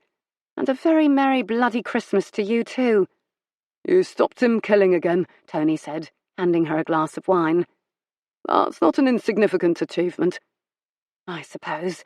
Jahinder Singh's family can celebrate the festive season knowing their father's safe from any further consequences from selling solvents to kids." Before Carol could say more, her phone rang. "What now?" she muttered. She listened attentively, a slow smile spreading from mouth to eyes. "Thanks for letting me know," she said, ending the call. "That was Cassidy. Santa's home free. 2 extremely inept kidnappers are banged up and nobody got hurt." Tony raised his glass, his smile matching hers. In their line of work, making the best of a bad job was second nature. This wasn't exactly a happy ending, but it was closer than they usually managed. He'd settle for that any day. Fool You Twice, a Laurie Anderson story, by Steph Broadrib. It wasn't the usual kind of job, and he wasn't the usual kind of target. Back then, I was a tadpole bounty hunter, a wet behind the ears, fresh on the scene, nobody, just looking for a chance to prove I'd gotten what it took to survive in the game. I was eager to display what I had, and that job, it made me show it all in one way or another. That first time, I wasn't chasing a bounty. One of the private investigators I'd been doing a little legwork for since arriving in Florida a couple months previously had promised he'd help me make contacts. Because the thing was, although I'd done my training and paid my dues working a few months with my ex-mentor JT back in Georgia before that went all to shit, I needed local experience. Form that proved I could do the job the Florida way, else I wasn't never going to get any decent fugitive recovery work. So I answered the PI's call real eager. "Jason, what have you got for me?" "Hello yourself," he said, a note of amusement in his voice before his tone turned serious. "I was thinking about what you said about needing more work. There's a job. Thought on whether to tell you for a while. It's risky, see, and not entirely this side of the line. I wasn't sure that you should—" I drummed my nails against the cell phone. "Just tell me already." "Well, all right then." He sounded kind of reluctant. "The thing is, one of my law guy contacts says a buddy of his is looking for a private contractor, a female professional used to working in the field for a special operation he's running. You interested?" I was sleeping in a low-rent motel with a pair of loud, sex-crazed folk on one side of the paper-thin walls and a melancholy guy who played Johnny Cash at max volume all through the night on the other. Worse, I was down to my last $90. "For sure I am." "His name's Dirk Ekman. He's working out of room 25 at the Sunshine Motel, along the beach near the Big Shrimp Shack and Roller's Bar. My contact said if I knew of someone interested, they should go round and visit with him." I frowned, figuring I'd have been going to the precinct. "A motel room? You sure he's legit?" "He sounds unorthodox, for sure, but my contact assures me he's on the level. Wouldn't send you to meet any guy that wasn't." Jason had been good to me. He was one of the few folks who'd given me work when no one else would. Helped me learn about the way things worked here in Tampa. I figured I could trust him as much as anyone, and doing a job for an officer of the law, well, that could be all kinds of helpful. I should have guessed that it wasn't going to be a cakewalk. The Sunshine Motel wasn't exactly fancy, but it was a hell of a step up from the dive I'd been bunking at. The lodgings were housed in 3 double-story buildings arranged horseshoe style around a pool. The stucco exterior was clean and painted pale yellow, and the sign out front advertised large rooms, air conditioning, and an on-site laundromat. It looked a family-friendly type place, and as I parked my old Jetta in the lot, I saw that a bunch of young kids were splashing about in the pool. It seemed an odd choice of location for a cop to conduct his business, but I figured that maybe him choosing this place was less about that and more down to its location, because the Sunshine Motel was right on the cusp where mid-rent turned to gold. If I were to stroll out of the parking lot, cross the road, and go down 1 block, I'd have left the low-rise motels and chain restaurants behind and entered the world of all-inclusive, 5-star luxury hotels. As I got out of my car, I turned and looked over the road at the huge glass and concrete buildings gleaming in the sun. The folks in those places blew more on one vacation than I'd made since I'd arrived in Florida. I shook my head. Something about that seemed real out of whack. I wore blue jeans, a black tee, and my favorite red pair of cowboy boots. I took my time walking to room 25, ambling along, looking like I wasn't in any kind of hurry, when in truth, I was checking out the place, clocking the maid humming along to her iPod as she cleaned room 6 on the first floor, and the 2 guys, one white, one Hispanic, leaning on the railings outside the open door of room 29, drinking sodas from cans. Those sodas looked real good. The sun was high overhead, and by the time I'd gotten to number 25, my mouth was as dry as gator hide in August. I rapped my knuckles against the bright blue door and waited. A shadow passed across the spy hole. Moments later, the door opened. The guy was tall and lean, with short salt and pepper hair, a deep tan, and a neat grayin' beard. He wasn't in uniform. Instead, he was wearing black suit pants with a white shirt, no tie. I figured him for a detective. "Help you?" he said. "I'm Laurie Anderson." He smiled and stepped aside, beckoning me in. "Great, great. Jason's girl, right?" "Jason's colleague. He said you were looking for some help?" "Well, that's true, for sure." He looked me up and down, then pointed toward a couple of chairs positioned either side of a large wooden desk that was overflowing with paperwork and take-out coffee cups. "Sit, please." I did as he asked. "So, what's the job?" "If I'm honest, and I want to be honest with you, Laurie, the job's kind of a honey trap." I bristled. Wasn't going to be sleeping with any man for a job no matter what the payment. And a lawman asking me to do that, well, it didn't sound right to me at all. "Isn't that entrapment? Surely as a cop you can't—" "Well, He smiled. It looked a little forced. "The thing is, I'm not a cop. I'm a lawyer." I shook my head. Didn't follow what was going on here. "And this guy's what? A witness for the other side?" "No, nothing like that. This isn't about a case." "Then you've lost me." "Look, this guy, he's real bad news. He's a big-shot banker in the city. On weekends, he comes out here, checks into a fancy hotel, picks up a woman in the bar, or calls the service if he's had no luck. Once they're up in his suite, he gets rough." I suppressed a shudder. Knew just how it felt when a man beat down on a woman. I'd been that woman. Swore I'd never be again. I moved to get up. "I'm not the right—" "Don't decide just yet."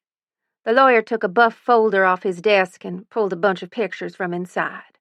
One by one, he laid them out on the table in front of me. "Jesse Turner, just 19. He broke her jaw and her nose. She reported him, then refused to press charges. Lola Stansfield, 28. He gave her a black eye and 2 busted ribs. She never even called the cops. Melly Sharp, 23. He put the final photo on the table. A woman's torso, covered in eggplant purple bruises. Exhaled hard. He needs catching. I collected the pictures together and handed them back to the lawyer. Why didn't these women press charges? They were working girls. I didn't want to be answering too many questions from the cops about how they'd come to be in his hotel room in the first place. He paid them off, bought their silence, so he stays free and clear to carry on. Asshole. So you want me to let him hit me? I need him to incriminate himself. Get him to admit what he did, to talk about the other women, and what he wants to do to you. Dial me on your cell phone before you enter his room. When he starts getting aggressive, I'll call the cops as an anonymous tip-off. He'll get arrested, charged, and convicted." The way Dirk Ekman talked made it sound real easy, but if the man was as violent as he was saying, chances were the cops wouldn't arrive before he'd started using his fists. I figured that's why he wanted a trained professional to do the job.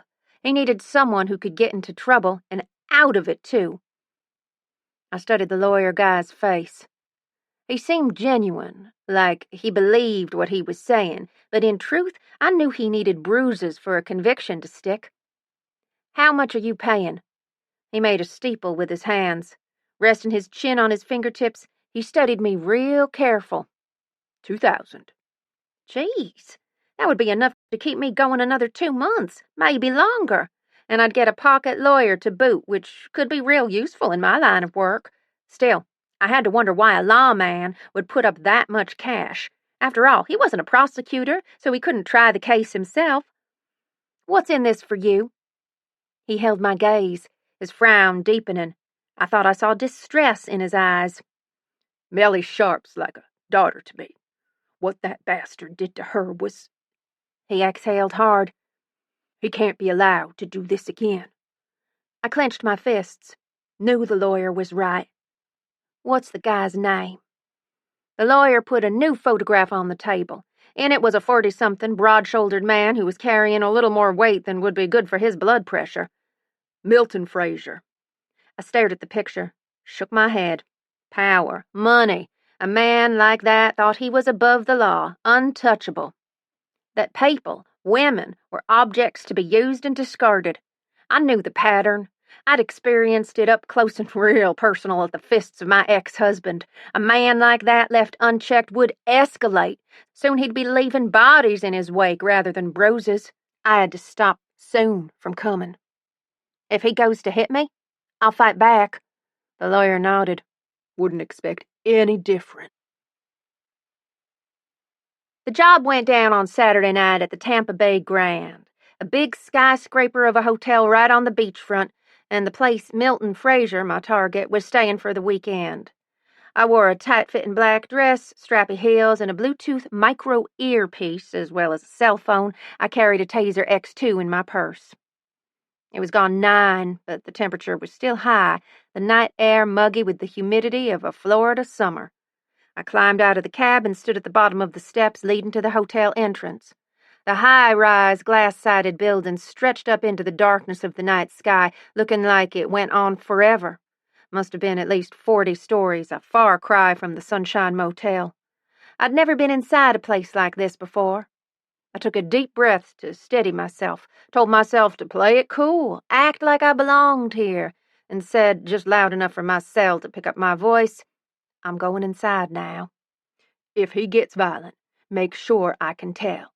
If he doesn't make verbal threats, describe what he's doing so I know to—" "This isn't my first rodeo. I'll be clear so you know what's happening.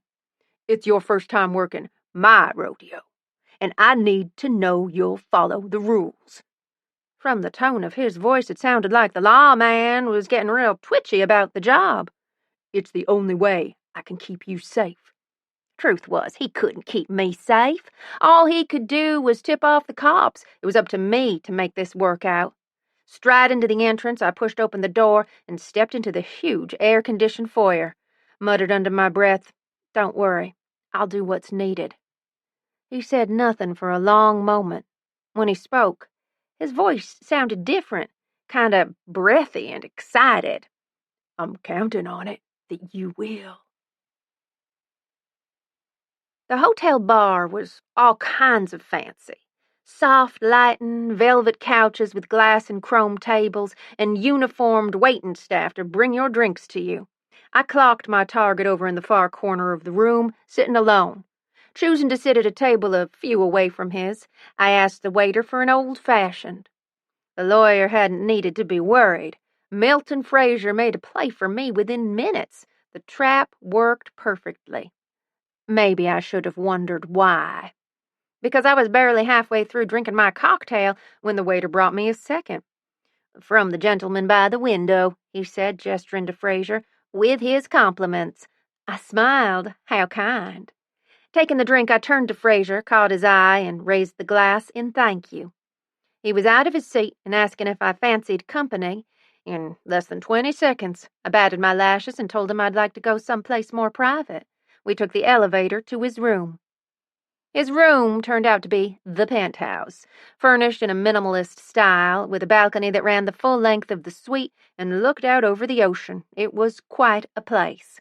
I walked out onto the balcony and gazed down at the lights of Tampa twinkling below us and listened to the faint noise of the waves breaking on the beach. It's beautiful. Fraser wasn't interested in the outside view. "Take off your clothes." Well, that wasn't going to happen. I gave a little laugh. Shouldn't we get to know each other a little better first? From his expression, it was real clear that hadn't been a part of his plan. He lunged for me, put his hands around my throat, and pressed, "Get naked." I slapped his hands off me and moved back inside. "Don't do that." In my ear, I heard the lawman telling me to describe what was going on. "I'm paying you. I own you." Fraser grabbed for me. I moved away fast, feigned surprise, my eyes wide. "Paying me? Oh my!" I injected some upset into my tone. "You think I'm an escort?" For the first time since we'd come up to the room, he looked back-footed. Then he laughed, a real belly laugh. "I am paying you." I frowned, didn't understand. "You might not be a hooker, but that $2,000 Dirk promised you is mine." Now I was the one on the back foot. I heard laughing in my ear. The douche lawman had set me up. Pulling out the earpiece, I backed away from Fraser. "What the hell is this?" "I needed more of a challenge," he said, stepping toward me. "Dirk said he'd find me one." He'd fooled me. I'd not checked his lawman credentials. I'd fallen for a sob story and a kindly face, two things that my ex-mentor had lectured me on real often. Never trust no one, he'd oftentimes told me. Your compassion, Laurie. It's a weakness in this job. It'll get you killed. They'd hooked me into whatever sick game they were playing, but I damn well wasn't going to let them keep me on the line. I reached into my purse. Before I could pull out the taser, he flew at me. Fraser was a solid guy. His momentum shoved me backward, and I fell hard. Landed on my back, Fraser on top of me. He tried to pin my arms, but I rolled away faster than him and scrambled to my feet. Wouldn't let him win. All penthouse suites have panic buttons. I just needed to find this one's.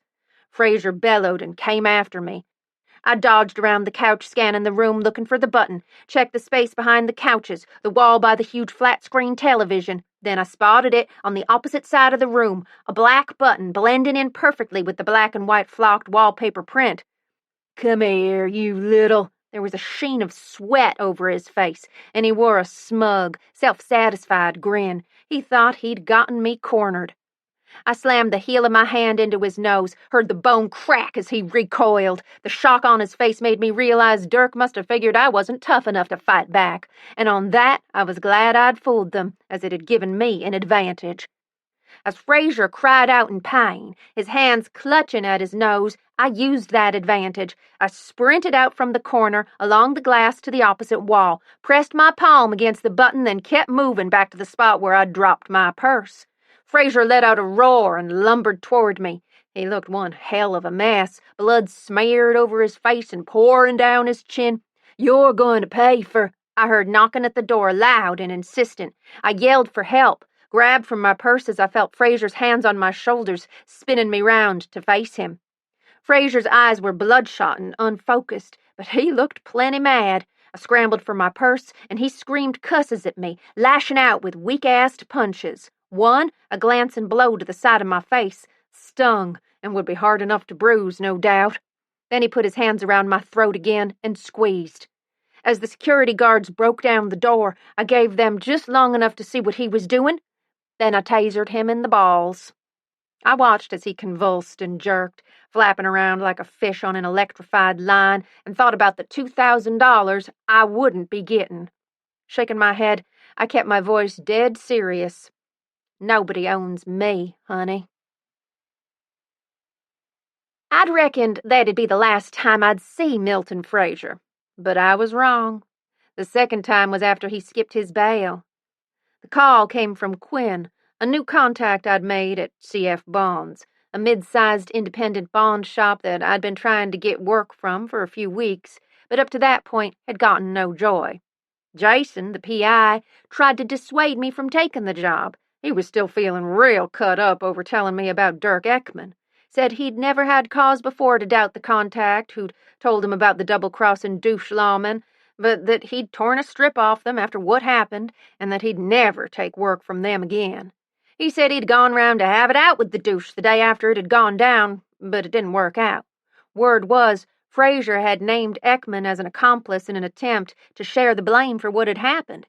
Ekman must have caught wind that there was a warrant out on him because when Jason got to his motel room, the douche was already in the wind.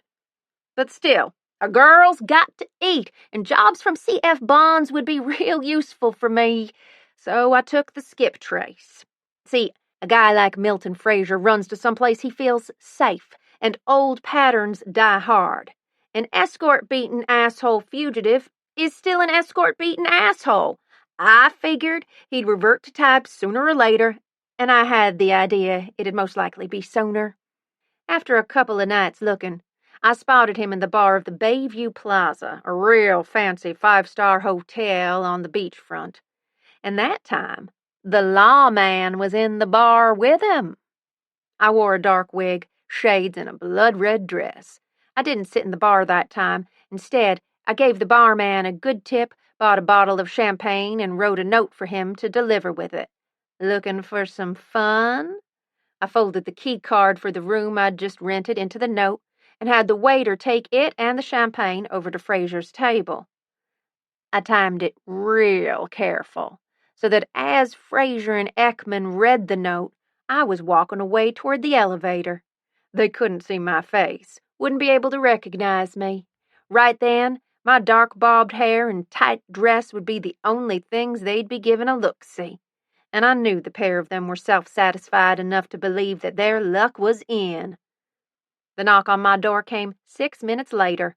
I could hear them guffawing in the corridor, thinking that they were about to get their rocks off, unaware that this time the trap was set to fool them. Keeping my shades on, I opened the door, smiled, and beckoned them inside. I didn't speak, and they didn't recognize me. Trouble started when I shut the door, stood blocking their escape, and pulled out my cuffs. "Milton Fraser," I said, my voice real clear. "I'm a bail runner acting on behalf of C.F. Bonds." He looked confused, glanced at Ekman. I started telling them the legalities of what was happening. That's when their fight-or-flight response kicked in. Fraser decided fight. Ekman went for flight. As Fraser launched himself at me, Ekman made a run for the door. Scooting sideways, I dodged Fraser's bulk. Unable to stop his momentum, slammed him against the door. He recovered fast, but I was quicker. A jab to the throat and knee to the balls, and he was winded. Grabbing my cuffs, I reached for his wrist. That was the moment Ekman dodged around us, reaching for the door handle. But this time, I hadn't taken any chances. When I'd spotted Milton Fraser and Dirk Ekman in the bar, I'd rented the room and then called Jason for backup. As Ekman opened the door, he found Jason and his friend waiting outside. Grabbing him, they pushed him back inside. Jason, all eager to make amends for connecting me with the douche lawman in the first place, held him down, and the semi-retired P.I. he'd roped in to help, a guy called Red, slapped on the cuffs. Then Jason helped me with Fraser, who was struggling to get free, only one wrist in cuffs. He flailed around, sent a lamp crashing to the floor, and got a lucky punch into Jason's belly, but the victory was short-lived. I grabbed my taser and dry-fired it into his neck. Fraser howled and crumpled to the floor. Made it real easy to fix the second cuff into place. Cuffed and subdued, I drove them down to the precinct and got them booked. I looked from one to the other as the cops hauled them away and smiled. I'd just successfully completed my first job as a bounty hunter in Florida. Fraser's bond percentage was worth over $4,000, and putting Dirk Ekman in jail was priceless. They might have taken me for a fool one time, but me, I'd fooled them twice. Lebensraum by Christopher Fowler. It was a lovely sunny morning in late summer.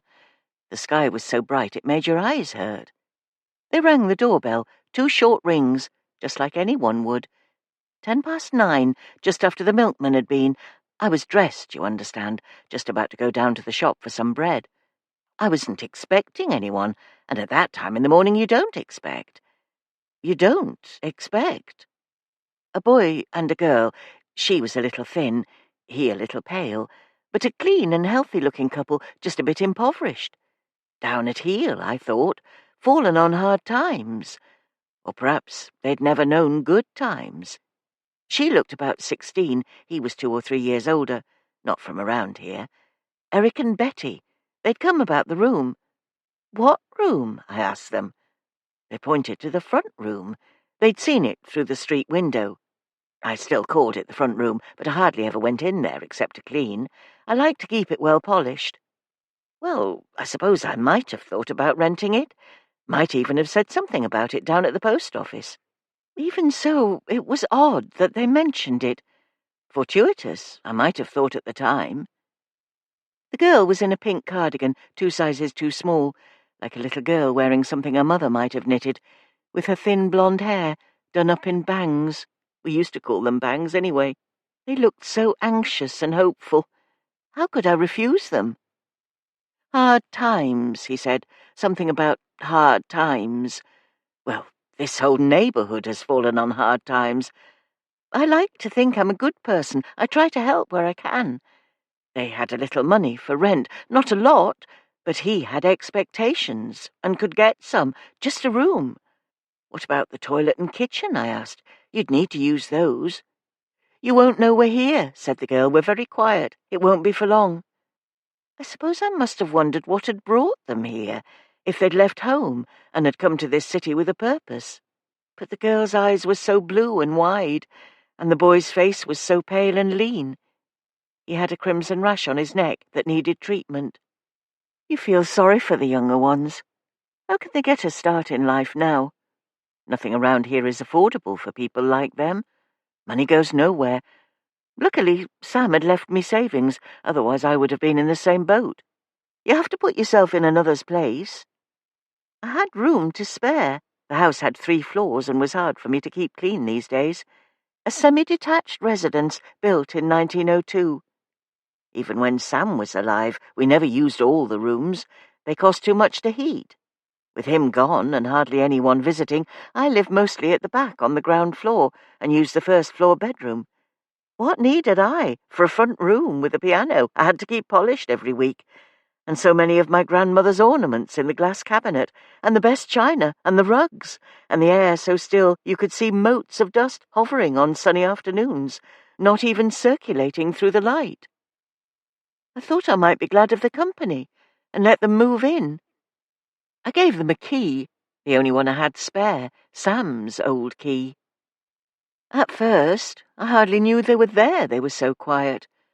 One day Betty left me a cake, came through and shyly put it on my kitchen table. Shop bought, just sponge and blue icing, but a sweet gesture. Betty and I ate some together with tea, and she told me she was pregnant and had been thrown out of her stepfather's flat. She had no money, Eric had no job. How were they to live? Some people had so much, and others had so little. I moved my things to the first floor, so that they could have the bathroom to themselves. We could share the kitchen. I thought it was only fair. She said they would pay me back once they got on their feet. Eric often went out late. I watched him go from the upstairs window. He left Betty alone, but I didn't go downstairs. I didn't like to pry. Who wants an old lady interfering and making a nuisance of herself? Young people live differently now. They live in ways that would have frightened us. It's a quiet street, run down and rather dirty, so much litter lying about. But you should have seen it when Sam was still alive, smart and neat, with tidy little courtyards and plants in pots. Not like today, with broken glass and people yelling and screaming late at night. Now they leave their belongings right on the pavement. They move in and move out without saying hello or goodbye. A woman was beaten in broad daylight for no reason. How can you be beaten for no reason? The police do nothing. I write and write, but all I ever get back is a form letter, thank you for bringing this matter to our attention, and so on. It snowed early that year, and Eric stopped going out so much. That was when the doorbell started ringing more often. At first, it was just during the day. Strangers would call and ask for him. I would hear Betty answer the door, see her usher them in. They would stay for an hour or so and then leave. Sometimes people called quite late at night. They were the same age as him and wore the same clothes, grey jackets, black trousers, brown boots. When did clothes become so colourless? When I was a girl there were so many colours, embroidery and lace. One night the house was cold because someone had left the front door open. I wanted to check that everything was all right and knocked on the door to the front room, but there was no answer. I could hear sounds inside, him arguing, her crying. I still did my own cleaning then. One day I was sweeping the hall carpet and found a needle, a nasty-looking thing, and I showed it to the girl, and she explained that Eric was a diabetic and had forgotten to take his insulin before he went out. He hadn't been able to get a regular job, but he was helping at the community centre, and then there was his group. I asked what group. She said a political group. Sometimes they held their meetings here. It was about getting rid of the greedy ones and changing society for the better so that there were fair shares for all. And it was very interesting, and perhaps I'd like to sit in one evening, although sometimes the language got very strong. I said no. I'd been on enough protests and marches in my time, thank you, and although things get better eventually, it usually takes a long time for change to happen, and sometimes for the unlikeliest reasons, things out of your control, things you don't see coming. But I could tell she didn't understand what I was talking about, so we went back to discussing what she would do when the baby arrived. The lady from social services came to call to see how I was, and I told her everything was fine. My neighbour Mary called, a Methodist lady who lived across the road, who always came over after Sam died. She said she was moving, and would I be all right without her popping in to see me, and I said I'd be fine. I didn't mention my lodgers. I don't know why. I wanted to sort things out for myself. I hadn't seen Betty for a few days, and neither she nor Eric had offered me any money lately. They were probably embarrassed because they had none to give. I knew I would have to say something eventually, just to know where I stood. A few mornings later I knocked at the door, and found myself confronted by a heavily built man dressed in one of my husband's old shirts. He told me he was staying with Eric and Betty for a while, and who was I? Well, I hardly knew what to say. When I was growing up, no one would ever have behaved in such a way. I was trembling, but I demanded to see the room. This man, I never found out who he was, opened the door. It was a shock to find the place in such a state. Rubbish on the floor, food and beer bottles and filth, everything so dirty. The smell was terrible, and Eric lying in an armchair half asleep, dressed in a short-sleeved shirt, with terrible bruises on his arms. What happened? I asked. Betty told me that some of the people in Eric's group disagreed with him, and that there'd been a fight. Then she apologised for the state of the room. She'd meant to clean it, but she hadn't been well. Her stomach was large now, but when I asked her about the baby, she didn't seem interested in talking about it. I went back to my bedroom on the first floor to think things through. I was sure Eric's heart was in the right place, and, like so many people of his age, he was just trying to make a better world for his family. But I couldn't have that kind of disorder in the house. With a heavy heart, I decided it was probably best to ask them to leave. But how was the best way to broach the subject? I decided to talk the matter over with Mary, my neighbour, and went over the road to see her, but she wasn't there. I'd forgotten she was moving, and when I looked in through the ground-floor windows, I saw that the floorboards were bare. It was odd, because some of her belongings were still in the hall, a pair of shoes, a hat, and a small bag, as if she'd simply left them behind, without a care in the world. The next day, Eric came in, carrying one of those portable music players, and started playing it all the time, popular music, awful sentimental stuff. I asked him to turn it down, but the volume always went back up.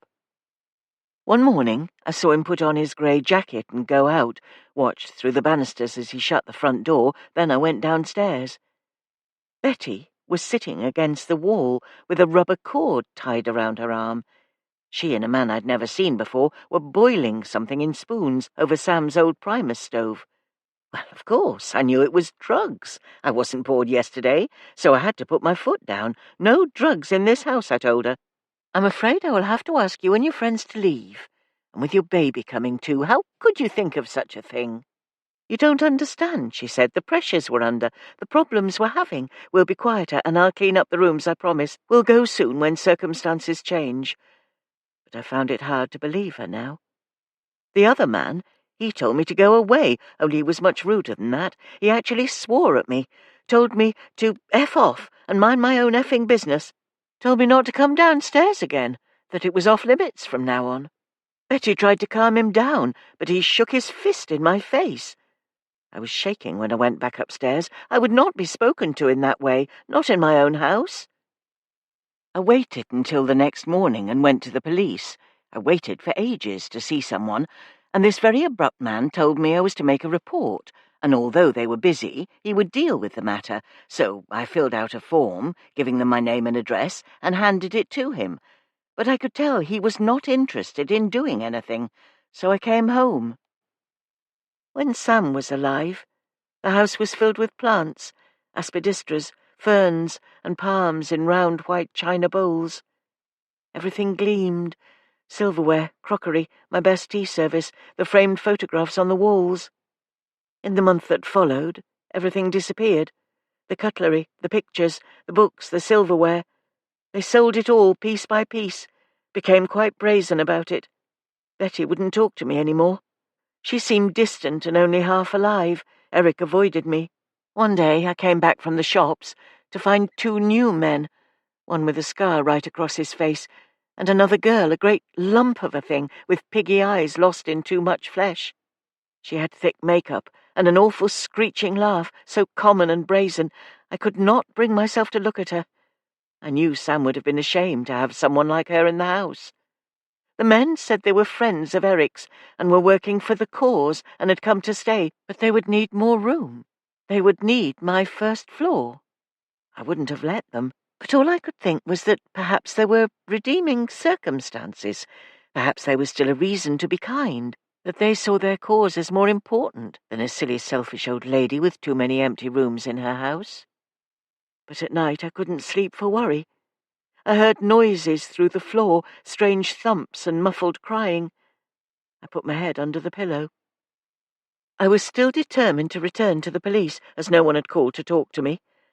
But meanwhile I moved up to the top floor. It was a bitter winter, and the radiators weren't working all the time. Sam had always done something to them to get rid of the air bubbles, but I didn't know how to do it, and in any case I had no strength in my hands to turn the taps. When the ice came, I put on more clothes and wrapped myself in blankets. The stairs to the top floor were steeper, and although there was a toilet, the kitchen was no more than a cubbyhole. I heard them on my stairs at night. They stole everything that was left out. I heard them laughing and fighting and crashing into things. I saw disreputable-looking young men hanging around outside the house and wondered what the neighbours must think. Then one morning I caught sight of myself in the mirror on the landing. I looked so old and ill. I realized that I was scared, really scared. I'd survived a war and seen my husband die, so of course I wasn't scared for myself. But these people hurt themselves and each other. They were so in the grip of their beliefs, I suppose, always making plans and ranting about the future when everything would be different. And this thing that had got hold of them had cracked them into pieces, making them behave like animals. Always they talked about change, as if people could simply be moved around like chess pieces and made to do what others wanted. Sometimes when I couldn't get back to sleep, I went to the big staircase and sat at the top, looking down at the closed doors, listening to the noises behind them. The record player, the laughter, the crack of bottles, the angry shouting. Once, the man with the scar pushed past me on the stairs and held his fist up to me, his fist, just because I asked him to make less noise because I couldn't sleep. Then the water went off. Nobody came to fix it, and I was too frightened to go downstairs because I didn't wish to run into the man with the scar again. They wouldn't let me wash or sleep. I became ashamed of myself. I had to start sneaking downstairs to use the main bathroom while they slept. I didn't want to have to confront them and had trouble getting back to my room because it was cold and my joints didn't move like they used to. The worst time was when I came out on the landing and saw them in the hall. One of them was cutting a young man's face with a razor blade. Blood was falling onto the old Persian runner like drops of red ink from a fountain pen. I cried that night, buried my face in my pillow, and pretended it was not happening. I would dream Sam was still alive, and the house was still warm and filled with beautiful plants, and I would wake up with a terrible sinking sensation when I realized that all my fears were real. It frightened me to leave the house, but one day I kept watch on the closed doors and took a chance. I put on my quietest shoes and crept out, and went back to the police station and told them what was happening. They seemed surprised that no one had come to visit, and insisted on coming back with me, 2 of them. They said there'd been complaints from the neighbours. I didn't know about that. I hadn't talked to my neighbours in a long time. A young couple on one side hardly ever at home, some new rough people on the other. The police told me they had initiated eviction procedures and put the water back on. But when they left, the people in my house were still there. "They won't do anything to you if you stay out of their way," said one of the policemen. "Just let us know if you have any more trouble. They'll be gone soon. These things pass." A few days later, one of them called to inform me that a county court eviction order had been applied for. The police returned with a warrant and shouted at the doors until they opened. Then they evicted everyone from my house. One man jumped over my garden fence and broke it. I was alone for the first time in 4 months, but I felt no relief. I had terrible nightmares. The lady from the council called and told me that she could get someone in to help clean up the mess, but it would take a while for the application to be processed. She didn't think they would be able to get my belongings back. I only cared about the things that had sentimental value. A few nights later, they moved back in. I heard them banging around, not even bothering to be quiet. They had nothing to be scared of. I couldn't believe anyone could be so brazen. You hear about such things, but never think it can happen to you. I'm 75 years old, and all of my friends had gone. I had no one to turn to. The police came back later that week, and this time they were armed. "Troublemakers," said one of the officers. They would get rid of them. He made it sound like I had mice or an infestation of cockroaches. But these men and their women, they still came back. This time, the one with the scar lifted me up and carried me to the top floor and told me to stay there if I knew what was good for me. Every night, I heard them banging through the house, looking for things to sell until there was nothing left. They cleared out my wardrobe and took my jewellery, my wedding necklace, the earrings Sam had given me on our silver wedding anniversary. They emptied out my purse, even took all my old dresses. I couldn't go out, and I didn't dare to answer the door because I never knew who might be there. One afternoon I heard the knocker. The doorbell had been taken out, and all that was left was a rectangle of old paint, and I tiptoed out into the hall to my usual spot between the banisters. I recognized the shape behind the glass at once. I didn't know what to do. Should I risk going downstairs? Finally I decided I had to be brave and crept down as quietly as I could. The doors were all shut, and the house seemed quiet because everyone had a habit of sleeping at odd hours, so I carefully opened the front door. "Dear God in heaven," said Mary, "look at you. You told me you'd be all right.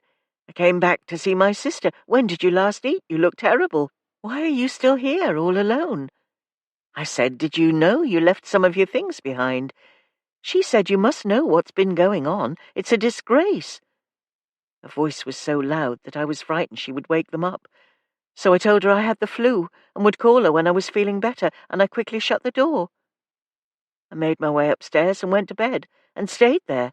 There was little point in doing anything else, not when the rest of my house was out of bounds. The next day, I received a letter from the bank warning me about an overdraft and asking me to place extra funds into the account at once. I'd never had such a letter in my life. My pension was paid in by Sam's old company, and I always had enough to see me through the month, because I suppose I spent so little on myself, You save, don't you, when you're eating for one? It was a shock, and when I searched for the box that held my checkbook, I couldn't find it anywhere. Anger drove me downstairs. I went to see Betty. She opened the door in her usual sleepy state, only looking worse this time. Her face was yellow with jaundice, and her eyes had sunk so deep that I could hardly tell if she was looking at me in the candlelight. She said she'd lost the baby, and for a moment my heart went out to her. Then she told me that Eric had drawn out my savings and paid some men off with my money, that he had to. They needed funds for the cause. Only now it was all gone, and what did I have that I could sell? I felt my face burn hot and said, "How can you live like this? What is wrong with you people? You're not fighting for a cause. When you steal from people, you become nothing more than common criminals, and you get away with it because the police turn a blind eye. When I was your age, nobody lived in this terrible way, lying and stealing and hurting each other." And soon she was crying and saying, I know, we're sorry," and hugging me like a baby wanting to be nursed. Then Eric came back with his friends, now all in their matching uniforms, the insignias gleaming. I would have thought them very smart if they weren't so frightening, and I could tell they'd been drinking, so I scuttled back upstairs. But I heard what they said to Betty. "Do you think she's got more money hidden away? We really need it. You could get it out of her. She likes you." And Betty said, "No, leave her alone. She's so old she won't live if you hurt her. She's not like the rest. There are bad Jews like the bankers, and there are good Jews, almost as good as Aryans." And Eric said a house is like a nation. It needs to spread out. It needs space to grow. We could tie her up and leave her without food until she tells us if she has more money. That's not like actually torturing her, is it? They'll take her away eventually. They'll take all of them away, good and bad, and then it'll be too late. And I heard them coming up the stairs. I held my breath. The footsteps stopped. Something distracted them and they started arguing. After a few minutes, they went back downstairs and closed the front room door once more. That was when I decided I couldn't stay on the top floor any longer. I would have to move. I quickly decided that the only place left was the cupboard in the top room. I hadn't used it for years because it was tucked in a corner and hard to get at. It went under the attic, but if I dragged my blankets in there, I could make myself a bed. I could come out at night and take food from their kitchen, perhaps use my old oven because it was quiet and they hadn't come to sell it because it wasn't worth anything. I worked quickly and quietly, taking only the things I needed, and made myself a new little home. I would not be hurt if nobody could find me. I did a clever thing. I put everything in the top floor rooms, then crept downstairs and left the front door wide open so they would think I'd gone out, so they would think I'd gone away for good. Of course, I couldn't, because I had no money and no clean clothes, and anywhere, where would I go now that the city was filled with strangers? In my day you knew all your neighbours, but now there were only men and uniforms. When the house was quiet, I stole some food from their kitchen. I found a tin of condensed milk, some bread and an apricot. Not very fresh, but better than nothing. I was careful not to take too much, otherwise they would notice. Then I went back up to my cupboard, and there I stayed. I thought for a while I would escape, but I couldn't get much further than the toilet and the cubbyhole kitchen, and certainly couldn't manage the main staircase to the front door any more. It was far too long, and the stairs were too deep. They overran the house, barking and chasing each other like dogs, and nobody thought of looking in the cupboard, because you wouldn't. It was so insignificant, and they didn't notice details. At night they smashed things up and screamed at each other, screamed terrible things, and once there were gunshots, but nobody ever came round to complain. I think the only ones left were too frightened to go out any more, like me. The food did not last long. I forced myself to stretch my legs and got as far as the kitchen, where I found some tins of potted meat and bread. I noticed that the house next door, the one that belonged to the young couple, was now empty. They'd got out, or been taken out. I still live in my old house. I don't know how long I've been here. The worst thing is when the people downstairs leave, and I hope against hope that this is all over, and then I realize that if they don't come back, I'll have no food. I need them to feed me.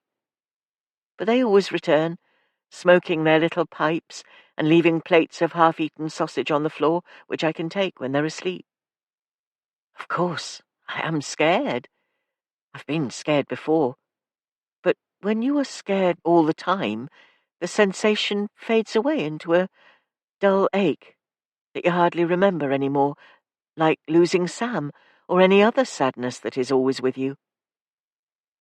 They talked about needing room to move and grow, but they were far more confined than I, quarantined by the house and their narrow thoughts. Me? I was free to think anything I wanted. I was the one with all the space now. Sometimes I remember the house the way it was, with polished lino and ticking clocks, and china dogs on the mantelpiece, and the Bach playing on the wireless, the smell of fresh-baked jam puddings and lavender polish, wash net curtains, everything dusted and tidy and bright, children in the street, mothers in gardens. But those days have gone. And I would rather be old and filled with memories and living in this little dark room than be downstairs in the bare, hard light, young and raw and screaming inside, facing the daily terror of being alive in a world that can no longer tell decency from corruption, or right from wrong, a world that no longer notices if you're even there at all. Dancing Towards the Blade by Mark Billingham. He was always Vincent at home. At school, there were a few boys who called him Vince, and Vinny was yelled more often than not across the playground. But his mother and father never shortened his name, and neither did his brothers and sisters, whose own names, in turn, were also spoken in full. Vincent, around the house then, and at family functions. The second syllable given equal weight with the first by the heavy accent of the elder members, not swallowed, rhyming with went. Vincent was not really bothered what names people chose to use, but there were some things it was never pleasant to be called. Coon? Black coon? Fucking black bastard. He had rounded the corner and stepped into the passageway to find them waiting for him, like turds in long grass. The trio of them in Timberland and Tommy Hilfiger, not shouting, but simply speaking casually, saying what they saw. Big car, hairy dog, fucking black bastard. Vincent stopped, caught his breath, took it all in. Two were tallish, one abnormally thin, the other shaven-headed, and both cradled cans of expensive lager. The third was shorter and wore a baseball cap, the peak bent and pulled down low. He took a swig of Smirnoff Ice, then began to bounce on the balls of his feet, swinging the frosted glass bottle between thumb and forefinger. What you staring at, you sooty fucker? Vincent reckoned they were 15 or so, year 11 boys. The skinny one was maybe not even that, but all of them were a little younger than he was. From somewhere a few streets away came the noise of singing, tuneless and incoherent, the phrases swinging like bludgeons. Quick as a flash, the arms of the taller boys were in the air, lager cans clutched in pale fists, faces taut with blind passion as they joined in the song. No one likes us. No one likes us. No one likes us. We don't care. The smaller boy looked at Vincent and shouted above the noise. Well? It was nearly 6 o'clock and starting to get dark. The match had finished over an hour ago, but Vincent had guessed there might still be a few lads knocking about. He'd seen a couple outside the newsagents as he'd walked down the ramp from the tube station, blowing onto bags of chips, tits and guts moving beneath their thin replica shirts. The away fans were long gone, and most of the home supporters were already indoors. But there were others, most who'd already forgotten the score, who still wandered the streets, singing and drinking, waiting in groups, a radio tuned to 5 Live, standing in lines on low walls, the half-time shitburgers turning to acid in their stomachs, looking around for it. The cut-through was no more than 15 feet wide and ran between 2 3-story blocks. It curled away from the main road toward the block where Vincent lived at the far end of the estate. The 3 boys that barred his way were gathered around a pair of stone bollards, built to dissuade certain drivers from coming onto the estate, from setting fire to cars on people's doorsteps. Vincent answered the question, trying to keep his voice low and even, hoping it wouldn't catch. I'm going home. Fucking listen to him, a posh nigger. The skinny boy laughed, and the three came together, shoulders connecting, forearms nudging one another. When they were still again, they had taken up new positions. The three now stood, more or less evenly spaced across the walkway, one in each gap. Between wall and bollard, bollard and bollard, bollard and wall. Where's home? The boy in the cap asked. Vincent pointed past the boy's head. The boy didn't turn. He raised his head, and Vincent got his first real look at the face, handsome and hard, shadowed by the peak of the baseball cap. Vincent saw something like a smile as the boy brought the bottle to his lips again. This is the shortcut, Vincent said. My quickest way. The boy in the cap swallowed. Your quickest way home is via the airport. The smile that Vincent had thought he'd seen now made itself very evident. You want the Piccadilly line to Heathrow, mate? Vincent chuckled softly, pretending to enjoy the joke. He saw the boy's face harden, watched him raise a hand and jab a finger back towards the main road. Go round. Vincent knew what he meant. He could walk back and take the path that led around the perimeter of the estate, approach his block from the other side. It would only take a few minutes longer. He could just turn and go, and he would probably be home before they'd finished laughing. You heard? The skinny boy leaned back against a bollard. He could easily turn and go round. Now piss off! The edges of Vincent's vision began to blur and darken, and the words that spewed from the mouth of the boy with the shaven head became hard to make out. A distant rhythm was asserting itself, and as Vincent looked down at the cracked slabs beneath his feet, a shadow seemed to fall across them. A voice grew louder, and it was as if the walls on either side had softened and begun to sway above him like the tops of trees. The voice was one Vincent knew well. The accent, unlike his own, was heavy, but the intonation and tone were those that had been passed on to him and to his brothers and sisters. It was a rich voice, warm and dark, sliding effortlessly around every phrase, each dramatic sentence of a story it never tired of telling. His father's voice. Looking out from his bedroom window, the boy could see the coffee plants lying like a deep green tablecloth across the hillside, billowing down towards the canopy of treetops and the dirty river beneath. If he raised his eyes up, he saw the mountain on the far side of the valley, its peaks jutting into the mist, the slopes changing color many times a day according to the cloud and the position of the sun. Black or green or blood red. Other colors the boy had no name for. A dozen views for the price of one, and he'd thought about all of them in the time he'd been away. He tried to picture each one during the bone-shaking 12-hour bus ride that had brought him home from school 5 days before.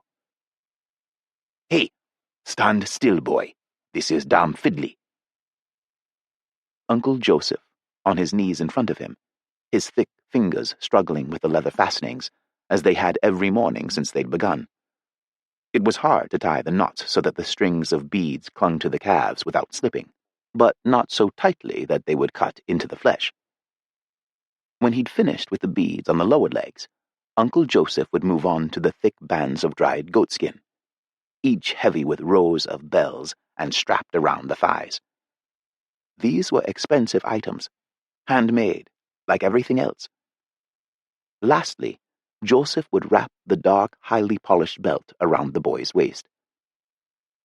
On 3 out of the last 4 mornings, much to the boy's amusement, he'd sliced a finger on one of the razor-sharp shells sewn into the leather. Behind him, Uncle Francis worked on attaching the beads that crossed his back and chest in an X, like brightly colored bandoliers. Francis was always cheerful, and the boy imagined that he too looked forward to that moment when Joseph would cry out, curse, and stick a bleeding finger into his mouth. It was always Francis and Joseph that dressed him. The rest of his uncles waited outside. He'd been amazed at quite how many uncles he had when they'd gathered on the night after he'd got back, when the family committee had met to organize it all. There had been lots to decide. Do we have drummers? Of course. This is important. He is important. Grade A. Definitely grade A. These drummers are not cheap. Their damn costumes alone are a fortune. I think they should come with their costumes. It isn't fair. We shouldn't have to pay for the costumes separately. We should have lots of drummers. And on, deep into the night, arguing and getting drunker while the boy listened from his bedroom. Though he didn't understand everything, the passion in the voices of these men had caused excitement to swell in his chest. Yes, and an equal measure of dread to press down on it, like one of the huge flat stones that lay along the riverbed at the bottom of the valley. He'd lain awake most of that night thinking of his friends, his age mates in the other villages, wondering if they were feeling the same thing. All set, boy, Uncle Joseph said. Uncle Francis handed him the headdress, rubbed the back of his neck. Feeling fit? Outside, he was greeted with cheers and whoops. This was the last day of gathering, and there was more noise, more gaiety than there had been on any day previously. This was the eve of it all, the final, glorious push. He took his place in the middle of the group, acknowledged the greetings of his brothers, of uncles and cousins whose names he could never remember. Though no one was dressed as extravagantly as he was, everyone had made the necessary effort. No man or boy was without beads or bells, while the older ones were all draped in animal skins, monkey, zebra, and lion. All had painted faces and strips of brightly colored cloth attached to the edges of their leather vests. A huge roar went up as the first drum was struck. A massive bass drum, its rhythm like a giant's heartbeat. The smaller drums joined then, and the whistles, and the yelps of the women and children, watching from the doorways of houses, waving the gatherers goodbye. The boy cleared his throat and spat into the dirt. He let out a long, high note, listened to it roll away across the valley. The rhythm became more complex, more frantic, and he picked up his knees in time to it, the beads rattling on his legs and the shells clattering against the belt around his waist. He began to dance. The procession started to move. A carnival, a traveling circus, 100 or more bare feet slapping into the dirt in time to the drummers. A cloud of dust rose up behind them as they picked up speed, moving away along the hard brown track that snaked out of the village. The mottled grey of the slabs was broken only by the splotches of dog-shit brown and dandelion yellow. Vincent looked up from the floor of the walkway. The eyes of the two taller boys darted between his face and that of their friend. It seemed to Vincent that they were waiting to be told what to do, that they were looking for some sort of signal. The boy in the cap raised his eyes up to Vincent's. He took a long, slow swig from his bottle, his gaze not shifting from Vincent's face.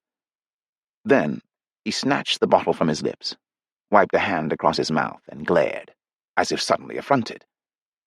What? Vincent smiled, shook his head. I didn't say anything. Yes, you fucking did. The boy with the shaved head took a step forward. What do you say, you cheeky black fucker? The smaller boy nodded, pleased, and took another swig. Vincent shrugged, feeling the tremble in his right leg, pressing a straight arm hard against it. Listen, I don't want any trouble. I'm just trying to get home. Home. Vincent blinked and saw his brother's face, the skin taken off his cheek and one eye swollen shut.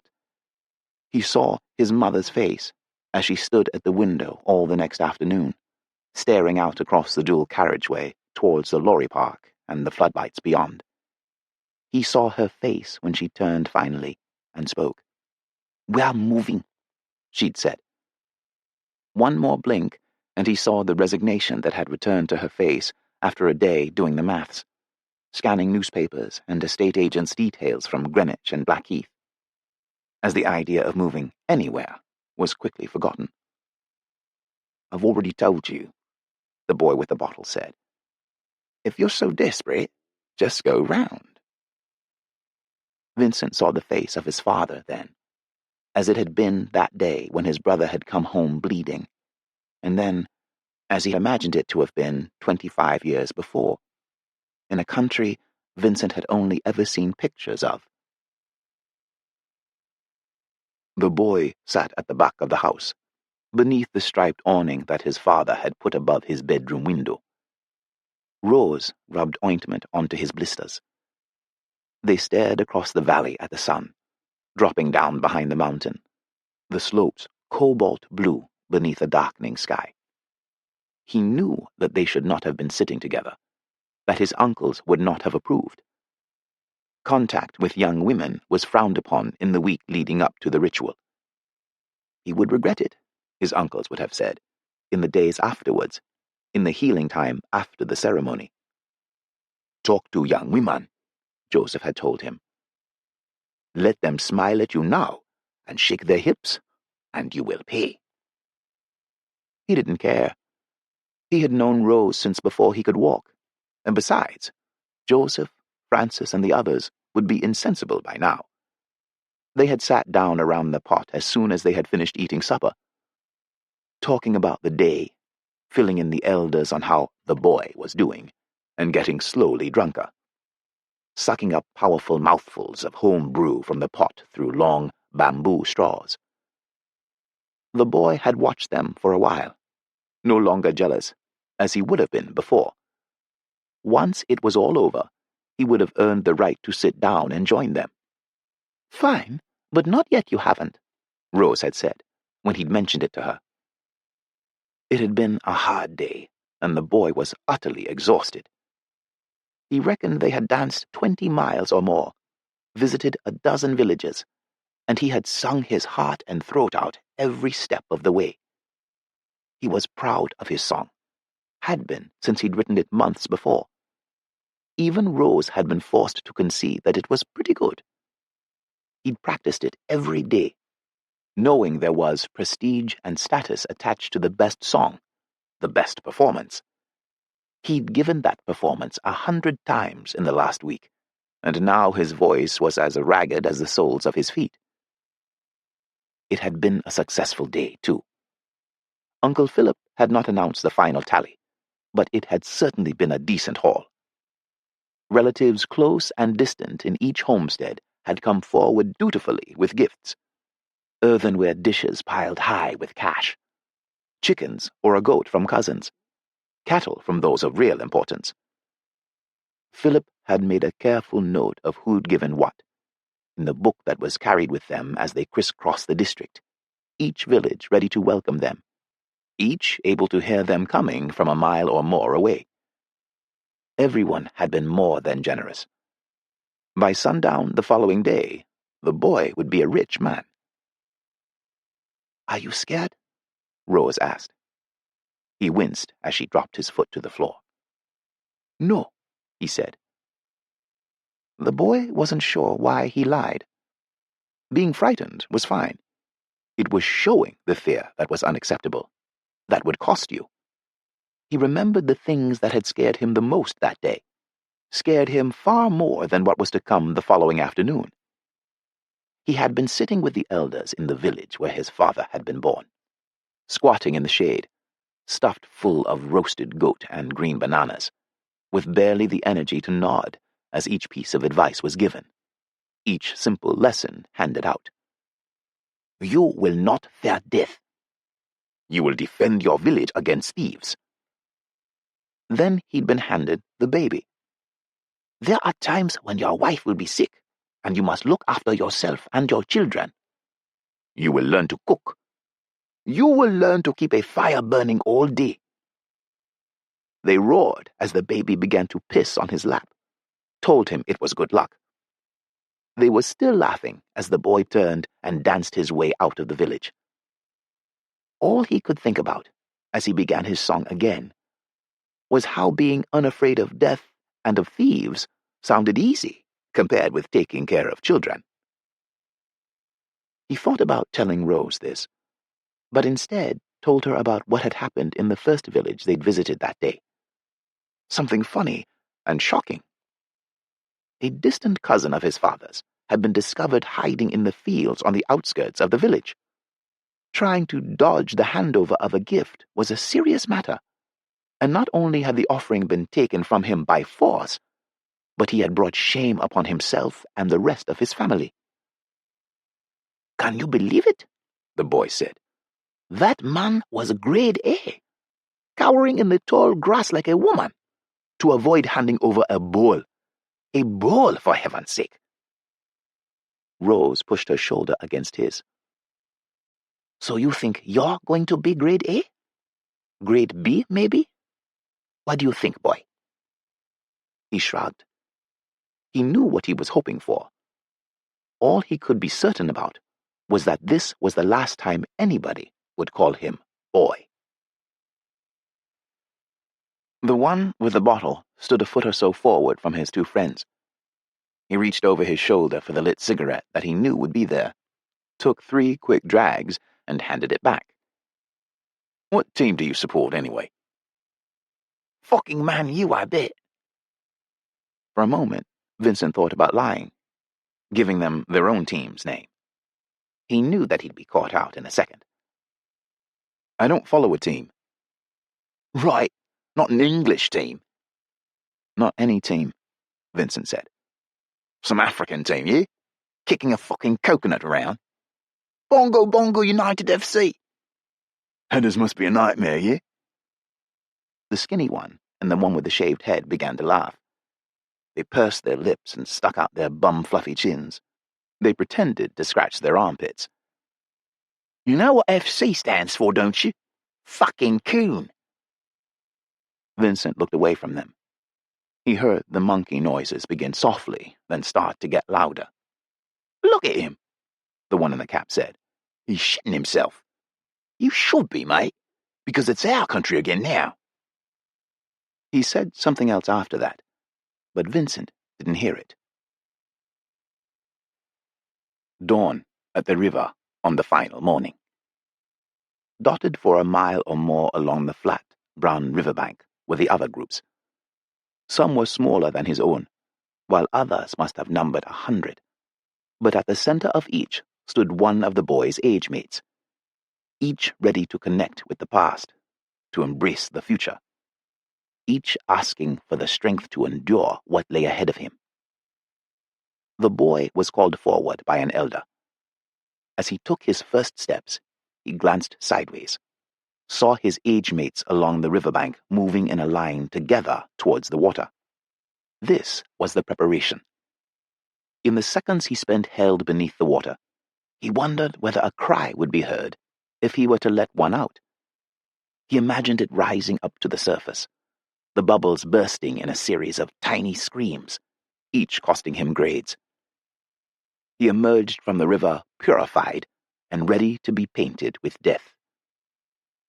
The sun was just up, but already fierce, and the white mud was baked hard within a minute or two of being smeared across his face, chest, and belly. The mist was being burned away, and looking along the bank, the boy saw a row of pale statues, a long line of ghosts in the buttery sunlight.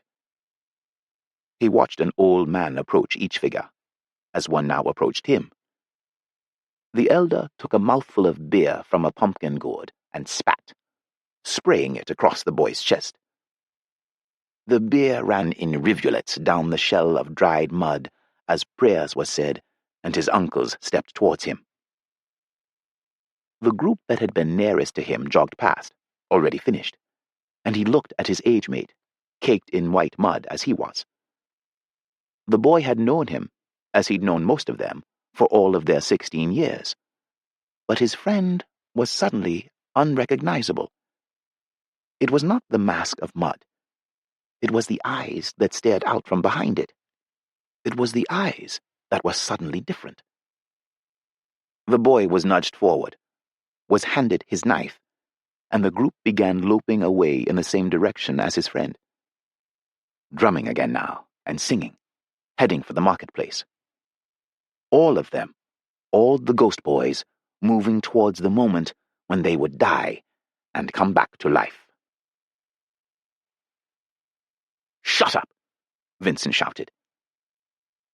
After a moment or two, the skinny one and the one with the shaved head stopped making their monkey noises, but only after a half glance in their direction from the one in the cap.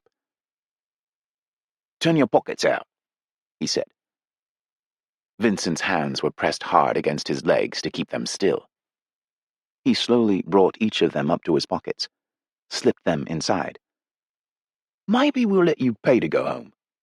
Let me see what you've got." Vincent's left hand came out empty. His right emerged clutching the change from his train ticket. He opened his hand, and the one in the cap leaned forward to take a look. "Fuck that, mate. Where's the notes?" Vincent shook his head. "This is all I've got." "You're a liar. Where's your wallet?" Vincent said nothing. He closed his hand around the coins and thrust his fist back into his trouser pocket. The one in the cap took a step towards him. He was no more than a couple of feet away. "Don't piss me about. I don't like it, yeah?" He could easily turn and go round. "Where's his phone?" the skinny one said. "Get his fucking phone, man. They always have wicked phones." The one in the cap held out his hand. "Let's have it." It suddenly seemed to Vincent that the phone might be the way out of it, his way past them. Handing it over, giving them something, and then trying to get past was probably a good idea. The mobile was snatched from his grasp the second he'd produced it. The one in the cap turned and swaggered back towards his friends. They cheered as he held it up for them to look at. The three gathered around to examine the booty, and Vincent saw a gap open up between the far right bollard and the wall. He thought about making a run for it. If he could stay ahead of them for just a minute, half a minute maybe, he would be virtually home. He reckoned he could outrun the two bigger ones anyway. Perhaps his mother or father, one of his brothers, might see him coming. He took a tentative step forward. The one in the cap wheeled round suddenly, clutching the phone. "Piece of cheap shit!" His arm snapped back, then forward, and Vincent watched the phone explode against the wall, shattering into pieces of multicolored plastic. The crack of the phone against the bricks changed something. By the time Vincent looked again, the gap had been filled. The three stood square onto him, their bodies stiff with energy despite their efforts to appear relaxed. The space between them all was suddenly charged. Vincent had no idea how he looked to them, what his face said about how he felt at that moment. He looked at their faces and saw hatred and excitement and expectation. He also saw fear. "Last chance," the one in the cap said. The boy was stunned by the size of the crowd, though it was nothing unusual. He could remember when he'd been one of the onlookers himself as a child, thinking that there couldn't possibly be this many people in the whole world. Today, as at the same moment every year, those that could not get a clear view were standing on tables and other makeshift platforms. They were perched on roofs and clustered together in the treetops. He and his age mates were paraded together, one final time, carried aloft like kings. His eyes locked for a few seconds with the friends as they passed each other. Their Adam's apples were like wild things in their throats. While the boy moved on shoulders above the teeming mass of bodies, the dancing and the drumming grew more frenzied. Exhausted, he summoned the strength to sing one final time, while below him the basket was passed around and each relative given a last chance to hand over more money or pledge another gift. Now it was only the fizzing in the boy's blood that was keeping him upright. There were moments, a sickening wave of exhaustion, a clouding of his vision as he reached for a high note, when he was sure he was about to pass out, to topple down and be lost or trampled to death. He was tempted to close his eyes and let it happen. At the moment when the noise and the heat and the passion of the crowd was at its height, the boy suddenly found himself alone with Joseph and Francis at the edge of the marketplace. There was space around him as he was led along a track towards a row of undecorated huts. "Are you a woman?" Joseph asked. "No," the boy said. The boy wondered if thinking about his mother and father made him one. He knew that they would be waiting, huddled together among the coffee plants, listening for the signal that it was over. Did wishing that he was with them, even for the few moments it would take to shake his father's hand and smell his mother's neck, make him less than grade A? "Are you a woman?" Francis repeated. "No," the boy shouted. His uncles stepped in front of him and pushed open a door to one of the peat latrines. "This will be your last chance," Joseph said. The boy moved inside quickly, dropped his shorts, and squatted above the hole formed by the square of logs. He looked up at the grass roof, then across at his uncles who had followed him inside. He knew that they had sworn to stay with him until the final moment. But honestly, what did they think he was going to do? Did they think he would try to kill himself by diving headfirst into the latrine? Did they think he would try to run? Joseph and Francis smiled as the shit ran out of him like water. "Better now than later," Francis said. The boy knew that his uncle was right. He stood and wiped himself off. He felt no shame, no embarrassment at being watched. He was no more or less than a slave to it now. A slave to the ritual. The beer can hit him first, bouncing off his shoulder. It was almost empty, and Vincent was far more concerned by the beer that had sprayed onto his cheek and down his shirt. The can was still clattering at his feet when the cigarette fizzed into his chest. He took a step back, smacking away the sparks, listening to the skinny one and the one with the shaved head jabbering. "I don't believe it. He's still fucking here." "Is he? It's getting dark. I can't see him if he isn't smiling." "He said he wasn't looking for trouble." "Well, he's going to get a fucking slap." "He's just taking the piss now." "We gave him every chance." "They're all taking the piss." "He's the one that's up for it, if you ask me." "It's him who's kicking off, don't you reckon? He could have walked away, and he just fucking stood there like he's in a trance. He's trying to face us down, the twat, like he still belongs here. Yeah, don't you reckon? Come on, then. Let's fucking, well, have it." Vincent became aware that he was shifting his weight slowly from one foot to the other, that his fists were clenched, that there was a tremor running through his gut. 100 yards away, on the far side of the estate, he saw a figure beneath a lamppost. He watched it move inside the cone of dirty orange light. Vincent wondered if whoever it was would come if he shouted.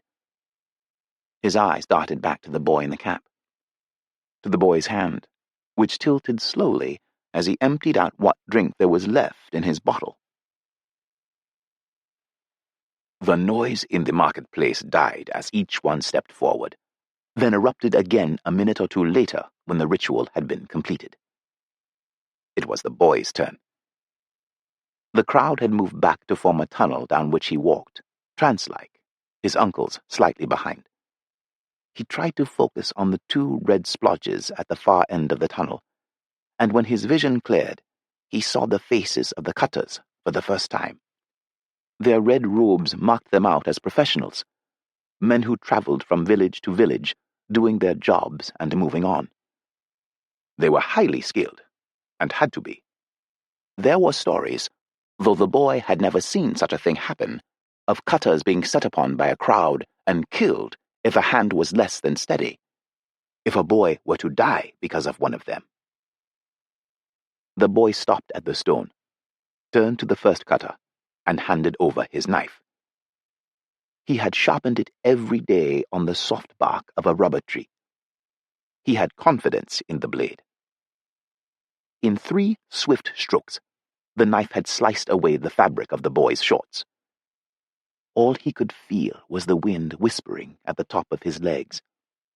All he could hear was the roaring of the blood, loud as the river, inside his head. He was offered a stick to clutch, to brace against the back of his neck and cling on to. This was the first test, and with a small shake of the head, it was refused. No grade A man would accept this offer. He was hard as stone. His hands were taken, pressed into a position of prayer, and placed against his right cheek. His eyes widened and watered, fixed on the highest point of a tree at the far end of the marketplace, repeating it to himself above the roaring of the river. Hard as stone. The boy knew that this was the moment when he would be judged. This was everything. When the crowd, when his family would be watching for a sign of fear, for blinking, for shaking, for shitting. He felt the fingers take the foreskin, stretching it.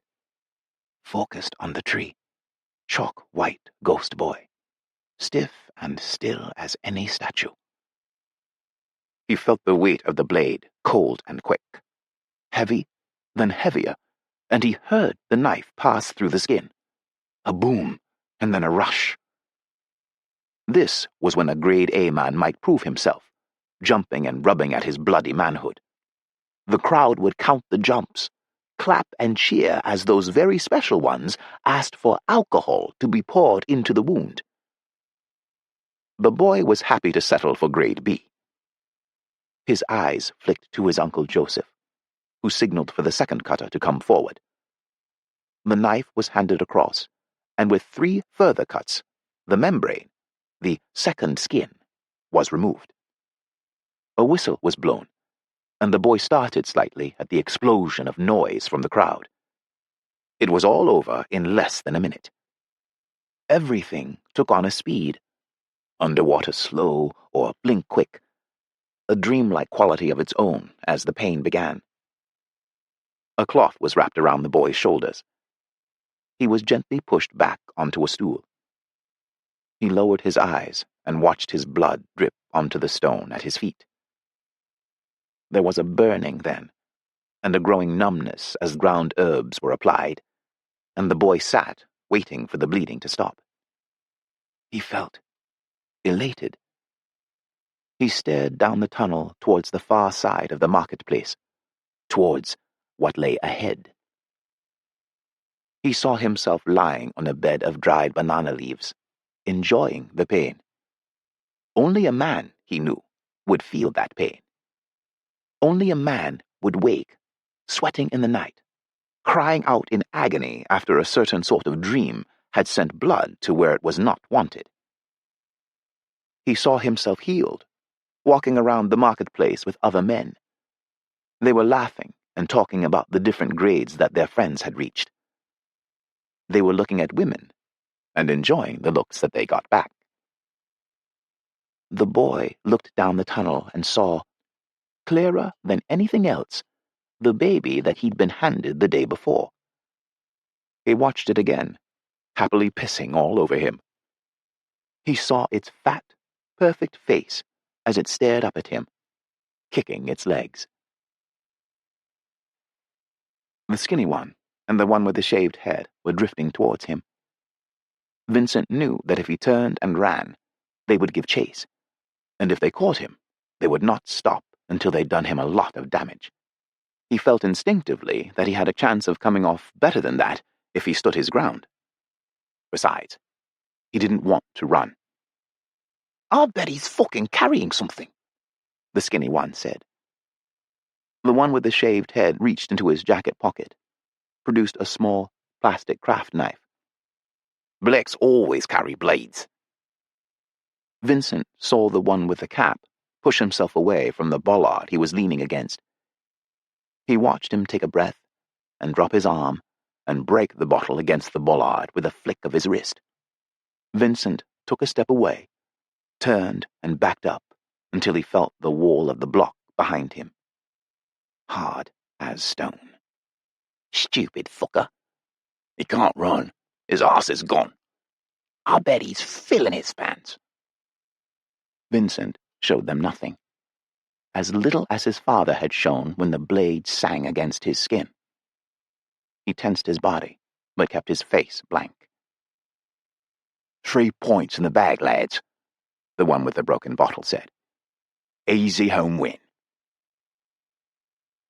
Vincent had learned a lot about what you gave away and what you kept hidden.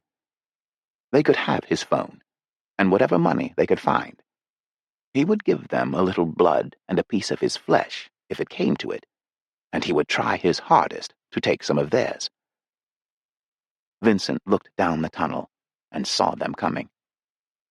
He would not show them that he was afraid, though. He would not give them that satisfaction. He was grade A. Kittens by Dean Koontz. The cool green water slipped along the stream bed, bubbling around smooth brown stones, reflecting the melancholy willows that lined the bank. Marnie sat on the grass, tossing stones into a deep pool, watching ripples spread in ever-widening circles and lap at the muddy banks. She was thinking about the kittens. This year's kittens, not last year's. A year ago, her parents had told her that the kittens had gone to heaven. Pinky's litter had disappeared the 3rd day after their squealing birth. Marnie's father had said, "God took them away to heaven to live with him." She didn't exactly doubt her father. After all, he was a religious man. He taught Sunday school every week, and was an officer or something in the church whose duty it was to count collection money and mark it down in a little red book. He was always picked to give the sermon on Layman's Sunday, and every evening he read passages to them from the Bible. She had been late for the reading last night and had been spanked. "Spare the rod and spoil the child," her father always said. No, she didn't actually doubt her father, for if anyone would know about God and kittens, it was he. But she continued to wonder. Why, when there were hundreds upon thousands of kittens in the world, did God have to take all 4 of hers? Was God selfish? This was the first that she had thought of those kittens for some time. In the past 12 months, much had happened to make her forget. There was her first year in school, the furor of getting ready for the first day, the buying of paper, pencils, and books. And the first few weeks had been interesting, meeting Mr. Alphabet and Mr. Numbers. When school began to bore her, Christmas rushed in on polished runners and glistening ice. The shopping, the green and yellow and red and blue lights, the Santa Claus on the corner who staggered when he walked, the candlelit church on Christmas Eve when she had had to go to the bathroom and her father had made her wait until the service was over. When things began to lose momentum again in March, her mother had given birth to twins.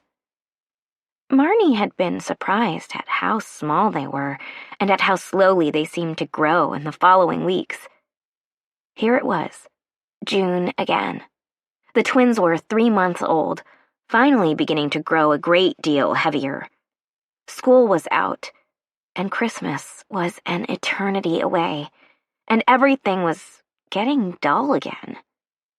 Therefore, when she heard her father telling her mother that Pinky was going to have another litter, she grasped at the news and wrenched every drop of excitement from it.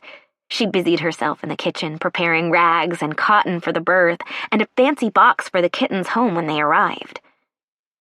As events ran their natural course, Pinky slunk away and had the kittens during the night in a corner of the barn. There was no need for sterilized rags or cotton, but the box came in handy. There were 6 in this litter, all gray with black spots that looked like ink hastily blotted. She liked the kittens, and she was worried about them. What if God was watching again like last year? "What are you doing, Marnie?" She didn't have to look. She knew who was behind her. She turned anyway, out of deference, and saw her father glaring down at her, dark, irregular splotches of perspiration discoloring the underarms of his faded blue work coveralls, dirt smeared on his chin and caked to the beard on his left cheek. "Throwing stones?" she answered quietly. "At the fish?" "Oh, no, sir. Just throwing stones." "Do we remember who was the victim of stone throwing?" He smiled a patronizing smile. "St. Stephen," she answered. "Very good." The smile faded. "Supper's ready."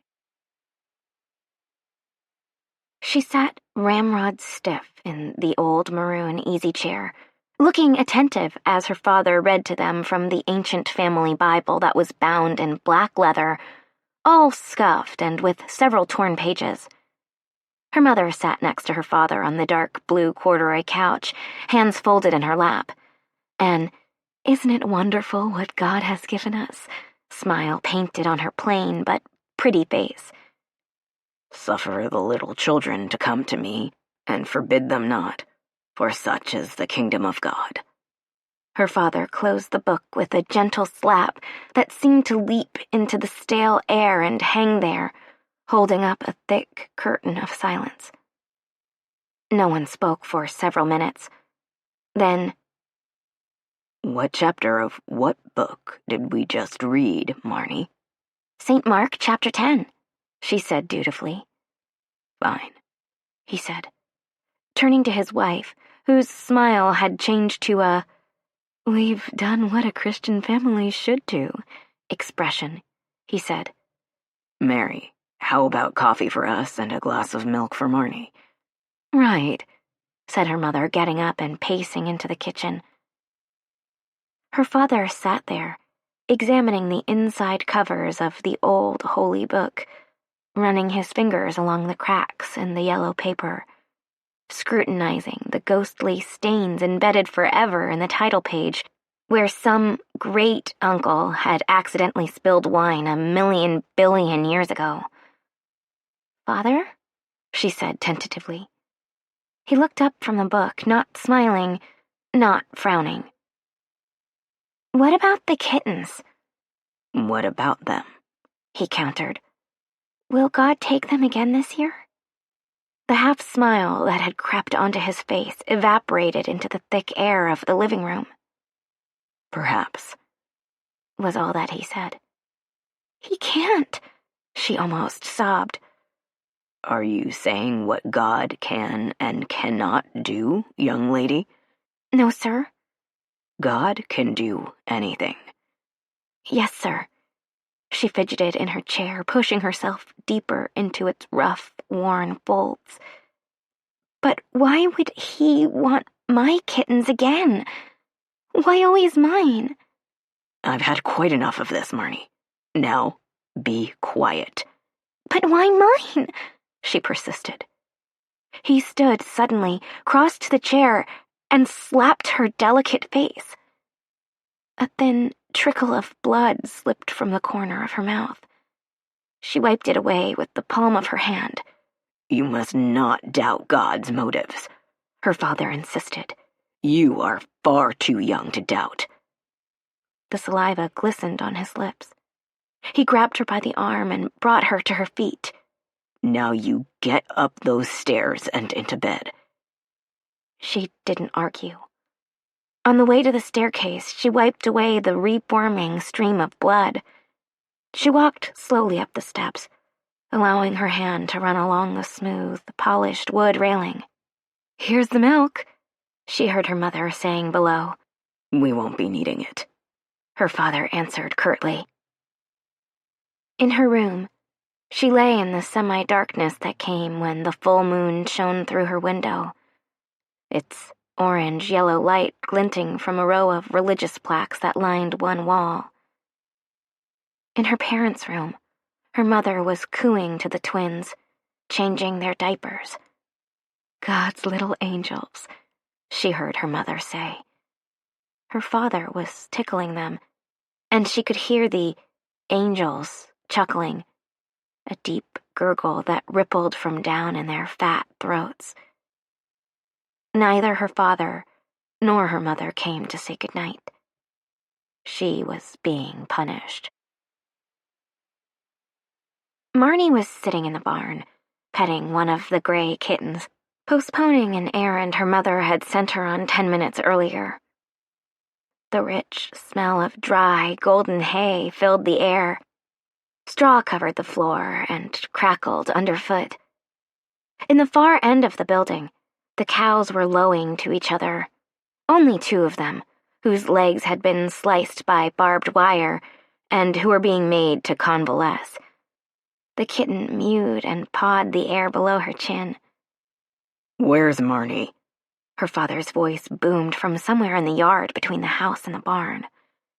She was about to answer when she heard her mother call from the house. "I sent her to Brown's for a recipe of Helen's. She'll be gone another 20 minutes. "That's plenty of time," her father answered. The crunch of his heavy shoes on the cinder path echoed in military rhythm. Marnie knew that something was wrong. Something was happening that she was not supposed to see. Quickly, she put the kitten back in the red and gold box and sprawled behind a pile of straw to watch. Her father entered, drew a bucket of water from the wall tap, and placed it in front of the kittens. Pinky hissed and arched her back. The man picked her up and shut her in an empty oat bin from which her anguished squeals boomed in a ridiculously loud echo that belonged on the African veldt and not on an American farm. Marnie almost laughed, but remembered her father and suppressed the levity. He turned again to the box of kittens. Carefully, he lifted one by the scruff of the neck, petted it twice, and thrust its head under the water in the bucket. There was a violent thrashing from within the bucket, and sparkling droplets of water sprayed into the air. Her father grimaced and shoved the entire body under the smothering pool. In time, the thrashing ceased. Marnie found that her fingers were digging into the concrete floor, hurting her. Why?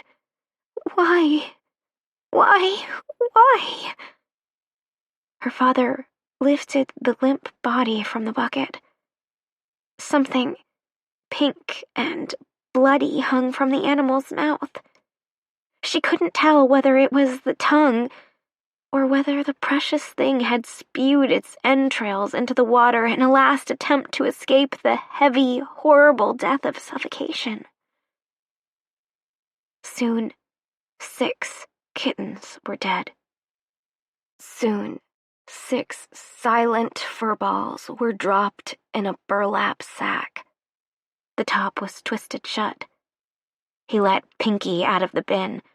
The shivering cat followed him out of the barn, mewing softly, hissing when he turned to look at her.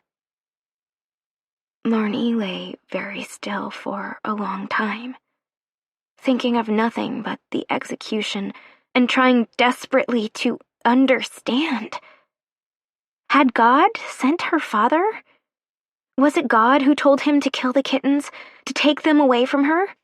If it was, she didn't see how she could ever again stand before that gold and white altar accepting communion. She stood and walked toward the house, blood dripping from her fingers. Blood and cement Did you get the recipe? Asked her mother as Marnie slammed the kitchen door. Mrs. Brown couldn't find it. She'll send it over tomorrow. She lied so well that she surprised herself. Did God take my kittens? She blurted suddenly.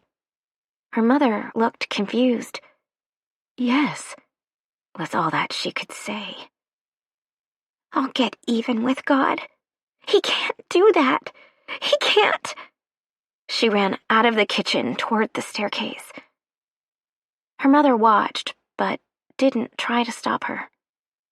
Marnie Caulfield walked slowly up the stairs, letting her hand run along the smooth, polished wood railing.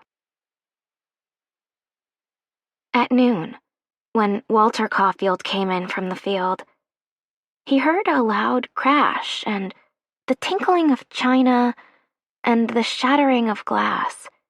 He rushed into the living room to see his wife lying at the foot of the stairs. A novelty table was overturned, statuettes broken and cracked. Mary, are you hurt? He bent quickly to her side. She looked up at him out of eyes that were far away in distant mists. Walt? My good God. Walt, our precious angels. The bathtub. Our precious angels. Take My Hand by A.K. Benedict. And this is my favorite exhibit, Dr. Ruth Irving said, stopping in front of a closed cabinet. The tour guide turned to the group of 14-year-olds, her eyes sparking. Has anyone heard of a Hand of Glory? Some shook their heads. Most didn't bother. It was hot, and they'd already trudged round 6 rooms of dead things. There were better things to do, like drinking. What's a school trip without an educational pop to the nearest pub? You'll like this one, Ruth said, taking the key out of her pocket. Don't bet on it, Matilda muttered to her best friend Tara. Tara snorted. Ruth's eyebrows raised. You won't be laughing when you see what's inside. Which just made Tara laugh harder. Giggles can't be gagged by a woman in half-mast trousers. Her right cheek twitching, Ruth unlocked the cabinet and opened the door. Inside on a glass plinth was a hand. Its remaining skin clung, sunken to the bones. Tea-coloured and skeletal, each finger was tipped with a yellow nail. Ugh, Tara said. That's gross. Ruth's hands shot to her hip pockets as if she were in a dusty desert gunfight, not a musty museum. That is a valuable artifact, she said. I'll give you £1, Matilda said, wriggling through her pockets and pulling out a gum-covered coin. Funny thing to have as your favourite, miss, Tara said.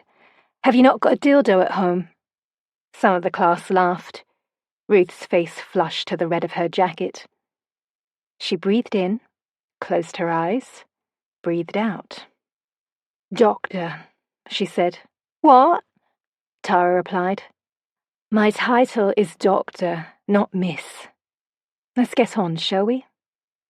According to 17th and 18th century sources, a Hand of Glory came from a hanged convict, severed while they were still on the gibbet. Cool, said Brandon. Ruth smiled at him. Very cool. The hand, usually the left, would then be dried and pickled for a month. A candle made from the fat of the dead criminal was balanced on the severed hand, then used in one of 2 ways. The most famous use is by a burglar. The legend states that householders remain asleep for as long as the candle burns. When they wake, their precious items have been stolen, and the house smells of molten human tallow. Disgusting, Matilda said. Fascinating, Ruth replied. The perfect combination of folklore and crime. Your dad could have done with one, Tara shouted over to Brandon. Then maybe he wouldn't have gone down for 5 years. Brandon looked down at the checkered floor. You're not the one who should be ashamed, Ruth said to him quietly. We can't be blamed for the actions of those close to us. Brandon gave her a grateful grin. Now, Ruth continued, any questions about the exhibit? Where's the candle? Brandon asked, his voice hardly audible. Ruth managed to catch it, though.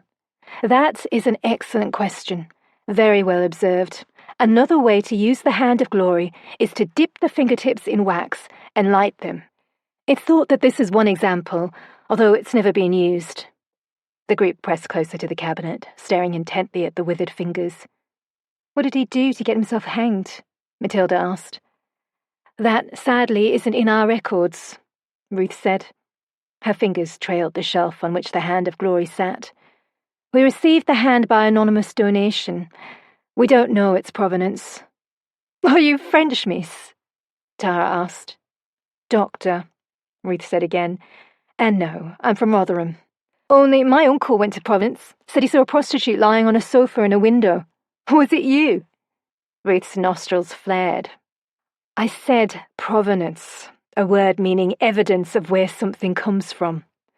Your provenance, for example, is clearly a family of Pringles-eating sofa-shaped ingrates trapped in tracksuit trousers. Tara's lips opened, but no words came out. Not so mouthy now, are you? Said Ruth. You really don't want to mess with me? Matilda squared up to Ruth. You can't say that. You'd think so, wouldn't you? Ruth replied. Turns out you can. Come on, Tara said, grabbing Matilda's elbow. Let's leave her to her manky hand. She stalked off, followed by Matilda. Ruth watched them go, then smiled at the rest of the group as she locked the cabinet. Shall we continue? The museum toilets were furnished with dark wood and hissing cisterns. Tara stood in front of the mirror, swiping a contour stick from her right earlobe down to the corner of her mouth. Smudging the dark stripe into her skin, she watched as her cheekbone popped. We can't let that bitch get away with speaking to me like that, she said. Are you going to tell Mrs. Crabbe? Matilda asked. Mrs. Crabbe wouldn't care, Tara replied, sculpting the other side of her face. The lazy cow couldn't even be bothered to come in with us. What are you going to do then? What are we going to do? Tara corrected. Fine. What are we going to do? We get revenge, that's what. Tara turned to Matilda. And what do you do to someone to get revenge? She didn't wait for an answer. You take something they love. Tara waggled the red-tipped fingers of her left hand. Excuse me, miss, Matilda said, tapping Ruth on the shoulder when the tour had finished. Ruth spun around. Doctor, not miss. I thought you two had left. Tara sidled up next to her real close. We couldn't go before we made up with you. Say sorry and that. That's not necessary, Ruth said. She tried to back away but was blocked by a display case containing a frozen pandemonium of taxidermy parrots. Tara put her arm round Ruth's shoulders. Matilda stepped in, breathing spearmint and tooth decay in Ruth's face as she slowly said, We're really, really sorry.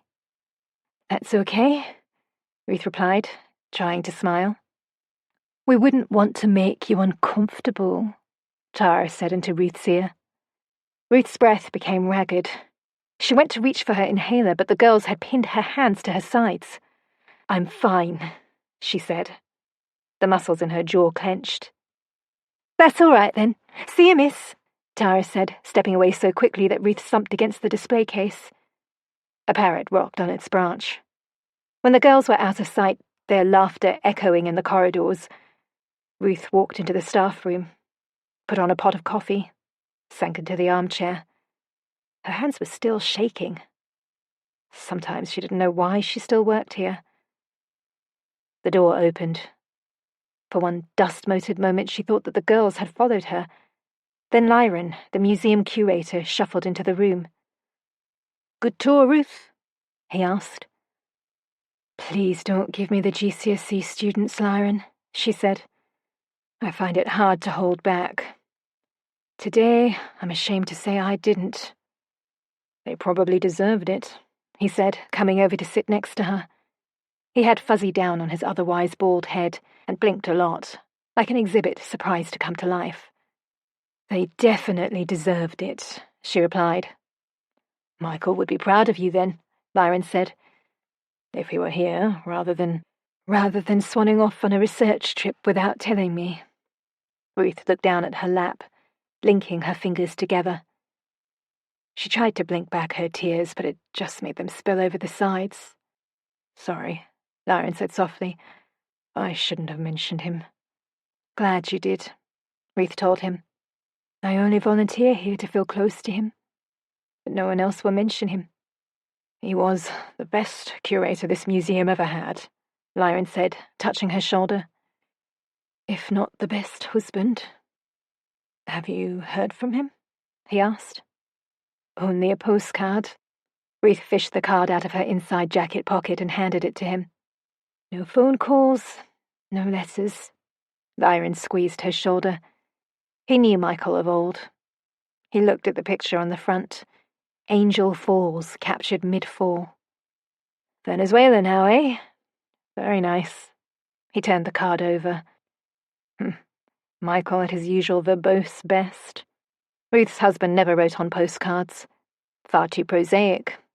He melted dried blood-red sealing wax on the back, sprinkled on soil or sand from the country he was visiting, and pressed his thumbprint on top.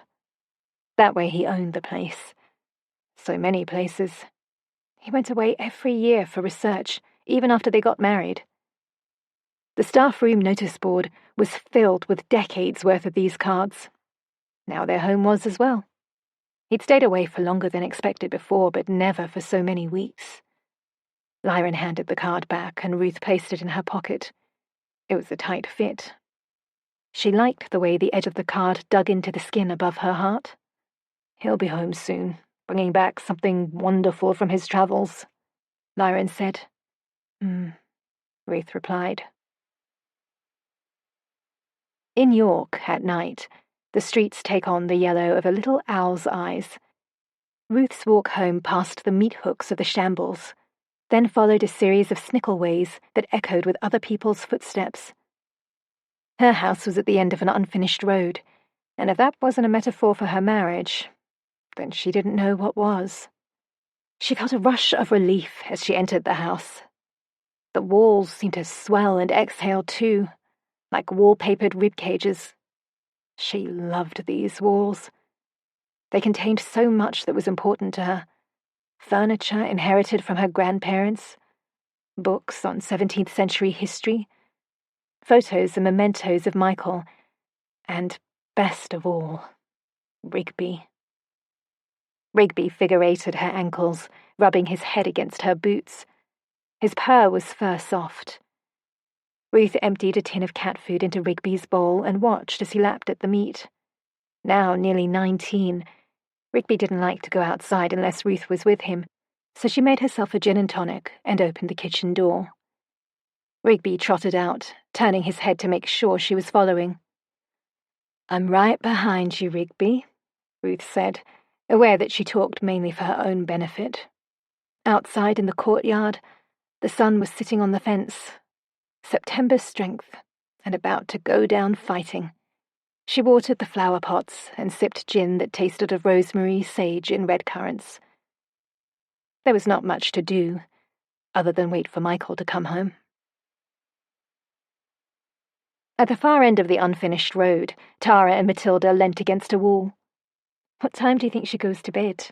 Matilda asked. Really early, Tara replied. 10? 10:30? She's got no one to shag. Her husband is off on holiday for ages or something, and I can't see her having an affair. Not in those shoes. She doesn't have any friends either. How do you know all that? Looked at her Facebook page. Always do your research. No one comments on her stuff, not even her husband. Ouch. Burned by your own bloke, said Matilda. Yeah, still this'll cheer her up, Tara said, reaching into her bag and pulling out the hand of glory. Put it away, Matilda said, giggling as Tara used the hand to tickle her under the armpit. Someone will see. Tara placed the hand carefully back in her bag. As long as she doesn't see until we've finished, and if the hand of glory does what it's supposed to do, she won't. Hours later, the sun had died for the day, and Ruth was in bed. It was cold enough for the autumn duvet now. It felt safer somehow underneath these covers. There were often times that she didn't feel safe here. It was probably paranoia, but since Michael went away, she felt watched. Vulnerable. Ruth turned onto her side, and Rigby snuggled into her, the little furry spoon. Her head swam with bathtub gin. Sometimes drinking stopped the dreams from coming. Sometimes it let them in. "Are you sure this is going to work?" Matilda whispered as they climbed over the back fence. The conditions were perfect. Nobody was about. Even the moon was hiding its face in the clouds. "I've broken into my own house loads of time, and they've never caught me," Tara said. "Out all hours, and they think I'm fast asleep." "I suppose," Matilda said. "And I climbed onto your garage when you were grounded to get you out," Tara said, landing on the decking like a TK Maxx-clad cat. Avoiding Potts, treading carefully on the gravel, she moved to the back door and took the Hand of Glory out of her shoulder bag. "I still can't believe we took it," Matilda said as she brought out her lighter. She shouldn't leave the keys to valuable artifacts in her pocket, should she? Asking to be robbed she was. "Yeah," whispered Matilda. "We're just teaching her not to be so rude. We're the customers. Oh, and to look after her possessions." "Exactly. Maybe next time her husband won't fuck off for so long," Tara replied. "Go on then. It's time." Matilda flipped her lighter. Tara held out the Hand of Glory and dipped the little fingertip in the yellow of the flame until it caught light. Matilda gasped as each of the fingers was lit. The flame spread no further than the smallest knuckle of each finger. It lit up the midnight courtyard. The Hand of Glory smelled of herbs and beeswax and pickled onions. "Right then," Tara said. "Let's break this door in." Neither Ruth nor Rigby stirred as glass hit the floor of the kitchen downstairs and the back door was forced open. Nor did they move when Matilda stood upon the creaky floorboard on the landing. They didn't even twitch an eyelid when Ruth's clothes were tipped out of the chest of drawers in the room next door. Quietly to start with, and then, as it became clear that the Hand of Glory was in action, with no thought to noise at all. The girls stood in Ruth's bedroom doorway. Ruth was face down in the pillows, breathing deeply. Her cat was stretched out in black alongside her. An empty glass on her bedside table. "We could do anything as long as the hand is still burning," Tara said, her head tilted on one side. "We could shave her eyebrows," Matilda said, giggling. "We could do that. Or we could kill her," Tara said. Her eyes showed the light of 5 fingertips blazing. Matilda turned to Tara. "You're joking, right?" Her voice trembled like a flame. "We could, though." Hand of Glory in one hand, Tara took a knife out of her shoulder bag with the other. "I thought we were just going to scare her a bit, get her back for saying those things," Matilda said. She looked very young by candlelight. "We don't need to use the knife," Tara said. "Good," Matilda said. "Then let's take her stuff and—" "You could just sit on her back, push her head into the pillows," Tara said. "She's got enough of them." "That thing's infected you," Matilda said, staring at the Hand of Glory. "You wouldn't talk like that otherwise. It must be a murderous hand. It's speaking through you." "Maybe it is," Tara said, "and it feels amazing. You should try it." She thrust the Hand of Glory at Matilda. "I don't want it," Matilda said, backing out of the room. "I don't like it." "What's the problem?" Tara said. "I thought you'd want to feel powerful for once." She followed Matilda down the corridor, the burning hand held out. "Stop it, Tara," Matilda said, turning her head away from the heat. "It's not funny." She reached behind her, found a door frame, and fumbled for the handle. The door opened into another room, and Matilda stumbled inside. She tried to close the door, but Tara was too quick, darting through, candles flaring. The Hand of Glory lit up that room too. Matilda screamed. Tara turned. In the corner, hanging from the ceiling, was what once was a man. He was tea-coloured and withered, smelled of rosemary and sage and pickled red currants. It only had one hand, and its thumb was covered in blood-coloured wax. Tara dropped the Hand of Glory. The fingers flared against the carpet. then died. Matilda ran for the door, rattled it. "It's locked," she said. Tara tried. The door was firmly shut. "Thanks for giving Michael back his hand," Ruth called through the door. "Let us out, you mad old bitch!" Tara screamed.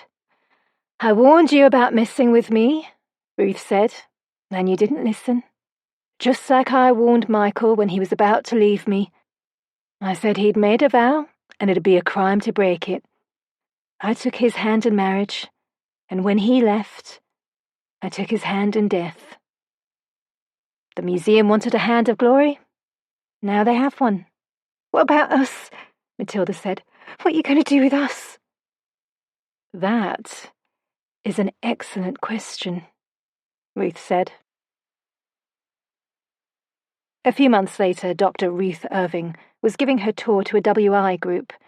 Practical women, good with their hands. They stood staring at the hand of glory. "What's the other way?" one of them asked. "What do you mean?" asked Ruth. "You said that there were 2 ways to use a hand of glory, but only mentioned one." The WI woman looked pleased, as if she had caught Ruth out. Ruth smiled. "The other way is to prevent burglary.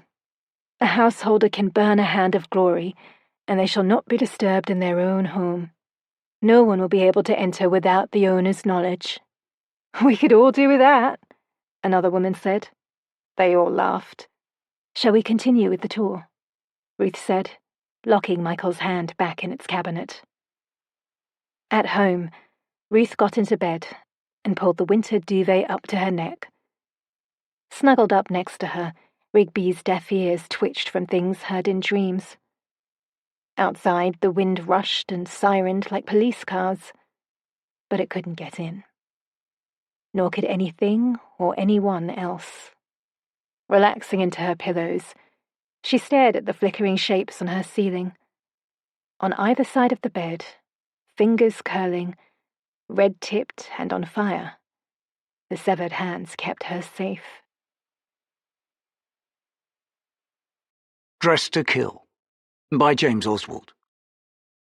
It's absolutely perfect. She stands in the tiny changing room at the back of the shop, staring in the mirror as she twirls. The dress is old, older than her mum, older even than her gran. Something she imagines a flapper girl in the 1920s might wear. And yet it feels like it was made for her. Nothing has ever flattered her figure so much. Nothing has been quite so comfortable. She can hardly contain her joy. You sure, Hen? Don't you think it's a bit cheap, you know? Second-hand dress and all that? She stares past her reflection at the figure standing behind her. Trust Susan to get the wrong end of the stick, best friend or no. It's no second-hand. It's vintage. There's a difference, see? I mean, it's cheap, eh? Cheaper than that outfit you've got your eye on, Suze. She reluctantly shrugs herself out of the dress, pulls on her normal clothes. Somehow they don't feel right anymore. They're too tight around the arms, chafe in uncomfortable places she hadn't noticed before. It's no matter. She can change when she gets home. Carefully she gathers up the dress, trying hard to ignore the dangling price tag. She lied. It's more than Susan's paying for her outfit, more than she can really afford.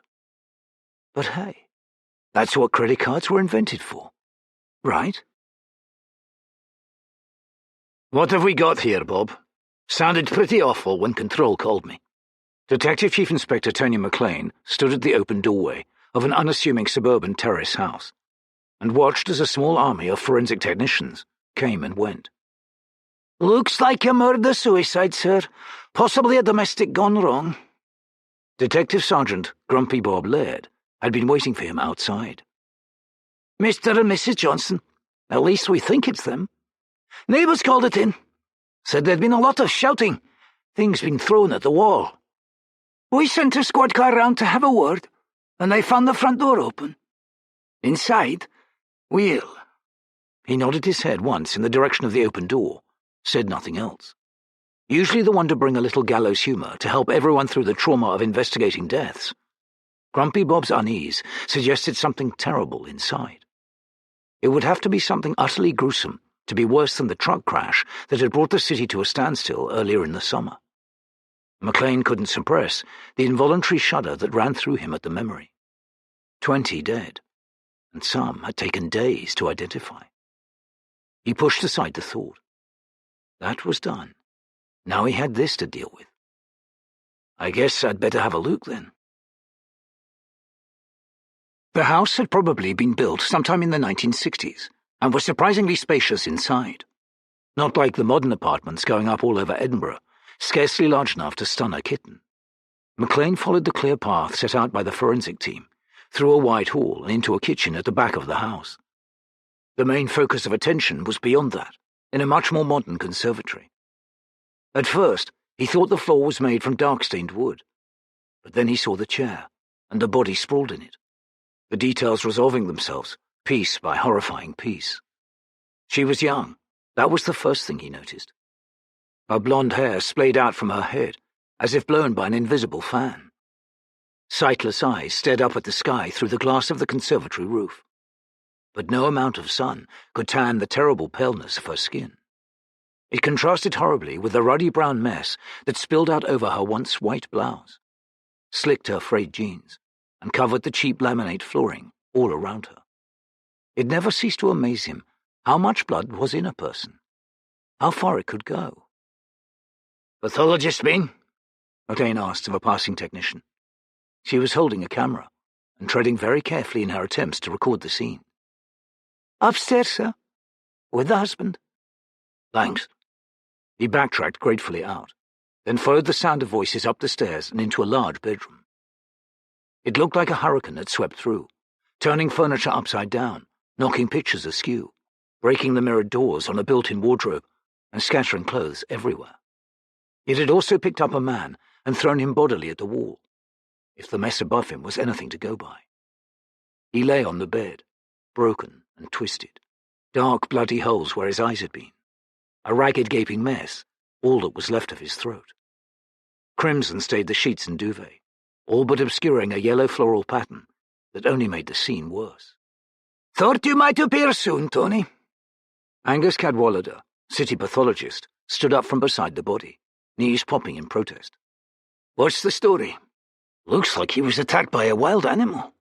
"Aye, he's been beaten about a fair bit." Cadwallader had always been the master of understatement. McLean took a step closer, even though his every instinct was to run.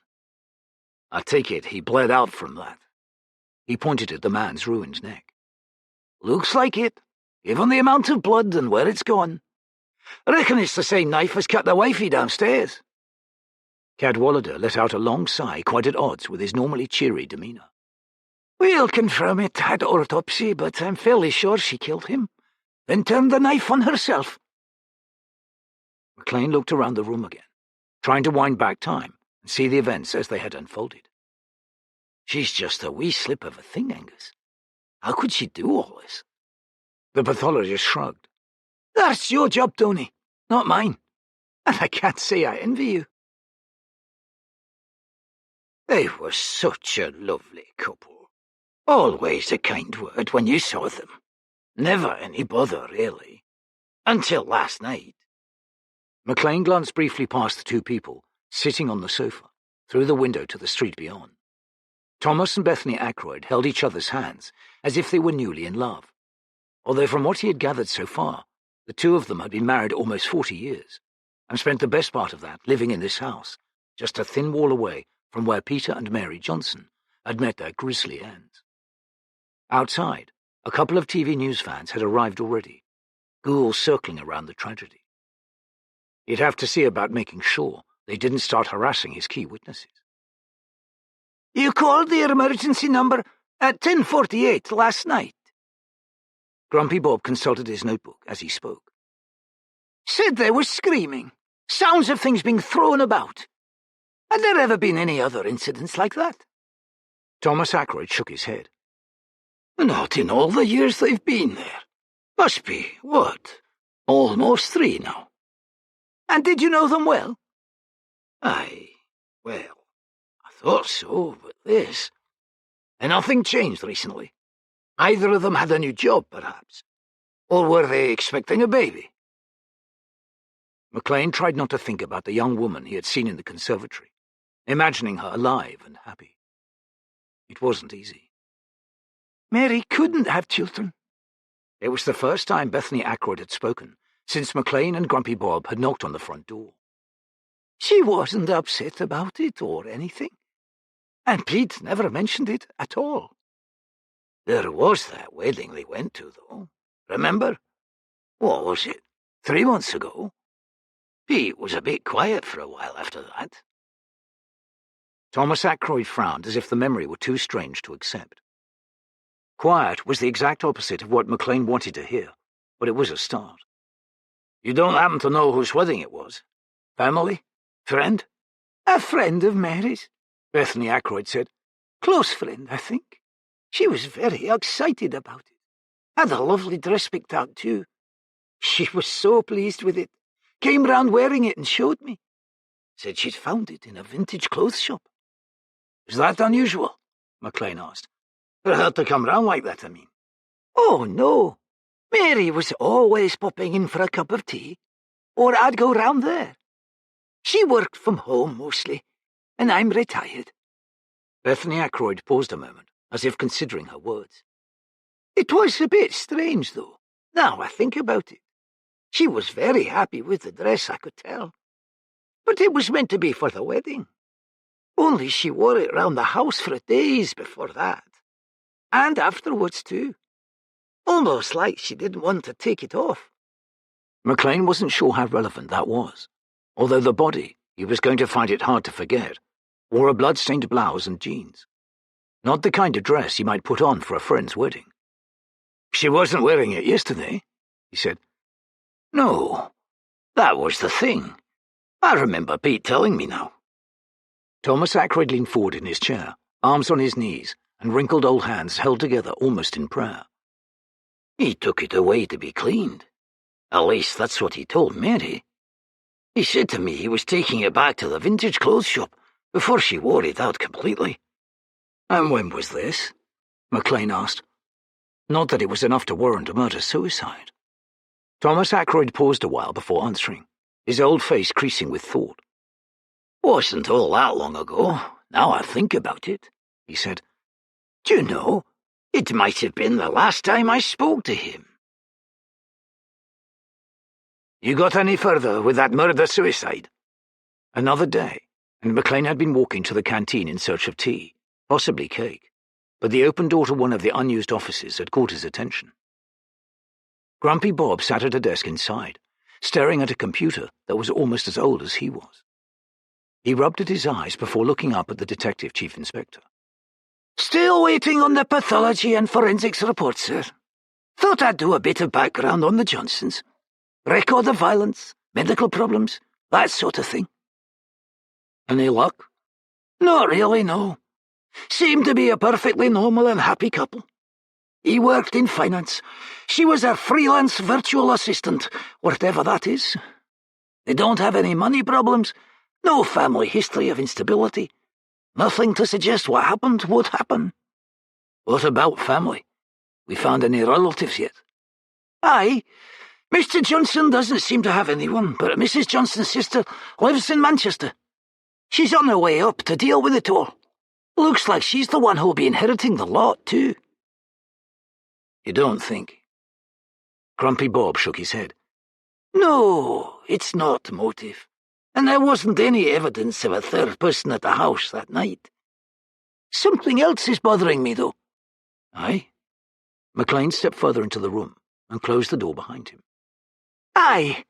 Something about it rang a bell. So I went on the database, looked for murder-suicides with a similar M.O. Didn't take long to find one. Almost identical. Young couple, happy, well enough off, good neighbours. Then there's a report of an argument, and when our lot turn up, he's had his eyes put out and throat cut. She's bled out on the kitchen floor. When was this? McLean felt the all-too-familiar cold in his gut. 86. I vaguely remember. I'd not long moved to plain clothes, but it was another team looked into it. Coincidence? McLean didn't see how it could be anything else. You'd think, but there was another one, 24 years earlier. Another murder-suicide. Same M.O. Everything. Wife goes off the rails, cuts husband's throat and puts out his eyes, then kills herself. I've only got the bare details so far. Just a record on the database. Everything else is in the archives. If we're lucky. Grumpy Bob turned his attention back to his elderly screen. Do me a favour, will you, Bob? Dig them out and go over them. See if there's anything that got missed first time round. You think the cases might all be connected? I don't know. One might just be a grim coincidence, but two? My gut says something's not right here. McLean patted his stomach. Either that or I need to eat something. Still wearing that old thing, Hen? She lets out a snort of annoyance, but it's short-lived. Susan is always like this when they meet up for a coffee. Jealous, probably. I like it. Cost me enough, too. Might as well make the most of it, while the sun's shining. Aye, fair enough. She watches her old friend as she clumsily pulls out a chair and slumps into it. Susan was never the slimmest, but she's let herself go recently. How's Mike? She asks, and knows the answer by the scowl that squeezes itself across Susan's features. How do you think he is? Cuckolded at his own wedding reception. Oh, God. If I'd known that your boyfriend was going to shag the bride before the groom had a chance. It's no your fault, Katie. None of us knew. Aye, well, doesn't say much for my taste in men, does it? We all make mistakes, Hen. Susan raises an arm to call over the waiter. Orders something with a stupid name. You wanting anything? Nah, I'm good. She reaches for her coffee, and that's when it happens. Stupid flimsy handle snaps clean off in her fingers. She can see it in slow motion, the half-full cup tumbling towards her lap, treacly black espresso already spreading in the air, the better to ruin her favourite dress. She can only sit there, damp and distraught, as Susan fusses over her with paper napkins, water from the glass she wishes she'd picked up instead. It's too late. The perfect fabric ruined. Even now the dress feels wrong, uncomfortable, the clothing of a dead woman. There are voices behind Susie's inane reassurances, hoarse whispers telling her it's all over. The sun still casts shadows, but the world feels darker, colder. Come on, Hen. It's no far to my place. Let's get you changed, eh? Get that old thing off to the dry cleaners. The words scarcely register, and she is powerless to resist as Susan pulls her to her feet, guides her from the little cafe. All she knows is that the dress is ruined.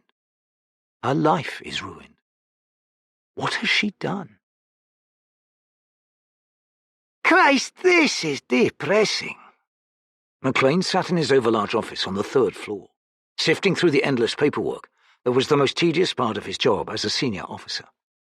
Across the room, Grumpy Bob stared at the screen of a tablet computer that had been found at the house of Peter and Mary Johnson. It had taken a few days for forensics to check it over and break the password protection.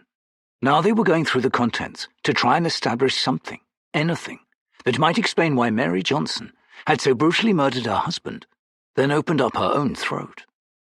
Depressing how? He closed the folder he'd been working on and went to peer over Grumpy Bob's shoulder. Knowing they're dead, I guess. The detective sergeant swiped away a photograph, bringing up another to replace it. These pictures show them so happy. Pictures can lie though, Bob. You know that as well as I do. Aye, you're right. Still can't find anything. Oh, hang on. Grumpy Bob craned his neck, then pinched at the image on the screen to make it bigger. Looking over his shoulder, McLean saw a photograph clearly taken at a wedding. Mary Johnson in an old-fashioned dress, laughing. She looked so full of life, it was hard to reconcile the image with that of the woman in the conservatory. But the date stamp on the photograph showed it had been taken just a few weeks before she had killed her husband, and then herself. What is it? He asked, as Grumpy Bob put the tablet down and reached for a thick archive folder.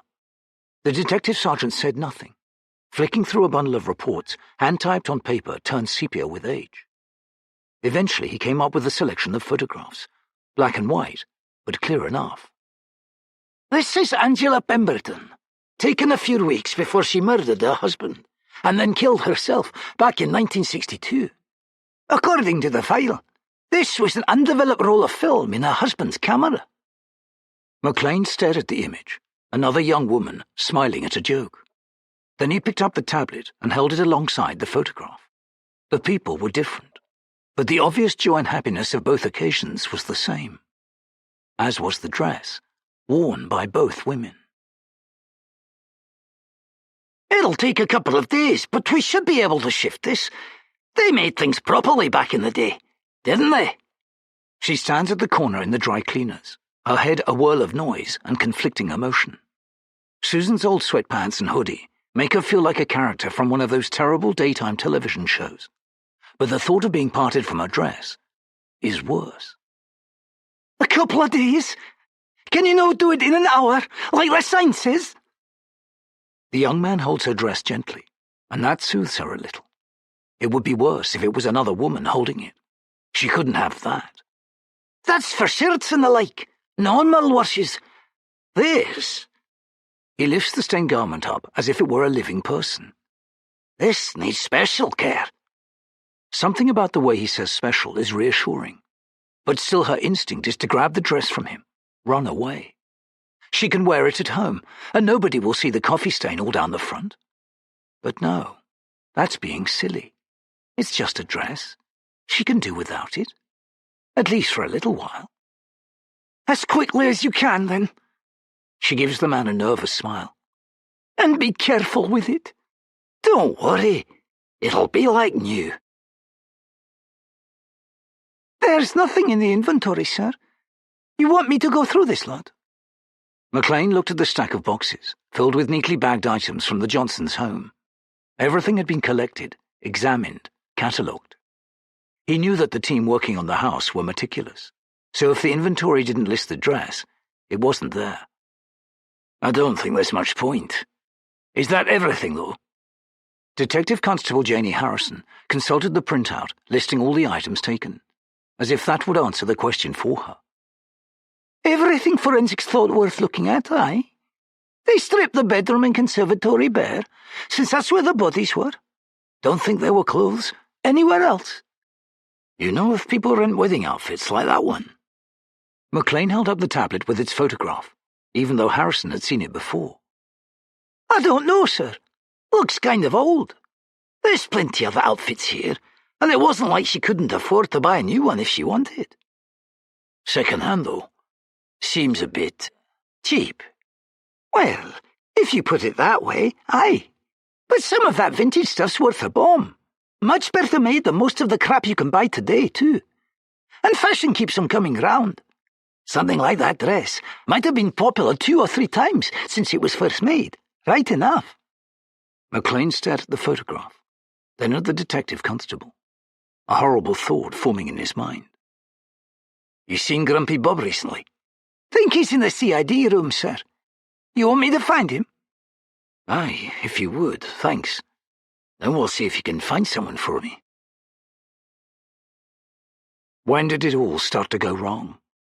She finds it so hard to think, the well of despair pulling her down, the darkness so overwhelming, despite the sun that shines in mockery through her window. She hasn't set a foot outside in days, too overwhelmed at the thought of all those people staring at her, expecting things of her, judging her. She's never been happy. Not really. It's always been about other people. Even when she thought she was having a good time, it wasn't really her. Like the wedding. She put herself in so much debt to celebrate Jen and Michael getting married. So many expectations. So much hope. And what came of it?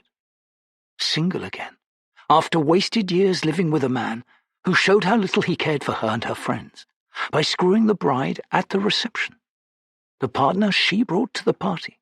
Quite literally fucked it up for everyone. Jesus. How can she live with herself after that? She should call Suze. Get her to come round like she used to. Maybe bring a bottle of wine and some corny rom-com to watch.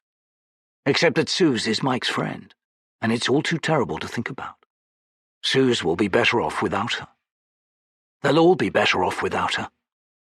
Nobody needs reminding of that horrible, agonizing, embarrassing incident. It's too much to bear, too much to live with. I've not thought about it in a very long time. Not properly. Something like that never really goes away, though, does it? McLean sat in an uncomfortable chair in a nursing home on the outskirts of the city. Across a small coffee table from him sat an elderly woman wearing dark glasses that were almost completely black, her gnarled hands gripping a white cane as if her life depended on it. Audrey Maidstone had been surprisingly hard to track down, not helped by the 2 marriages and changes of name she'd gone through since her sister had killed herself in 1962. I'm sorry to dredge up old memories, especially unpleasant ones. Well, I'm sure you wouldn't unless you thought it was necessary. Although I thought the case was closed long ago. It was. It is. But I was hoping you might be able to remember what became of all their possessions, your sister and her husband. Did they go to other family members? I'm thinking of your sister's clothes in particular. You're thinking of that bloody dress, I take it. She pulled off her dark glasses with a wavering hand. The eyes that stared at McLean were almost completely white, and yet they held his gaze with a fierce intensity, reading him as if he were an open book. After what felt like an hour, but was more likely the most uncomfortable 15 seconds of McLean's life, she slowly put them back on again. And she was obsessed with that dress. Found it in a junk shop or something. I thought it was hideous, but she loved it. Bought it to wear to a wedding. Bertie Smythe, I think it was. Only she never took the damn thing off.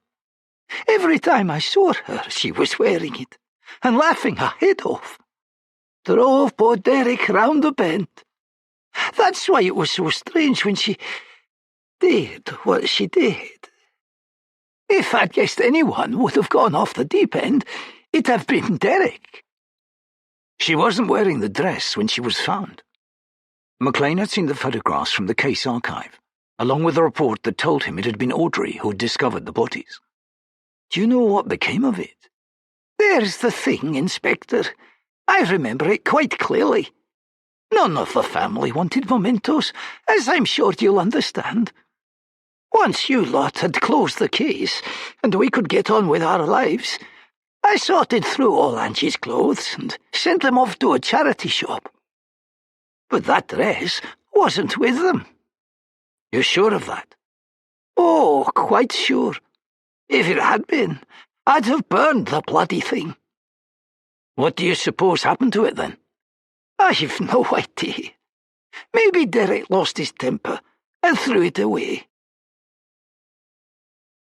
Lazy blue light strobed through the closed blinds, flickering like a faulty fluorescent tube, as McLean sat in a tidy kitchen in a tiny Bruntsfield tenement flat. Across the table from him, a large blonde woman cried into her hands, black mascara running down her ample cheeks. Through the open door, they could see a procession of forensic technicians making their way to the living room, where the body of a young woman lay. I'm very sorry for your loss, miss. Edwards. Susan Edwards. The large woman sniffed, then wiped her eyes with the sleeve of her hoodie. My friends all call me Suze. I take it you know Miss Hartley well. McLean tilted his head ever so slightly in the direction of the living room. He'd been in there and seen the body, had no great desire to see it again. There was no doubting it was suicide, though. Another young life, needlessly lost. We've been best friends since primary school. Grew up together. You have a key to her flat? Aye. Only for emergencies like, see, if she loses hers. She's got keys to mine, too. Never thought I'd need to use them. And why did you use them? 'Cause she weren't answering her phone. Didn't turn up to work. Nobody knew where she was. That's not like her. So you wouldn't have said she was depressed, then? No. Well, maybe a bit. She split up with her boyfriend not that long ago. But she was better off without him. Oh, yes? We was all at a friend's wedding. Only it turns out Kate's boyfriend and the bride had a thing going on nobody knew about. At least not until the groom found them at it. Sounds like a good reason to be depressed. Kate? No way, man. See, if I'd come in and found him on the floor like that, her standing over him with a knife, I'd not be surprised. But cut her own. Susan gulped, and for a moment McLean thought she was going to be sick. He couldn't really blame her. So you don't think that would be the reason, then? Hell no. Kate? She wouldn't. She couldn't. She was more upset about spilling coffee on her dress than splitting up with that prick. Oh, man. Kate! It's cleaned up nicely. Scarcely a mark on the thing, despite its age. There were some other stains around the hems and hidden in the pleats that he'd noticed when he prepared the dress for the cleaning process. Not really surprising, given its age, he guesses. They've gone, too. Modern dry cleaning is so much more effective than it was even 5 years ago. You still obsessing over that thing? Maureen comes through from the back, a pile of suits draped over her arm, a warm smile on her face. Just checking the date on the card. Been here almost 6 months now. Think it's fair to say no one's coming to pick it up. She teases the plastic sheet back over the dress and takes it to the rack at the end of the counter, hanging it with the other uncollected garments. Seems a shame. It's a lovely dress. Must be worth a fair bit, too. Aye, well, happens sometimes. Bag it up for the charity shop. Sheila's coming in tomorrow. He takes one last look at it, hanging there among the other unloved and unwanted items. There's a story behind it, he's sure. Not one he'll ever know, though. Aye, the charity shop will do well from it. Nice to think it can bring someone else some joy. Booty and the Beast by Joe R. Lansdale. "Where do you keep the sugar?" Mulroy said, as he pulled open cabinet doors and scrounged about. "Go to hell," Stander said. "That's no way to talk," Mulroy said. "I'm a guest in your house. A guest isn't supposed to be treated that way. All I asked was where's the sugar? And I said go to hell, and you're not a guest." Mulroy, who was standing in the kitchen part of the mobile home, stopped and stared at Standers in the living room.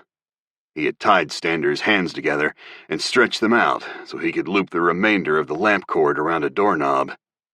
He had removed Standers' boots and tied his feet with a sheet, wrapped them several times. The door Standers was bound to was the front door of the trailer, and it was open. Standers was tied so that he was sitting with his back against the door, his arms stretched and strained above him. Mulroy thought he ought to have done it a little neater, a little less painful. Then he got to thinking about what he was going to do and decided it didn't matter, and if it did, tough. "You got any syrup or honey?" This time Standers didn't answer at all. Mulroy neatly closed the cabinet doors and checked the refrigerator. He found a large plastic see-through bear nearly full of syrup. He squeezed the bear and shot some of the syrup on his finger and tasted it. Maple. "This'll do. You know, I had time I'd fix me up some pancakes and use this. I taste this. It makes me think pancakes. They got like an IHOP in town?" Standers didn't answer. Mulroy strolled over to Standers and set the plastic bear on the floor and took off his cowboy hat and nice western jacket. He tossed the hat on the couch and carefully hung his jacket on the back of a chair. The pistol in the holster under his arm dangled like a malignancy. Mulroy took a moment to look out the open door at the sun-parched grass and the fire ant hills in the yard. Here was a bad place for a mobile home, for a house, for anything. No neighbors, no trees, just lots of land with stumps. Mulroy figured the trees had been cut down for pulp money. Mulroy knew that's what he'd have done. Because there were no trees, the mobile home was hot, even with the air conditioner going. And having the front door open didn't help much, way it was sucking out what cool air there was. Mulroy watched as a mockingbird lit in the grass. It appeared on the verge of heat stroke. It made one sad sound, then went silent. Way out, Mulroy could hear cars on the highway, beyond the thin line of pine trees. Mulroy reached down and unbuckled Stander's pants. He tugged down the pants and underwear, exposing Stander's. He got hold of the bear and squeezed some of the syrup onto Stander's privates. Stander said, "What you doing, fixing breakfast?" Oh, Mulroy said. "I am cut to the quick. Listen here, no use talking tough. This isn't personal, it's business. I'm going to do what I got to do, so you might as well not take it personal. I don't have anything against you." "Yeah, well, great. I feel a hell of a lot better." Mulroy eased down to Stander's feet, where his toes were exposed. He put the syrup on Stander's toes. He squirted some on Stander's head. Mulroy went outside then. The mockingbird flew away. Mulroy walked around and looked at the fire ant hills. Fire ants were a bitch. They were tenacious bastards, and when they stung you, it was some kind of sting. There were some people so allergic to the little critters, one bite would make them go toes up. And if there were enough of them, and they were biting on you, it could be goodbye city no matter if you were allergic or not. It was nasty poison. Mulroy reached in his back pocket, pulled out a half-used sack of Red Man, opened it, pinched some out, and put it in his mouth. He chewed a little, then spit on one of the ant hills. Agitated ants boiled out of the hill and spread in his direction. He walked off a ways and used the toe of his boot to stir up another hill, then another. He squirted syrup from the bear on one of the hills and ran a thin, dribbling stream of syrup back to the mobile home, up the steps, across the floor, and directed the stream across Stander's thigh and onto his love apples. He said, "A fire ant hurts worse than a regular ant, but it isn't any different when it comes to sweets. He likes them. They like them. There's thousands of ants out there, maybe millions. Who the hell knows? I mean, how you gonna count mad ants, way they're running around?" For the first time since Mulroy first surprised Standers, pretending to be a Bible salesman, then giving him an overhand right followed by a left uppercut to the chin, he saw true concern on Standers' face. Mulroy said, "They hurt, they bite you on the arm, leg, foot, something like that. But they get on your general, crawl between your toes, where it's soft, or nip your face around the lips, eyes, and nose. It's some kind of painful. Or so I figure. You can tell me in a minute." Suddenly, Mulroy cocked his head. He heard a car coming along the long road that wound up to the trailer. He went and looked out the door, came back, sat down on the couch, and chewed his tobacco. A few moments later, the car parked behind Mulroy's car. A door slammed. A young, slim woman in a short, tight dress, with hair the color of fire ants, came through the door and looked first at Mulroy, then Standers. She pivoted on her high heels and waved her little handbag at Standers, said, "Hey, honey, what's that on your schlong?" "Syrup," Mulroy said, got up, pushed past the woman, and spat a stream of tobacco into the yard. "Bitch," Standers said. "The biggest," she said. Then to Mulroy, "Syrup on his tallywhacker?" Mulroy stood in the doorway and turned toward the yard. "The ants?" The woman looked outside, said, "I get it. Very imaginative." She eyed the plastic bear where Mulroy had placed it on the arm of the couch. "Oh, that little bear is the cutest." "You like it?" Mulroy said. "Take it with you." Then to Standers he said, "You think maybe now you want to talk to us?" Standers considered, decided either way he was screwed. He didn't tell, he was going to suffer, then die. Maybe he told what they wanted, he'd just die. He could make that part of the deal and hope they kept their side of the bargain. Not that there was any reason they should. Still, Mulroy, he might do it. As for Babe, he couldn't trust her any kind of way. Nonetheless, looking at her now, she was certainly beautiful, and his worm's-eye view right up her dress was exceptional, considering Babe didn't wear panties and was a natural redhead. "I was you," Mulroy said. "I'd start talking. Where's the loot?" Standers took a deep breath. If he'd only kept his mouth shut, hadn't tried to impress Babe, he wouldn't be in this mess. During World War II, his dad had been assigned to guard Nazi treasure in Germany. His dad had confiscated a portion of the treasure, millions of dollars worth, and shipped it home to East Texas. A number of religious icons had been included in the theft, like a decorated box that was supposed to contain a hair from the Virgin Mary's head. Stander's father had seen all this as spoils of war, not theft. When he returned home, much of the treasure was split up between relatives or sold. After the war, the Germans had raised a stink, and the U.S. government ended up making Stander's dad return what was left. The Germans offered to pay his father a price for it to keep things mellow. A flat $1 million, a fraction of what it was worth. Divided among family members, that $1 million was long gone. But there was something else. Stander's dad hadn't given up all the treasure. There were still a few unreturned items. Gold bars, and the so-called hair of the Virgin Mary. Early last year, the Germans raised yet another stink about items still missing. It had been in the papers, and Stander's family had been named, and since he was the last of his family line, it was assumed he might know where this treasure was. Reporters came out. He told them he didn't know anything about any treasure. He laughed about how if he had treasure, he wouldn't be living in a trailer in a cow pasture. The reporters believed him, or so it seemed from the way it read in the papers. A month later, he met Babe in a store parking lot. She was changing a tire and just couldn't handle it, and would he help her? He had, and while he did the work, he got to look up the line of her leg and find out she wore nothing underneath the short dresses she preferred. And she knew how to talk him up and lead him on. She was a silver-tongued, long-legged slut with heaven between her legs. He should have known better.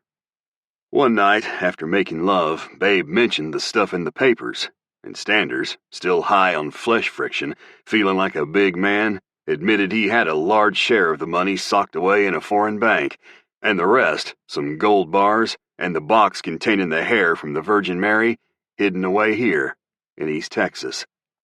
The relationship continued, but Standers began to worry when Babe kept coming back to the booty. She wanted to know where it was. She didn't ask straight out. She danced around matters. He didn't talk.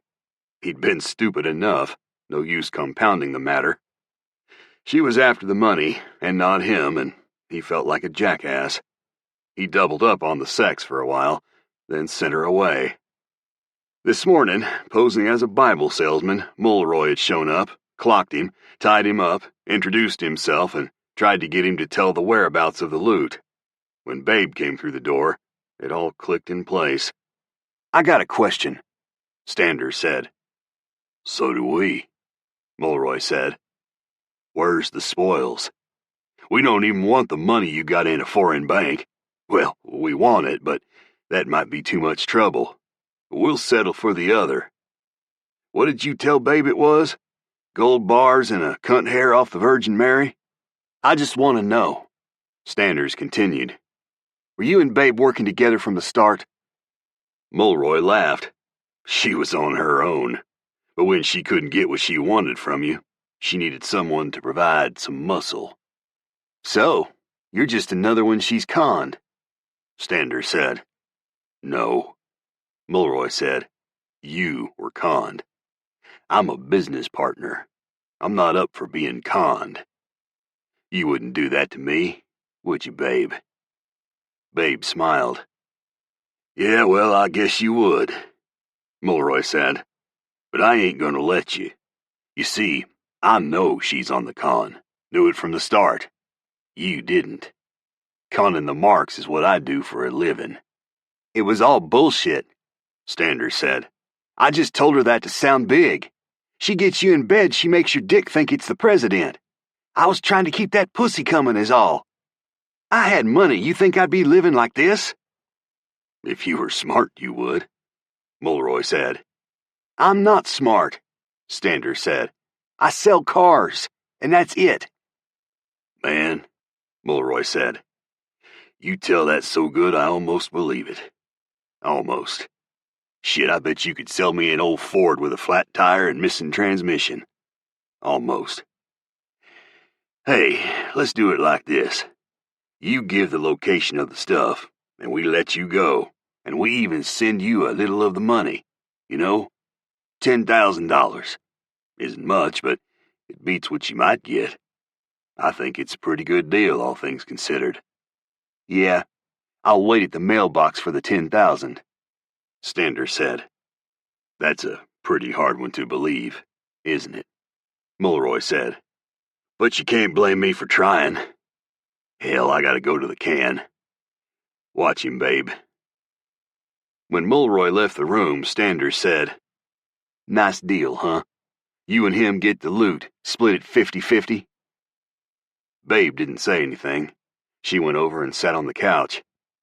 I can do you a better deal than he can, Stander said.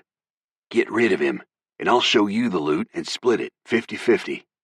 What's better about that? Babe said. I know where it is, Stander said. It'd go real easy. I got time to go less easy, I want to take it, she said. Yeah, Stander said. But why take it? Sooner you get it, sooner we spend it. Mulroy came back into the room. Babe picked the plastic bear off the couch arm and went over to the refrigerator and opened it. She put the bear inside and got out a soft drink and pulled the tab on the can. Man, I'm hungry, she said, then swigged the drink. What? Mulroy said. Hungry? Babe said. You know, I'd like to eat. You hungry? Yeah, Mulroy said. I was thinking about pancakes, but I kind of got other things on my mind here. We finish this, we'll eat. Besides, there's food here. Yeah, you want to eat this slop? Babe said. Go get us a pizza. A pizza, Mulroy said. You want I should get a pizza? We're fixing to torture a guy with fire ants. Maybe cut him up a little, set him on fire, whatever comes to mind that's fun. And you want me to drive out and get a fucking pizza. Honey, you need to stop letting men dick you in the ear. It's starting to mess up your brain. Drink your soda pop. Canadian bacon, and none of those little fishies, Babe said. Lots of cheese, and get the thick chewy crust. You gotta be out of your beautiful red head. It'll take a while anyway, Babe said. I don't think a couple of ant bites will make him cave, and I'd rather not get tacky with cutting and burning. We can avoid it. Whatever we do, it'll take some time, and I don't want to do it on an empty stomach. I'm telling you, I'm seriously and grown-up hungry here. You don't know fire ants, baby, Mulroy said. It ain't gonna take long at all. It's like what, 15 minutes into town? Babe said, sipping her drink. I could use a pizza. That's what I want. What's the big deal? Mulroy scratched the back of his neck, looked out the doorway. The ants were at the steps, following the trail of syrup. They'll be on him before I get back, he said. So? Babe said. I've heard a grown man scream before. He tells me something you get back, we'll go. Eat the pizza on the way. Mulroy used a finger to clear the tobacco out of his cheek. He flipped it into the yard. He said, All right. I guess I could eat. Mulroy put on his coat and hat and smiled at Babe and went out. When Mulroy's car was way out on the drive, near the highway, Babe opened her purse and took out a small .38 and pointed it at Stander's. I figure this will make you a more balanced kind of partner. You remember that. You mess with me, I'll shoot your dick off. All right, Stander said. Babe put the revolver in her other hand, got a flick-blade knife out of her purse, used it to cut the sheets around Stander's ankles. She cut the lamp cord off his wrist. Stander stood, and without pulling his pants up, hopped to the sink. He got the hand towel off the rack and wet it, and used it to clean the syrup off his privates, his feet, and head.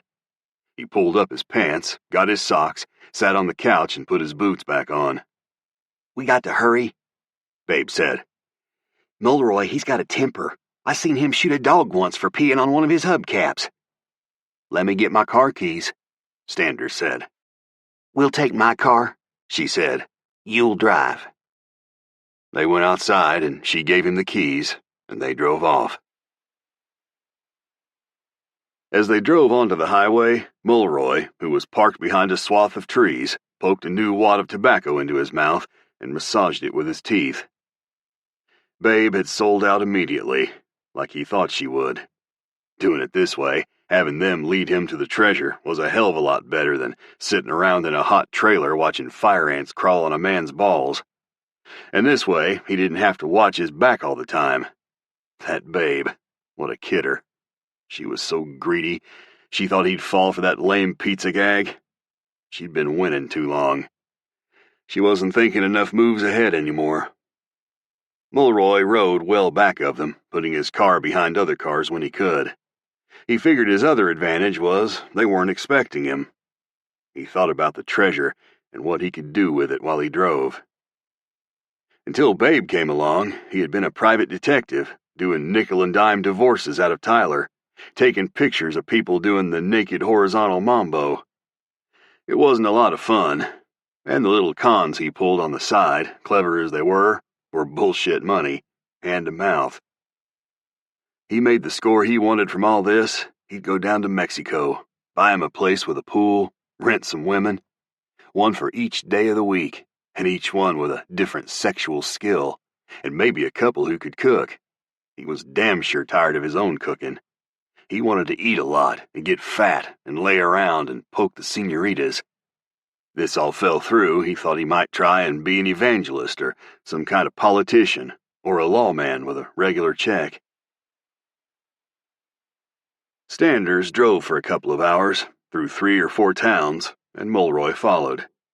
Eventually, Standers pulled off the highway onto a blacktop. Mulroy gave him time to get ahead, then took the road too. With no cars to put between them and himself, Mulroy cruised along careful-like. Finally, he saw Standers way up ahead on a straight stretch. Standers veered off the road and into the woods. Mulroy pulled to the side of the road and waited a minute, then followed. The road in the woods was a narrow dirt one, and Mulroy had only gone a little ways when he stopped his car and got out and started walking. He had a hunch the road was a short one, and he didn't want to surprise them too early. Standers drove down the road until it dead-ended at some woods and a load of trash someone had dumped. He got out, and Babe got out. Babe was still holding her gun. "You're telling me it's hidden under the trash?" she said. "You better not be jacking with me, honey. It's not under the trash. Come on." They went into the woods and walked along a while, came to an old white house with a bad roof. It was surrounded by vines and trees, and the porch was falling down. "You keep a treasure here?" she said. Standers went up on the porch, got a key out of his pocket, and unlocked the door.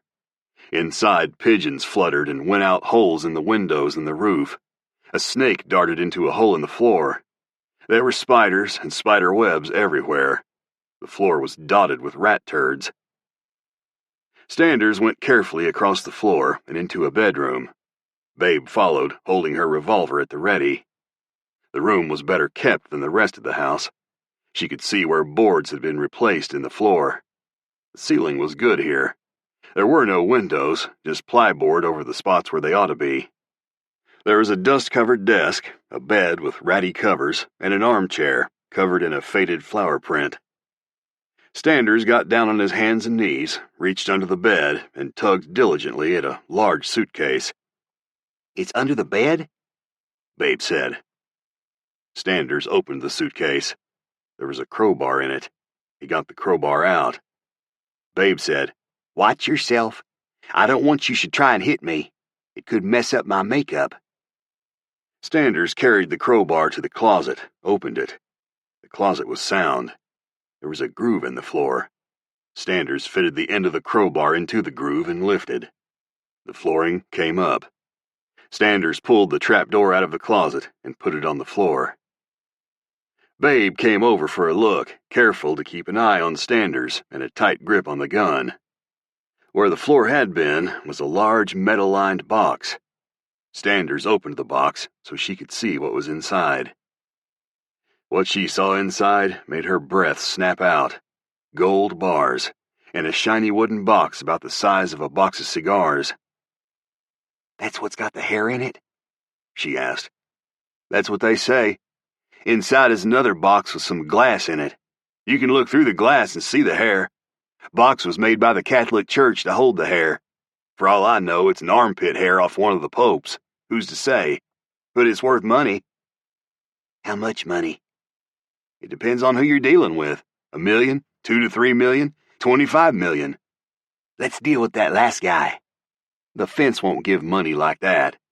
We could sell the gold bars, use that to finance a trip to Germany. There are people there that would pay plenty for the box." "A goddamn hair," Babe said. "Can you picture that?" "Yeah, I can picture that." Babe and Standers turned as Mulroy spoke, stepped into the room, cocking his revolver with one hand, pushing his hat back with the other. Mulroy said, "Put the gun down, Babe, or I part your hair about 2 inches above your nose." Babe smiled at him, lowered her gun. "See," she said. "I got him to take me here, no trouble. Now we can take the treasure." Mulroy smiled. "You are some kind of kidder. I never thought you'd let me have 50% anyway. I was gonna do you in from the start. Same as you were with me. Drop the gun, Babe." Babe dropped the revolver. "You got me all wrong," she said. "No, I don't," Mulroy said. "I guess you didn't go for pizza," Standers said. "No. But I tell you what," Mulroy said. "I'm pretty hungry right now, so let's get this over with. I'll make it short and sweet. A bullet through the head for you, Standers. A couple more just to make sure you ain't gonna be some kind of living cabbage. As for you, Babe, there's a bed here, and I figure I might as well get all the treasure I can get. Look at it this way. It's the last nice thing you can do for anybody, so you might as well make it nice. If nothing else, be selfish and enjoy it." "Well," Standers said, looking down at Babe's revolver on the floor, "you might as well take the gun." Standers stepped out from behind Babe and kicked her gun toward Mulroy, and no sooner had he done that than he threw the crowbar.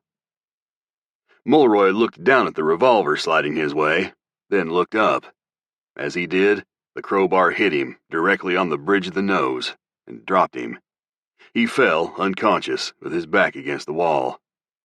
Soon as Mulroy fell, Babe reached for her revolver. Standers kicked her legs out from under her, but she scuttled like a crab and got hold of it and shot in Standers' direction.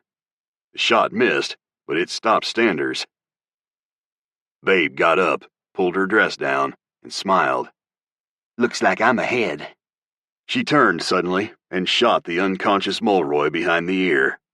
Mulroy's hat, which had maintained its position on his head, came off as he nodded forward.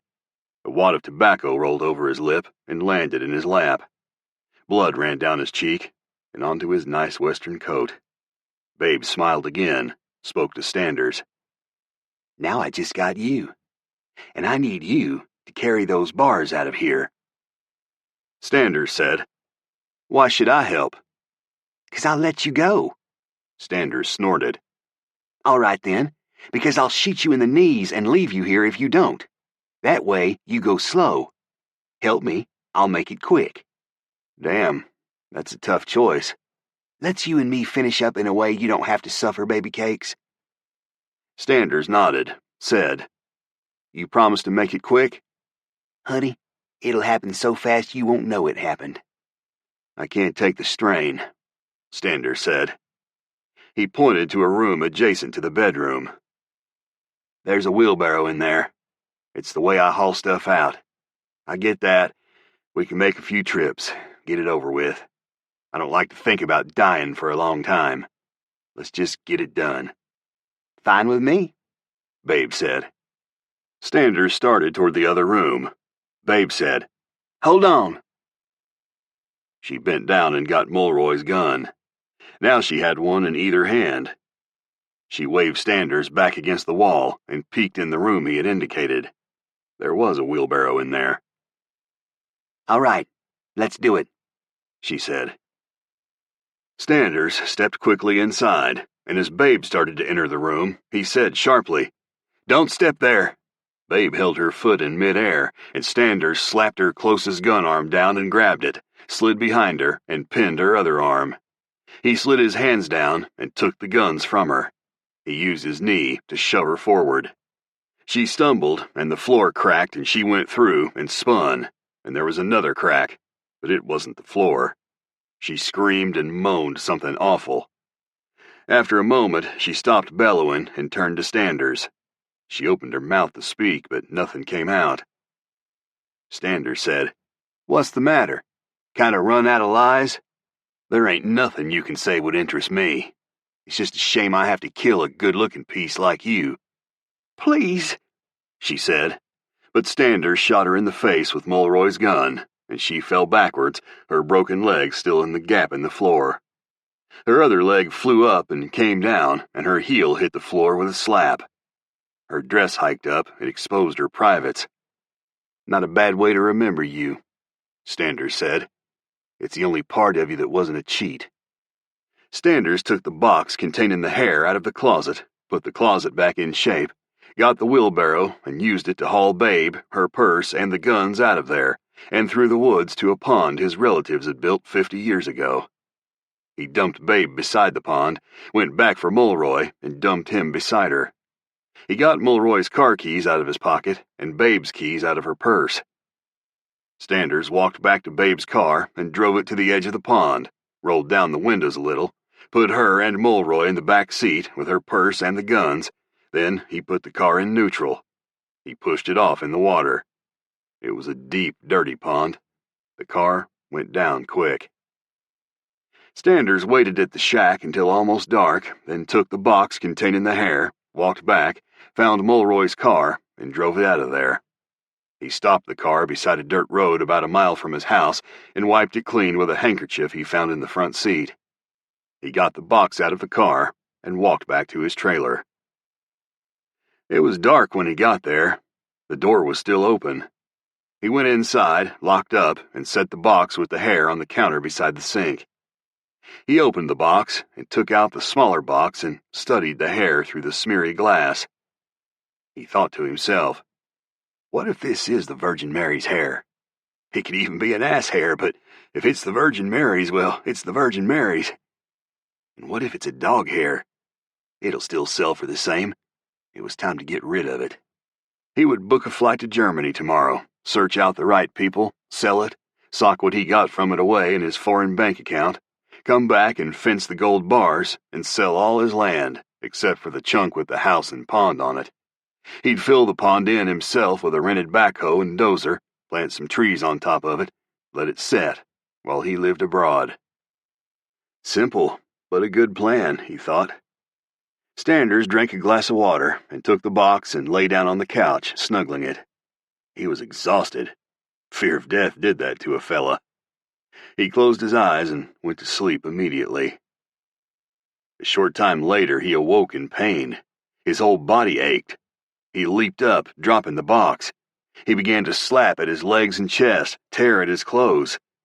Jesus, the fire ants! His entire body was covered with the bastards. Standers felt queasy. My God, he thought. I'm having a reaction. I'm allergic to the little shits. He got his pants and underwear peeled down to his ankles, but he couldn't get them over his boots. He began to hop about the room. He hit the light switch and saw the ants all over the place. They had followed the stream of syrup, and then they had found him on the couch and gone after him. Standers screamed and slapped, hopped over and grabbed the box from the floor and jerked open the front door. He held the box in one hand and tugged at his pants with the other, but as he was going down the steps he tripped, fell forward, and landed on his head, and lay there with his head and knees holding him up. He tried to stand, but couldn't. He realized he had broken his neck, and from the waist down, he was paralyzed. Oh God, he thought, the ants. Then he thought, Well, at least I can't feel them. But he found he could feel them on his face. His face still had sensation. It's temporary. The paralysis will pass, he told himself. But it didn't. The ants began to climb into his hair and swarm over his lips. He batted at them with his eyelashes and blew at them with his mouth, but it didn't do any good. They swarmed him. He tried to scream, but with his neck bent the way it was, his throat constricted somewhat, he couldn't make a good noise. And when he opened his mouth, the furious little ants swarmed in and bit his tongue, which swelled instantly. Oh, Jesus, he thought. Jesus and the Virgin Mary. But Jesus wasn't listening. Neither was the Virgin Mary. The night grew darker, and the ants grew more intense, but Standers was dead long before morning. About 10 a.m., a car drove up in Standers Drive, and a fat man in a cheap blue suit with a suitcase full of Bibles got out. A real Bible salesman, with a craving for drink. The Bible salesman, whose name was Bill Longstreet, had his mind on business. He needed to sell a couple of moderate-priced Bibles so he could get a drink. He'd spent his last money in Beaumont, Texas on a double, and now he needed another. Longstreet strolled around his car, whistling, trying to put up a happy Christian front. Then he saw Standers in the front yard, supported by his head and knees, his ass exposed, his entire body swarming with ants. The corpse was swollen up and spotted with bites. Standers' neck was twisted so that Longstreet could see the right side of his face, and his right eye was nothing more than an ant cavern, and the lips were eaten away, and the nostrils were a tunnel for the ants. They were coming in one side and going out the other. Longstreet dropped his sample case, staggered back to his car, climbed on the hood, and just sat there and looked for a long time. Finally, he got over it. He looked about and saw no one other than the dead man. The door to the trailer was open. Longstreet got off the car.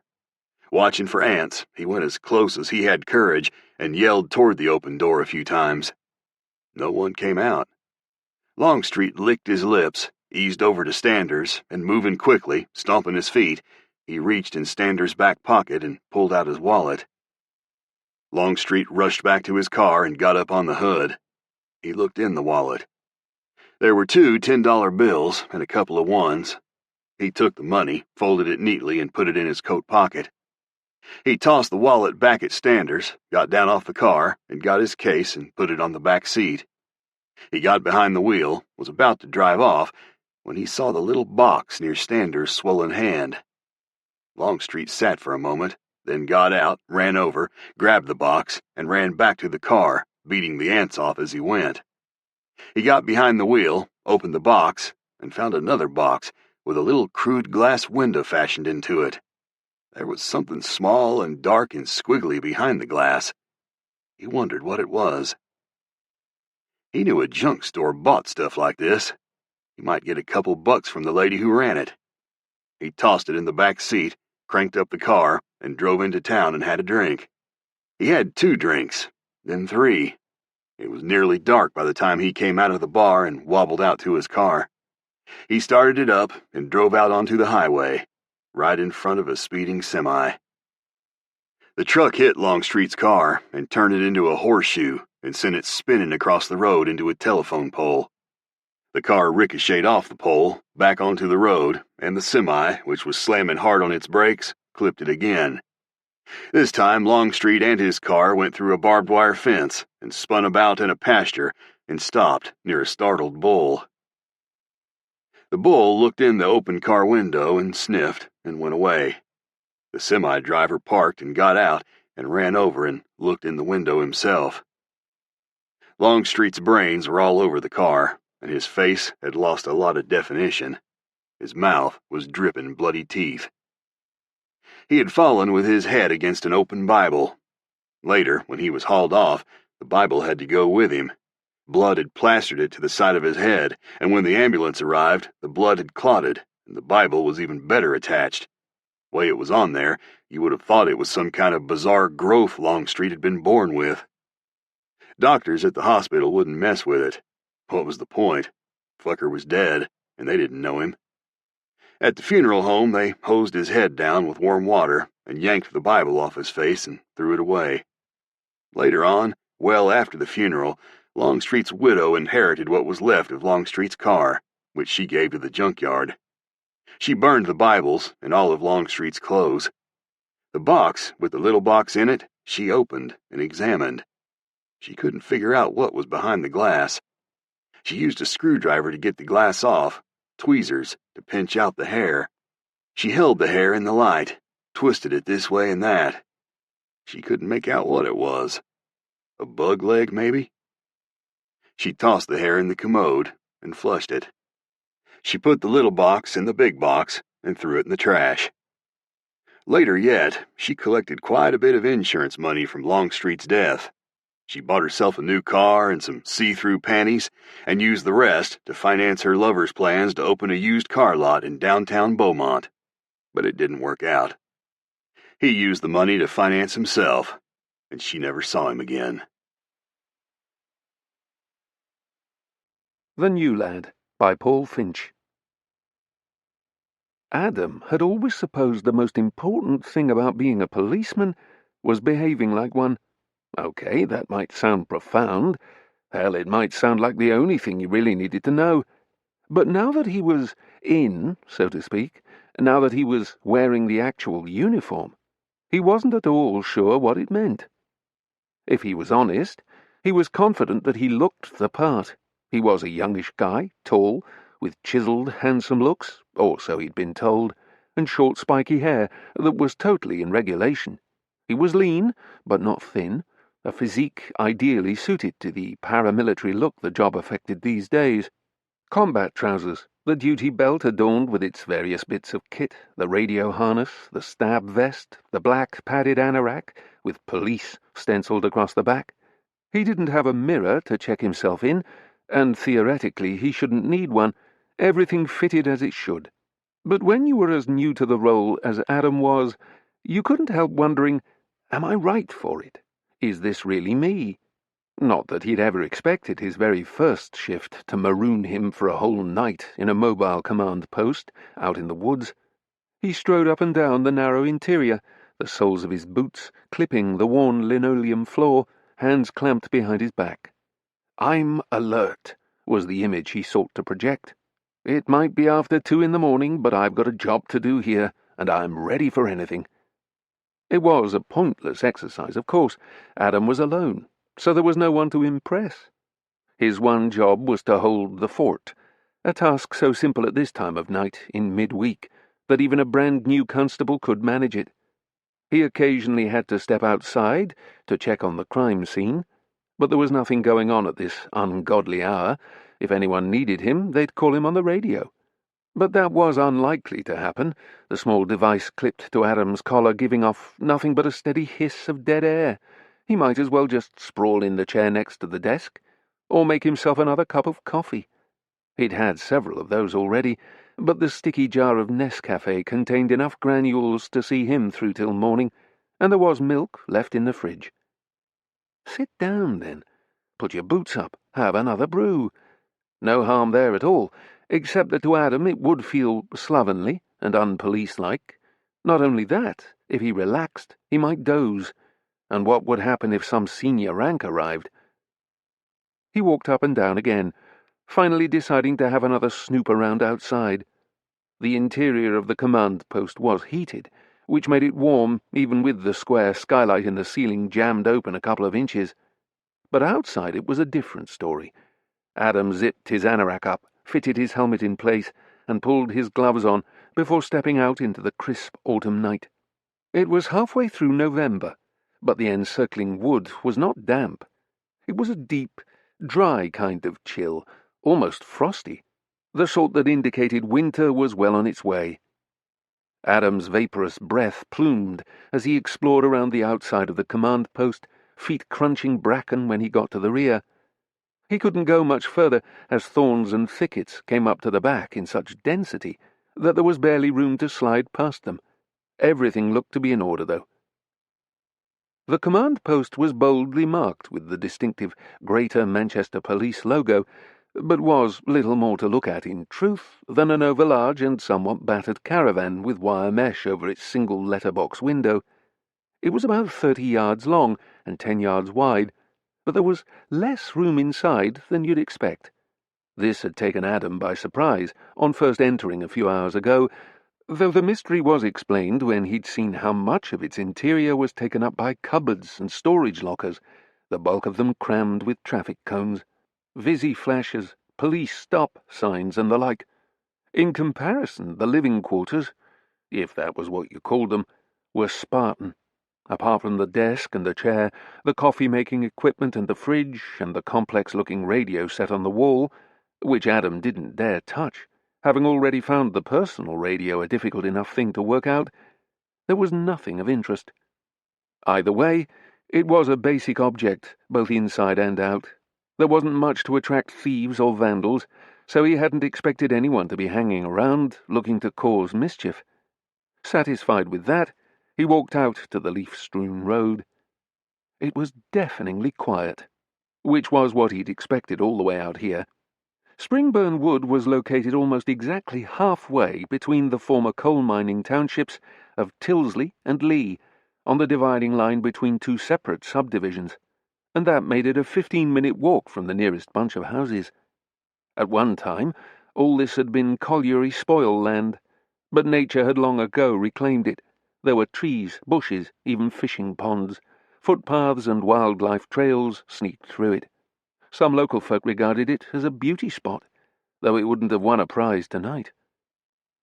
Adam crossed the small road, stopping at the verge, and squinting as he tried to peer into the tangled, skeletal undergrowth. There ought to be mist here, he thought, thick drifts of it hanging shroud-like between the twigs. But an absence of such didn't reduce the creep factor. The branches overhead were leafless, but interlaced into a roof, intensifying the darkness at ground level, only hints of moonlight glimmering on gnarly bark or strips of forest floor. Adam knew that his vision would adjust, but not by much. The autumnal woods would be dim rather than dark, but it still wouldn't pay to go tramping off the road. You'd never see the root that tripped you, or the low-slung branch that hooked you in the eye. Not that strolling forward from here was an option anyway. The strand of blue and white incident tape drawn horizontally across his path prevented it. If you really wanted to go further from this point, and that privilege was restricted solely to police personnel, you had to walk 30 yards north to the common entryway, and even this had been laid with forensic duckboards, which you must rigidly stick to. Adam hovered with indecision. He wasn't entirely sure which parts of the scene he, as a simple sentry, was permitted access to, but hell, he was the one in charge, and he had to check the place out every so often. So he wandered left, one hand gripping the hilt of his baton, head pivoting. Springburn Wood wasn't an ideal place for a crime scene. This late at night it would be easy for some interloper to get close. But again, Adam didn't anticipate that, mainly because by now there was nothing here of interest. Gillian Howes had been murdered over 5 weeks ago. As far as he knew, the forensics team had just about finished on the site. There might be 1 or 2 additional things they needed to check, but mostly it was done, which was why there was only one person, an ordinary uniform like him, standing guard. They took these things pretty seriously, though. As Adam started along the entryway, boots clomping on PVC, he switched on his mag light to ensure that he didn't accidentally step off it.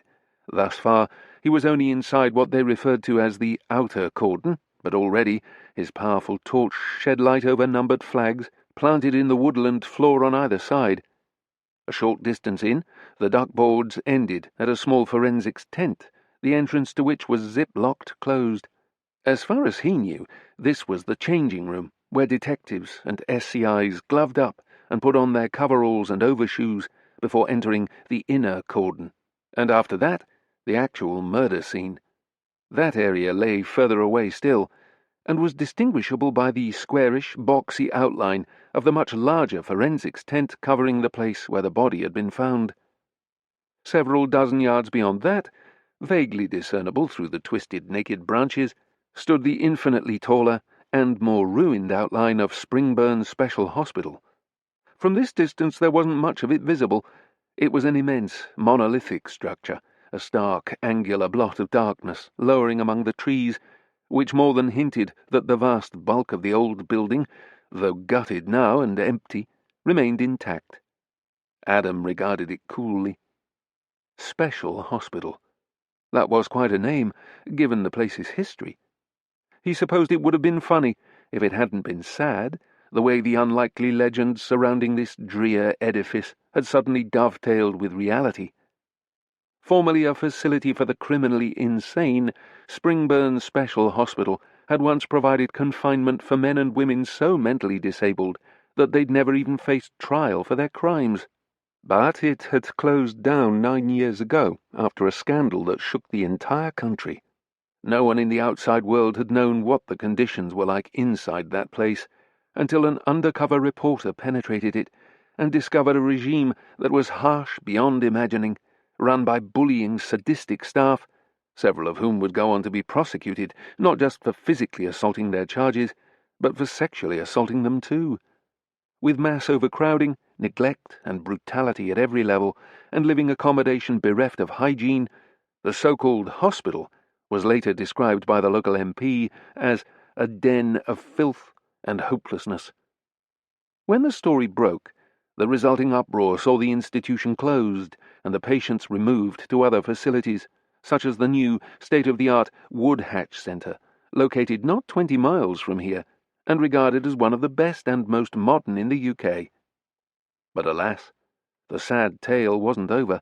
Not long after that, rumours had started spreading that one of Springburn's most dangerous patients had escaped from Woodhatch and returned to live in the rotted shell of the rat hole he'd once called home, and that this person was not just demented, but horribly disfigured, that he had a hook for a hand and would slaughter anyone who came close. It was the substance of nightmares, but it was slasher movie stuff too. Adam shook his head at the lack of seriousness with which so many people responded to the tragic and seemingly insoluble problem of mental illness. A disfigured madman, with a hook for a hand, for God's sake! He knew that he was inclined to be an idealist when it came to his fellow men, perhaps more than was sensible for a policeman, but really, that stuff was all so demeaning. Of course, the chance was that the whole grisly story would gradually have faded into that morass of urban mythology popular mainly with school kids if Gillian Howes had not gone and got herself killed a few weeks ago. That unexpected event had started the whole thing up again. Suddenly it was all over the papers, the news, the internet. "Mythical woodland monster may be real," one hysterical headline read. "Search on for hook-handed killer," screamed another. "Nubile teens beware" had been a real doozy, accompanied as it was by the strapline underneath. "Lover's Lane maniac butchers babe in Hollywood horror scenario." That last headline had been a particularly irresponsible one, because as far as Adam knew, Springburn Wood was not, and never had been, a lover's lane. The eerie presence of the abandoned asylum had seen to that. The ominous shape of that sinister place supposedly prevented anyone coming here at night, let alone gangs of horny teens. From what Adam had heard, the house girl, who was in her late 20s, had come here with her boyfriend to carry out an amateur investigation. They'd called themselves urban explorers, which apparently was the big new thing online. Those involved investigating abandoned structures and complexes and documenting whatever they found on photograph and video. From a law enforcement perspective, it was unacceptable, given that it involved trespassing and maybe causing damage, while the danger of accident and injury had to be high. Plus, there was the ghoulishness factor. These guys claimed to be creating an invaluable record of forgotten sites, but so often their focus was on the lurid, places guaranteed to disturb or distress, because once they'd been famous for pain and suffering, like prisons, hospitals, and mental institutions. In this case, of course, the joke was likely to be on the urban explorers themselves, not to mention all those gore-hounds eagerly awaiting the next chapter in the hook-handed killer saga, because as far as Adam understood it, The investigating detectives were increasingly interested in Gillian Howe's boyfriend and fellow trespasser, Nick Jessup. Oh yes, he'd been injured himself, found wandering and dazed several miles from here with head injuries, but it wasn't impossible that those had been self-inflicted after he'd realized that the fight with his girl had turned fatal. Then a snap, like a branch breaking, echoed through the trees somewhere behind. Adam spun around, ears pricked. Nothing else followed. Only silence, but it was an odd kind of silence.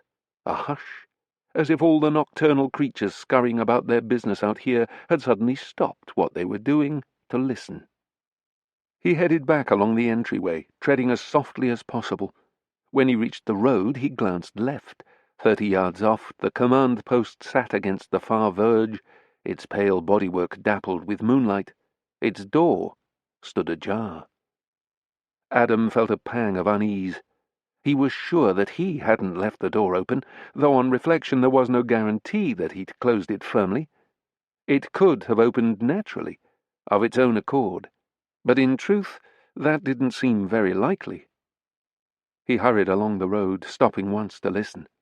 He'd have liked to have turned down that hiss of static on his radio, but he was so new to the job that he wasn't sure how to do that. He listened out anyway, but heard nothing else. Most likely that sound had been some heavy night bird taking off from one of the boughs overhead, causing a ruckus among the twigs and what remained of the leaves. He continued on, glancing past the crime scene tape as he did, trying to penetrate the depths of foliage, but seeing nothing out of the ordinary, though now that he thought about it, it was eerie how that slivered moonlight out there between the trees caused vague, hallucinatory images. Several were near human in their outline. Stupid, he muttered to himself, stupid. As the command post loomed out at him, a dark form darted out of sight at the other end of it. Adam stopped dead, the bristles on the back of his neck tingling. He licked his dry lips. He knew it hadn't been a hallucination this time. Quick as he could, he took stock of his position. He was standing at the northeast corner of the caravan. He'd only glimpsed that dark form in his peripheral vision, but it had leaped out of sight around the southeast corner. Adam's heart thudded. This was a nervy situation and no mistake. But it was also an opportunity. Was he about to make his first arrest? Okay, he didn't know who this was, so he didn't want to jump the gun, but whoever it was, they quite clearly should not be sneaking around a crime scene like this. They had to be collared. The question was, did he go right and slide stealthily around the back of the caravan, or did he dash forward and charge around the corner where he'd just seen the interloper take cover, catching him out with sheer force and speed? Before he made a decision, he drew the expandable baton from its pouch, and, as he'd seen them do on the TV, snapped it open to its full length. About 20 inches, he reckoned. He wasn't sure what it was made of, some kind of lightweight steel, though when he'd practiced with it earlier, it was strong and sturdy, and had delivered a terrific thwack. A rustle of leafage sounded from somewhere ahead and to the right. By the sounds of it, at roughly the opposite corner of the caravan from the one where he was currently lurking. Okay, that was all he needed to know. Adam went forward quickly, but sidling rather than striding, his tall, rangy body flattened against the front wall of the caravan, passing its open door and approaching its southeast corner. There he halted, holding his breath, before spinning around the corner at top speed, baton to his shoulder. There was no one there. Directly ahead, beyond the caravan's southwest corner, stood the wall of motionless undergrowth. Adam crept towards it like a cat. When he glanced around this next corner, he'd be peering down the full length of the vehicle. Given how close the bushes were, it would be a good place for someone to hide. But it was too late to pull back now. He went for it again, though this time he gave the corner a wider berth, convinced that someone would be lying in wait for him. But again, there was nobody there. The very narrow gap between the caravan and the foliage led all the way to the far end, with no figure of any sort hovering there. He turned his mag light on and thrust the bright beam forward, but it revealed nothing out of the ordinary. Frustrated, Adam fought his way along the passage, lashing angrily at the twigs and branches that groped his face. When he rounded the northwest corner, he'd circled the entire vehicle, and still he saw no one. He held his ground. Silence. Absolute stillness. Was it possible he'd been mistaken? Could he have imagined that darting shape? "No, I couldn't," he said aloud, going hard for the northeast corner, the point where he'd first started. Adam was now angry. Okay, this was his first night, but he was damned if some little hooligan was taking the piss out of him. He flung himself around the corner, and the two people waiting there flew right at him, arms raised, as in unison they shouted, "Boo!" Adam stood frozen, scalp prickling, baton locked overhead, as it gradually dawned on him that the unexpected twosome, both already reeling about the road, laughing and high-fiving each other, were also wearing police gear. It was a man and a woman.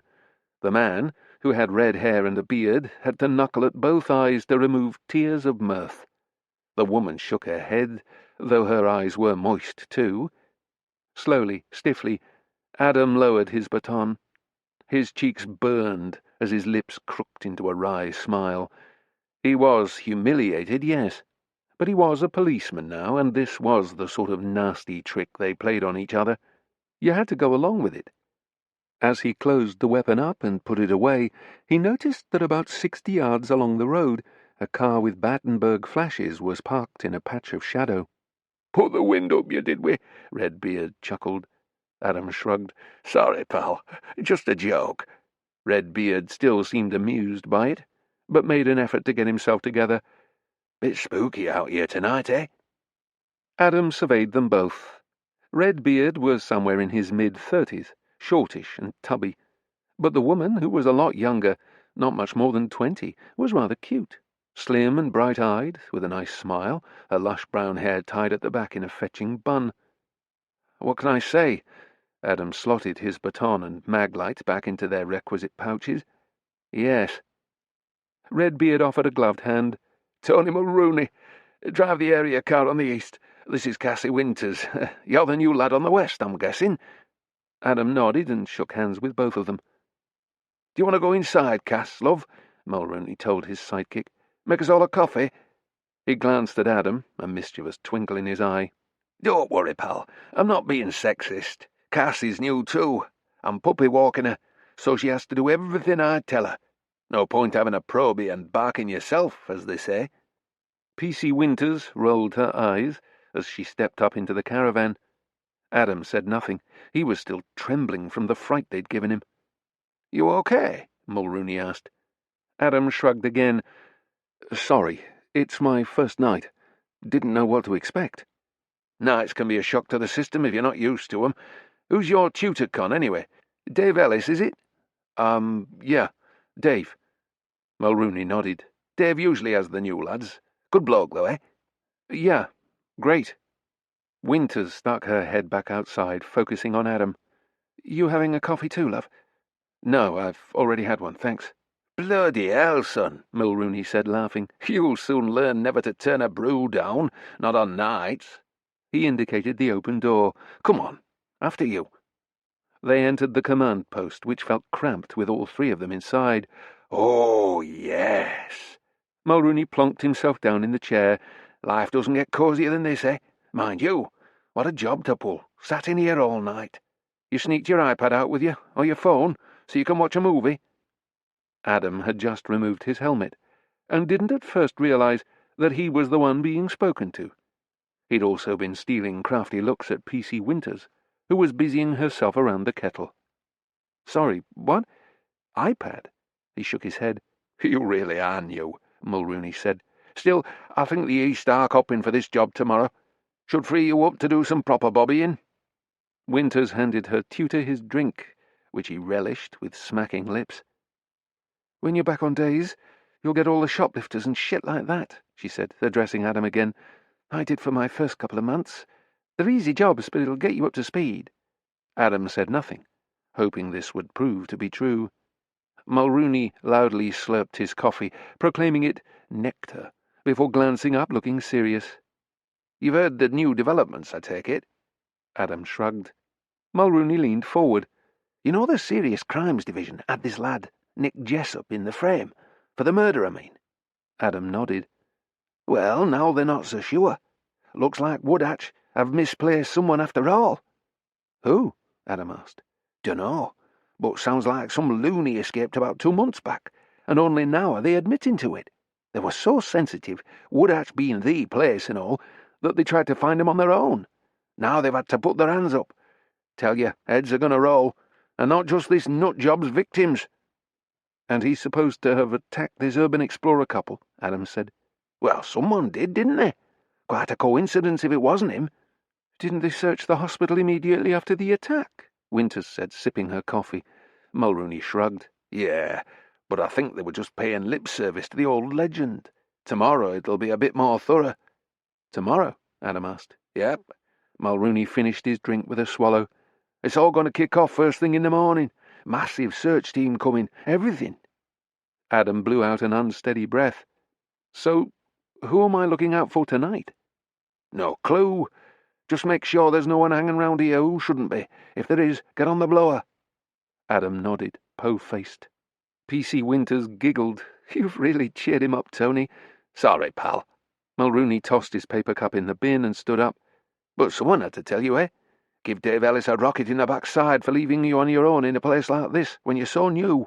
Anyway, nice brew that, Cass. Ta muchly." Before he could say more, he looked around the tiny room, curious. "Is it me? Or is there a funny smell in here?" Adam sniffed the air, but didn't detect anything.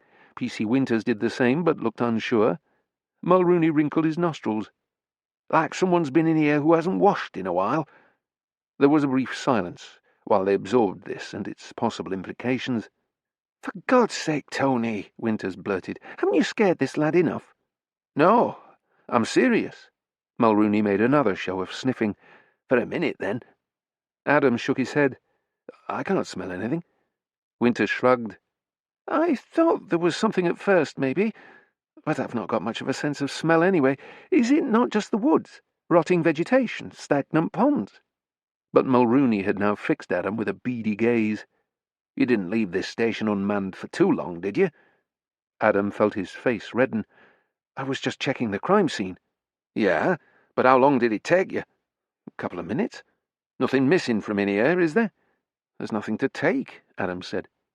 A second passed before Mulrooney relaxed. "You're probably right. Just me being daft." "God's sake, Tony," Winters chided him again. "If it was this escaped bloke from Woodhatch, he's not going to be still hanging around here now, is he?" "Well, if it's the only place he's ever known." The girl rolled her eyes towards Adam. "Don't let him bother you, love. Trust me, you're better off spending your first week of nights here with the Badgers than wandering around some town centre where every dickhead who's had a drink'll take a poke at you. Speaking of which," she looked at him more closely, "you've cut your face."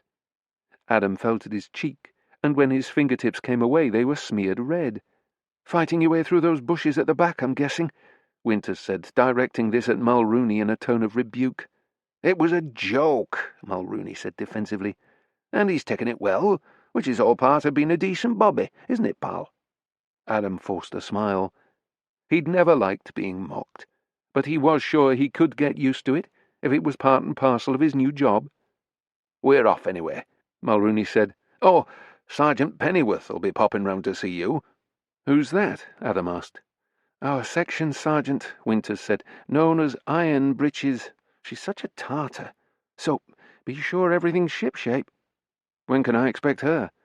"Can't help you there, pal." Mulrooney stepped outside, but his voice carried back indoors.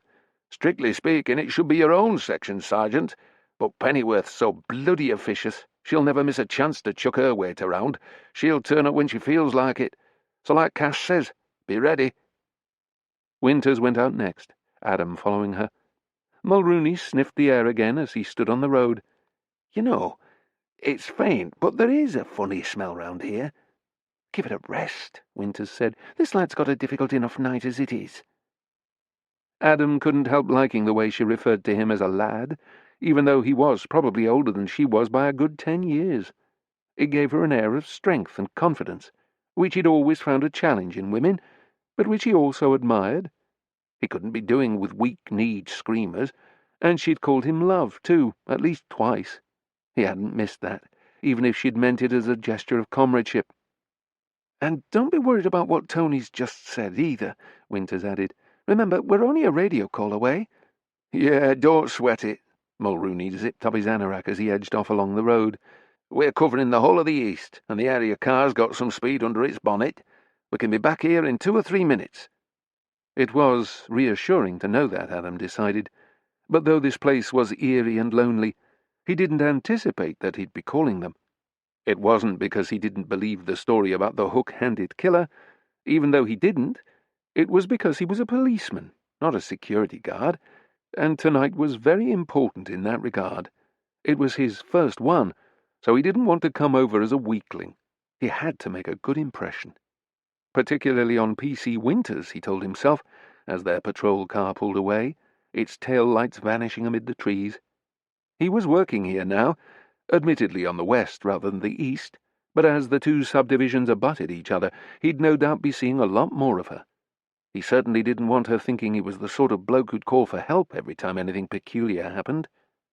Which was probably why, some 10 minutes later, at the sound of 3 loud metallic clangs, like someone hitting iron with a sledgehammer, from the direction of the hospital, his first reaction was not to get on his radio.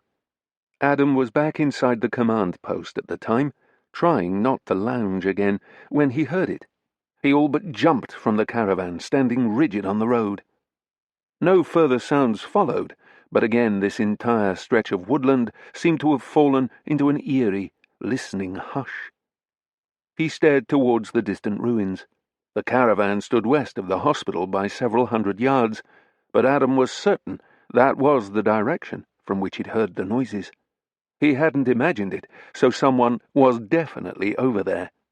In which case, it might be the correct thing to call for assistance. But suppose Adam managed to collar the miscreant all on his own?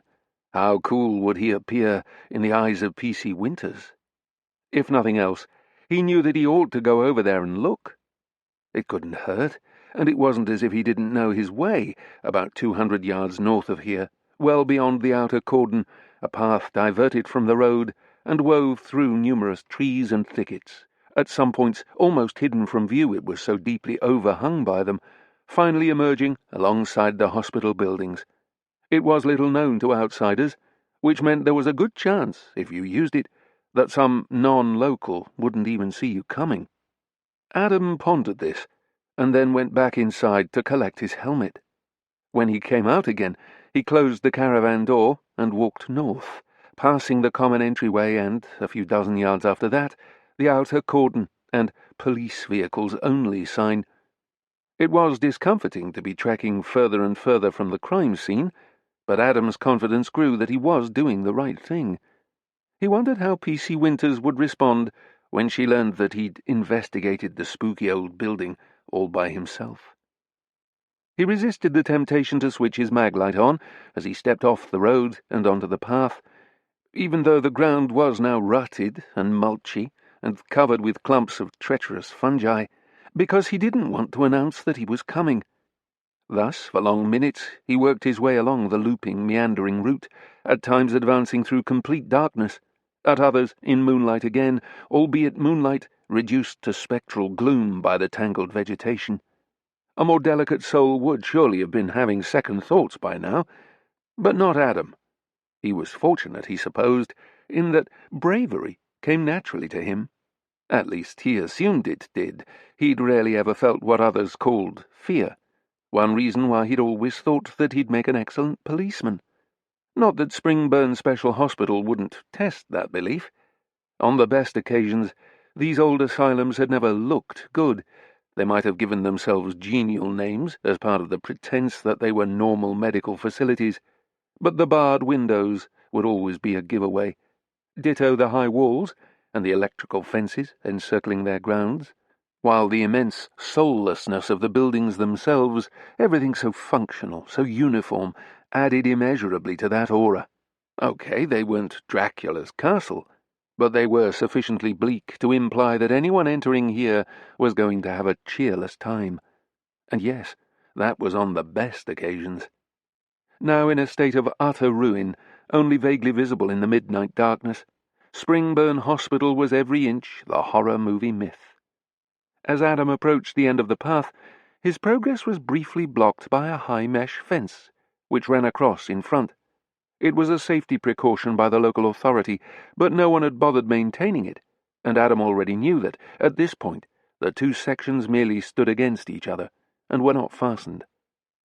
He pushed them apart, and slid his body through, before progressing across open ground covered with dead but tussocky grass. As he did, the hospital emerged from the gloom, a silent, towering outline like a phantom ship breaching the ocean fog. All he saw of it at first were sheer, weather-worn bricks covered with ivy, and occasional yawning gaps where windows had once been. Some of these, mainly on the lower levels, were still barred, but many of the higher ones were nothing but rotting apertures. If you'd been prepared to climb up there, they'd have granted you easy access. Not that Adam was willing to go that far. He'd distinctly heard something over here, so he felt it his duty to check, but it would be a cursory check only. He wasn't taking his life in his hands.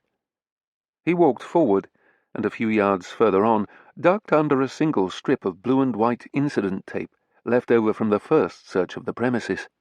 Beyond this he found another path, more overgrown than the one before, but veering away between the buildings themselves. Adam followed it, still keeping his mag-light off, primarily because, now that he was out from under the trees and had the moonlight to steer by, he didn't need it.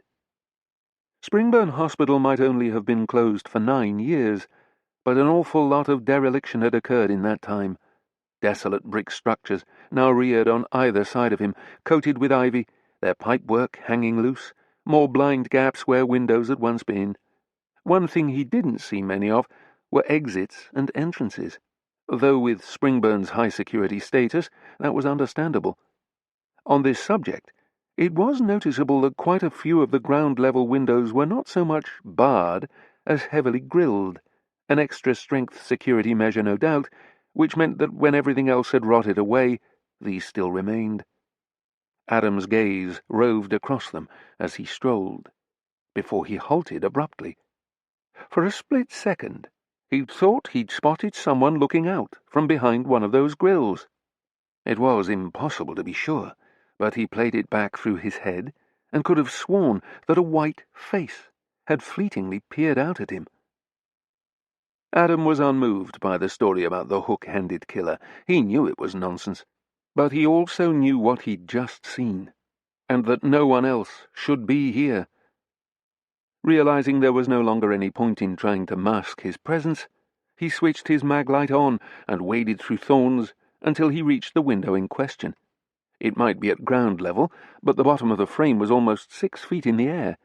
Adam was tall, but even he had to stand on tiptoe to shine his light through. The powerful beam split, multiplied by the rusted grillwork, but it still revealed the drab room on the other side. He saw bare walls marked with faded graffiti, exposed floorboards, and an internal door on the far side of the room, which stood wide open. He struggled his way back through the thigh-deep vegetation and took the path again, now following it faster, more determinedly. If he was going to get this thing done, best to get it done quickly.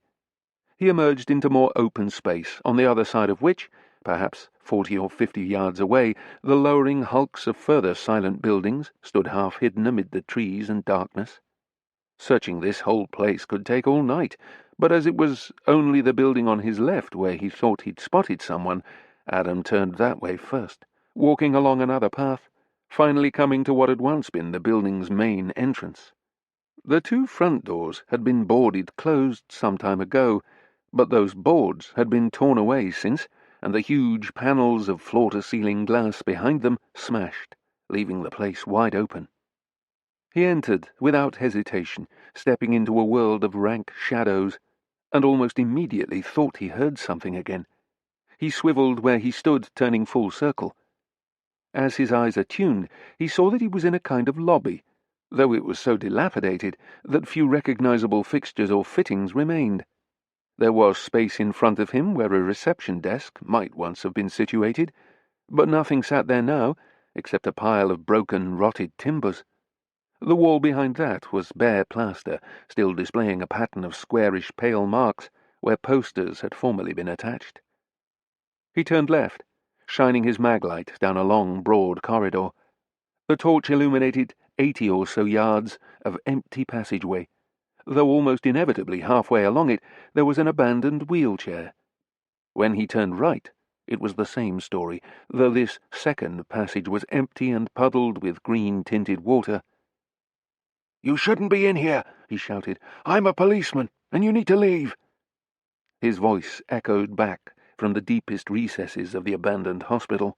Belatedly, he wondered if that had been made a mistake, if he might have alerted the hook-handed killer to his presence.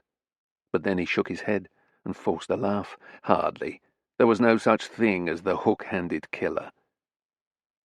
He opted for the left-hand corridor first, advancing down it, glancing behind him just to be on the safe side, and pushing the rickety old wheelchair out of his way. At the far end, he encountered a barred gate standing half open, and behind that, on the right, a stairway rising. Adam ascended. Again he trod quietly, but his footfalls still resounded up the stairwell ahead of him. This created weird sound effects, at one point making it seem as if someone was hurrying down towards him, at another as though they were creeping up from behind. Brave as he liked to think he was, this set his nerves on edge, though he managed to steel himself and get to the first level without incident. "I am not frightened of this place," he said tightly.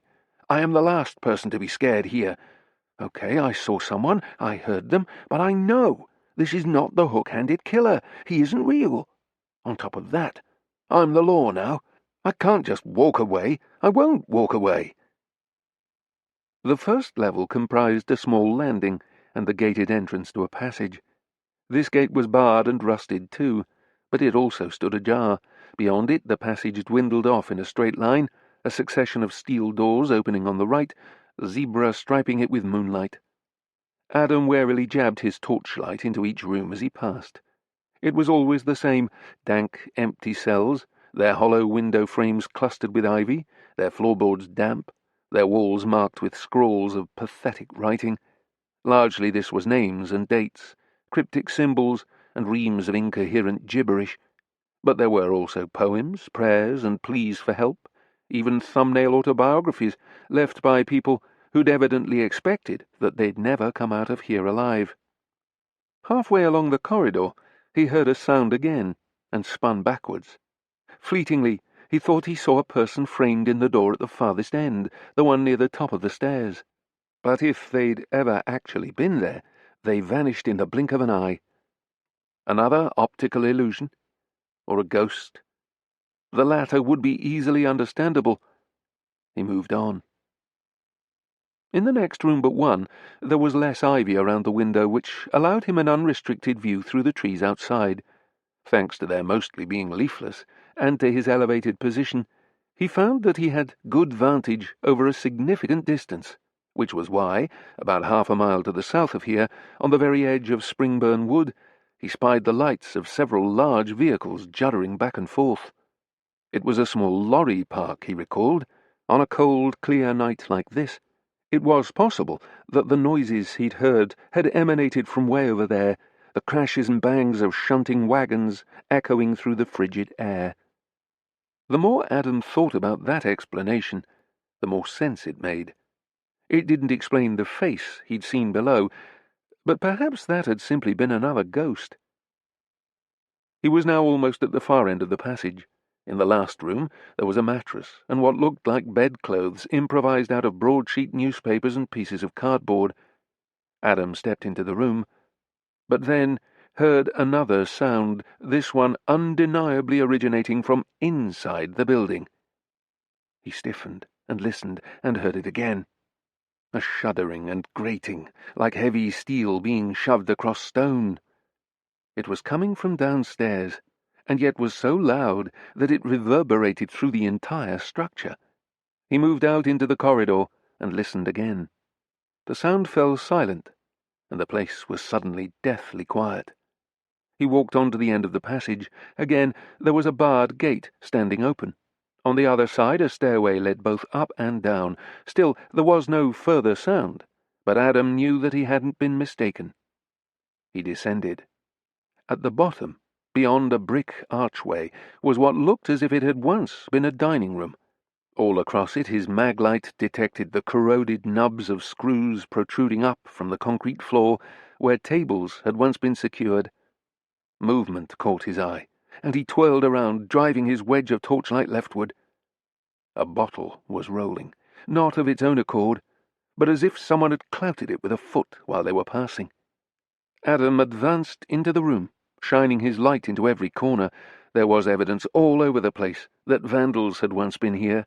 More bottles, beer cans, black stains against the walls where fires had been lit. A used condom lay curled like a flattened worm. Not quite so terrifying a reputation after all, then, this place. It wouldn't have been safe for anyone to hide out here, until these last few weeks, of course. More movement. Adam spun, zooming in on another door at the far side of the room. A single door this time, again made from scabby steel, but a figure had just flitted past the other side of it. He flicked his light off as he approached, taking cover by the wall next to the door. Tense moments passed, during which he heard no sound from the next room. Whoever it was, were they listening right back at him, or were they already running, moving silently and swiftly away through the darkened building? If it was the latter, it proved that they were up to no good, and how would that sit at the police station, especially with the likes of P.C. Winters? That he'd done all the hard work, detecting the offender when no one else could, and sneaking up on him, only to blow the whole thing at the last second. Adam swung himself around, ramming the heavy steel door with his shoulder, and having to exert considerable strength to screech it all the way open. It wasn't clear what the room was on the other side. It was spacious and dark, but he couldn't see anyone in there, until with a metallic click, he himself was bathed in a blinding light. He stood stock still, helpless, shielding his eyes with his left arm, the other hand groping for his baton, which he realized he ought to already have drawn. "As you can see, I'm a policeman," he stuttered. "Really?" came an unimpressed female voice. The beam of light was lowered to the floor, and Adam was finally able to see the person behind it. Initially it was vague, as he was still half-dazzled, though when his eyes adjusted, the first thing he saw was another police uniform. She came towards him with short, quick steps, as if she was marching. A far cry from Cassie Winters, she was short, sturdy, and wore her iron-grey hair cropped severely, her policewoman hat sitting on top of it in neat, non-fussy fashion. Adam flicked his own maglite back on, but aimed it at the floor. The extra light it created was sufficient to show him the woman's face, which was pinched and pale, and etched with a deep, disapproving frown. It also reflected off the sergeant's stripes on her epaulets. "P.C. Carver, I presume?" she said. Yes. I'm Sergeant Pennyworth." "Oh." Adam wasn't sure whether to feel relieved by that or disappointed. Her face remained locked in a frown. "What are you doing away from your post?" I thought I heard something in here." "You thought you heard something in here, Sergeant. Use the correct terminology when addressing the supervisory ranks, if you don't mind." "Yes, Sergeant. Sorry." And he threw up a clumsy salute. She rolled her eyes. "And you don't salute sergeants?" "Oh, sorry. You ought to have been told that by now." "Yes, I forgot." She assessed him with thinly veiled disdain. "P.C. Carver, you have one job tonight, and one job only. That is to maintain the security of the crime scene." "I thought that's what I was doing, Sergeant." She waggled her torch around, its blob of light bouncing from one decayed wall to the next. "This old ruin is not part of the crime scene." Her domineering tone was irritating him now. Surely she could see that he'd only done what any copper would, or maybe what any copper wouldn't. Wasn't she at least impressed with the bravery he'd demonstrated? This crime scene's, a few weeks old, he offered, and I wondered if— Sergeant Pennyworth arched an eyebrow. You wondered if there was any truth in that stupid story about the hook-handed killer? Oh, no, Adam was almost insulted. You thought you'd be the one to catch him, make your name in the job, while you were still on probation. Not at all, Not at all what? Not at all, Sergeant. P.C. Carver, if you were to investigate every odd sound you heard in the middle of this forest, where would that take you? These woods go on for miles. These old buildings go on several 100 yards west of here. If you started checking them all, you'd be a long way from your post in no time, wouldn't you? Adam's cheeks were now aflame. Yes, Sergeant. In fact, you've checked one so far, and you're already a long way from your post, aren't you? Yes, Sergeant. She shook her head dispiritedly, as if she couldn't believe the standard of recruits they were attracting these days. Well, there's no point in us wasting more taxpayers' money doing things we're not supposed to be. She turned on her heel. Come along, please. Now! She vacated the building by a broken-open fire door in the next room, Adam plodding behind her like a chastened child. Outside, they took another narrow, overgrown path leading between the shells of the buildings. Adam was tall and long-legged, but he struggled to keep up with his supervisor. She walked so fast. And what did you do to your face? She asked. It's cut. I think I did that shaving, Sergeant. What did you use? A lawnmower? Sergeant, it's hardly the professional image, is it? It's a good job you're not dealing with members of the public tonight, though you might have been. There'd be nothing to stop someone coming and knocking on the command post door, perhaps with information. What kind of impression would you make then, eh? Mind you wouldn't be there, would you? You'd be too busy gallivanting around these ruins. Then a vital lead could be lost to us. Adam felt like replying tersely, demanding to know what would have been said if he'd ignored those noises he'd thought he'd heard. But from Sergeant Pennyworth's manner, he knew that he'd get short shrift, no matter how reasonable he was. There was one dynamic here. She was in charge, and he wasn't, and he had to take whatever grief she gave him. They passed through the gap in the fence and proceeded along the path, the hospital's gaunt outline falling behind them.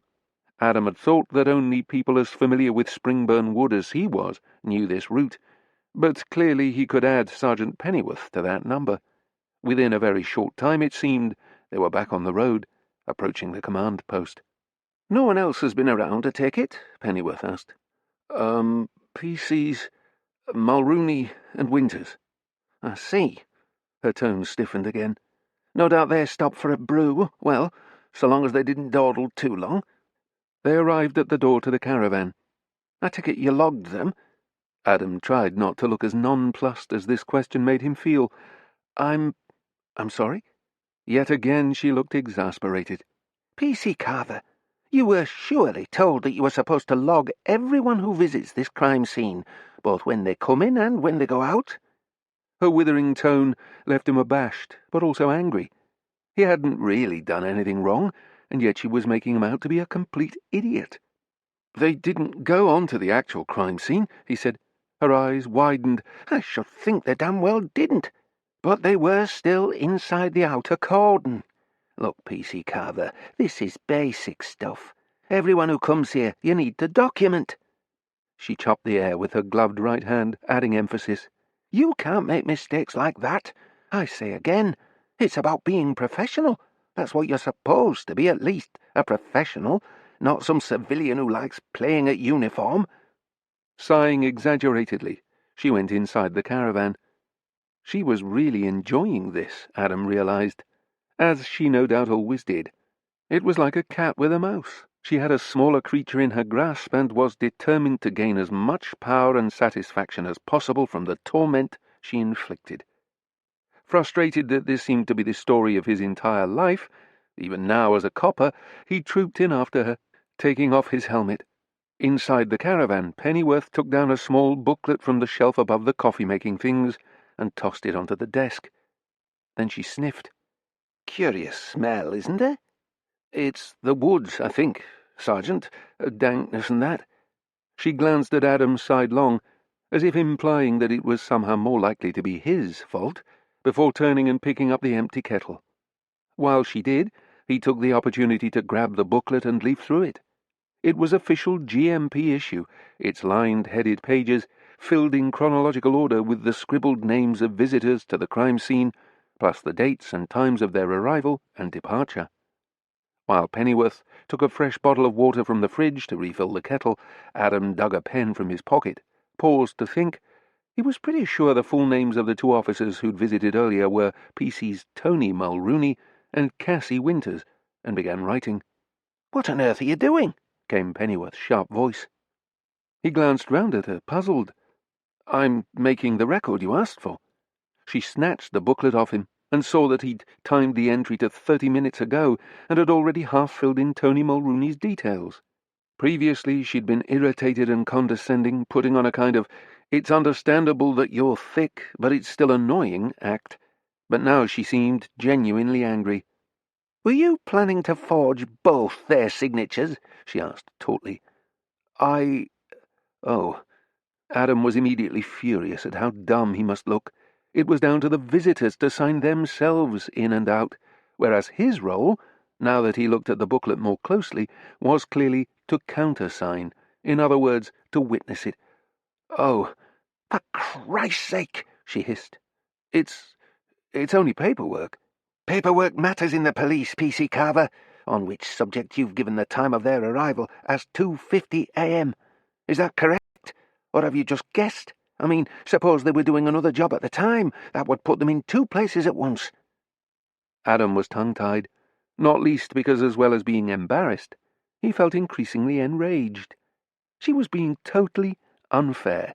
He was new to the job, and she should understand that. She ought to be telling him things, not shouting. He needed guidance rather than a bollocking, but maybe that was beyond her. They called her Iron Breeches, after all. He held out his hand, and somewhat bemusedly she gave the booklet back to him. Half smiling, he ripped out the page, crumpled it into a ball, and tossed it into the bin. "Problem solved," he said. She stared at him aghast. Adam was bewildered. Hadn't he just fixed it? What nonsense was this? "You bloody fool!"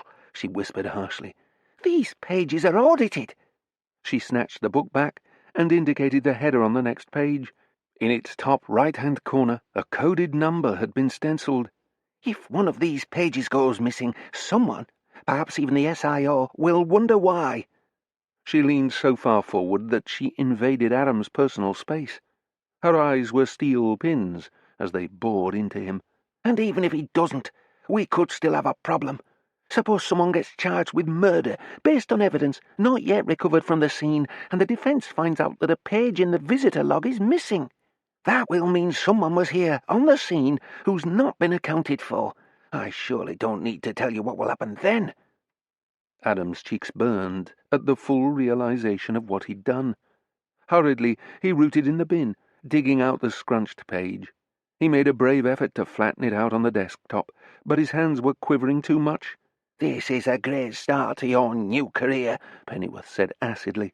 "Attempting to destroy a legal document. For Christ's sake, find some sellotape and stick that page back in the book. I'll contact Mulrooney and Winters and get them back here to give us their signatures and the exact time. In the meantime, who's your own section sergeant?" I haven't met my own section sergeant yet, Sergeant." "You haven't met your own section sergeant?" Pennyworth looked as if she couldn't quite believe this. "Are you telling me this is your very first shift?" He nodded. "Well, who's your tutor constable?" "Dave Ellis." "Dave Ellis. And where is he?" Adam shrugged. "I don't know." She shook her head. "Things always this cack-handed on the West." Before he could answer, she glanced again around the interior, distracted and visibly disgusted. "And I ask again, what in heaven's name is that smell?" You don't know. Yes, I get it. Bit of a pattern developing, isn't there?" She paused for a moment, her eyes narrowing. "Is it possible, is it remotely possible that you left this post earlier for any reason, again for longer than you should have, and perhaps allowed one of your new colleagues to sneak in and secrete something here while you were out. A rotten fish, perhaps, or a dead rat. Adam was lost for words. Something as horrible as that had never even occurred to him, though he still couldn't smell anything out of the ordinary. Yet again you don't know. One by one, Sergeant Pennyworth forcibly yanked out drawers. Good God, you've got a lot to learn.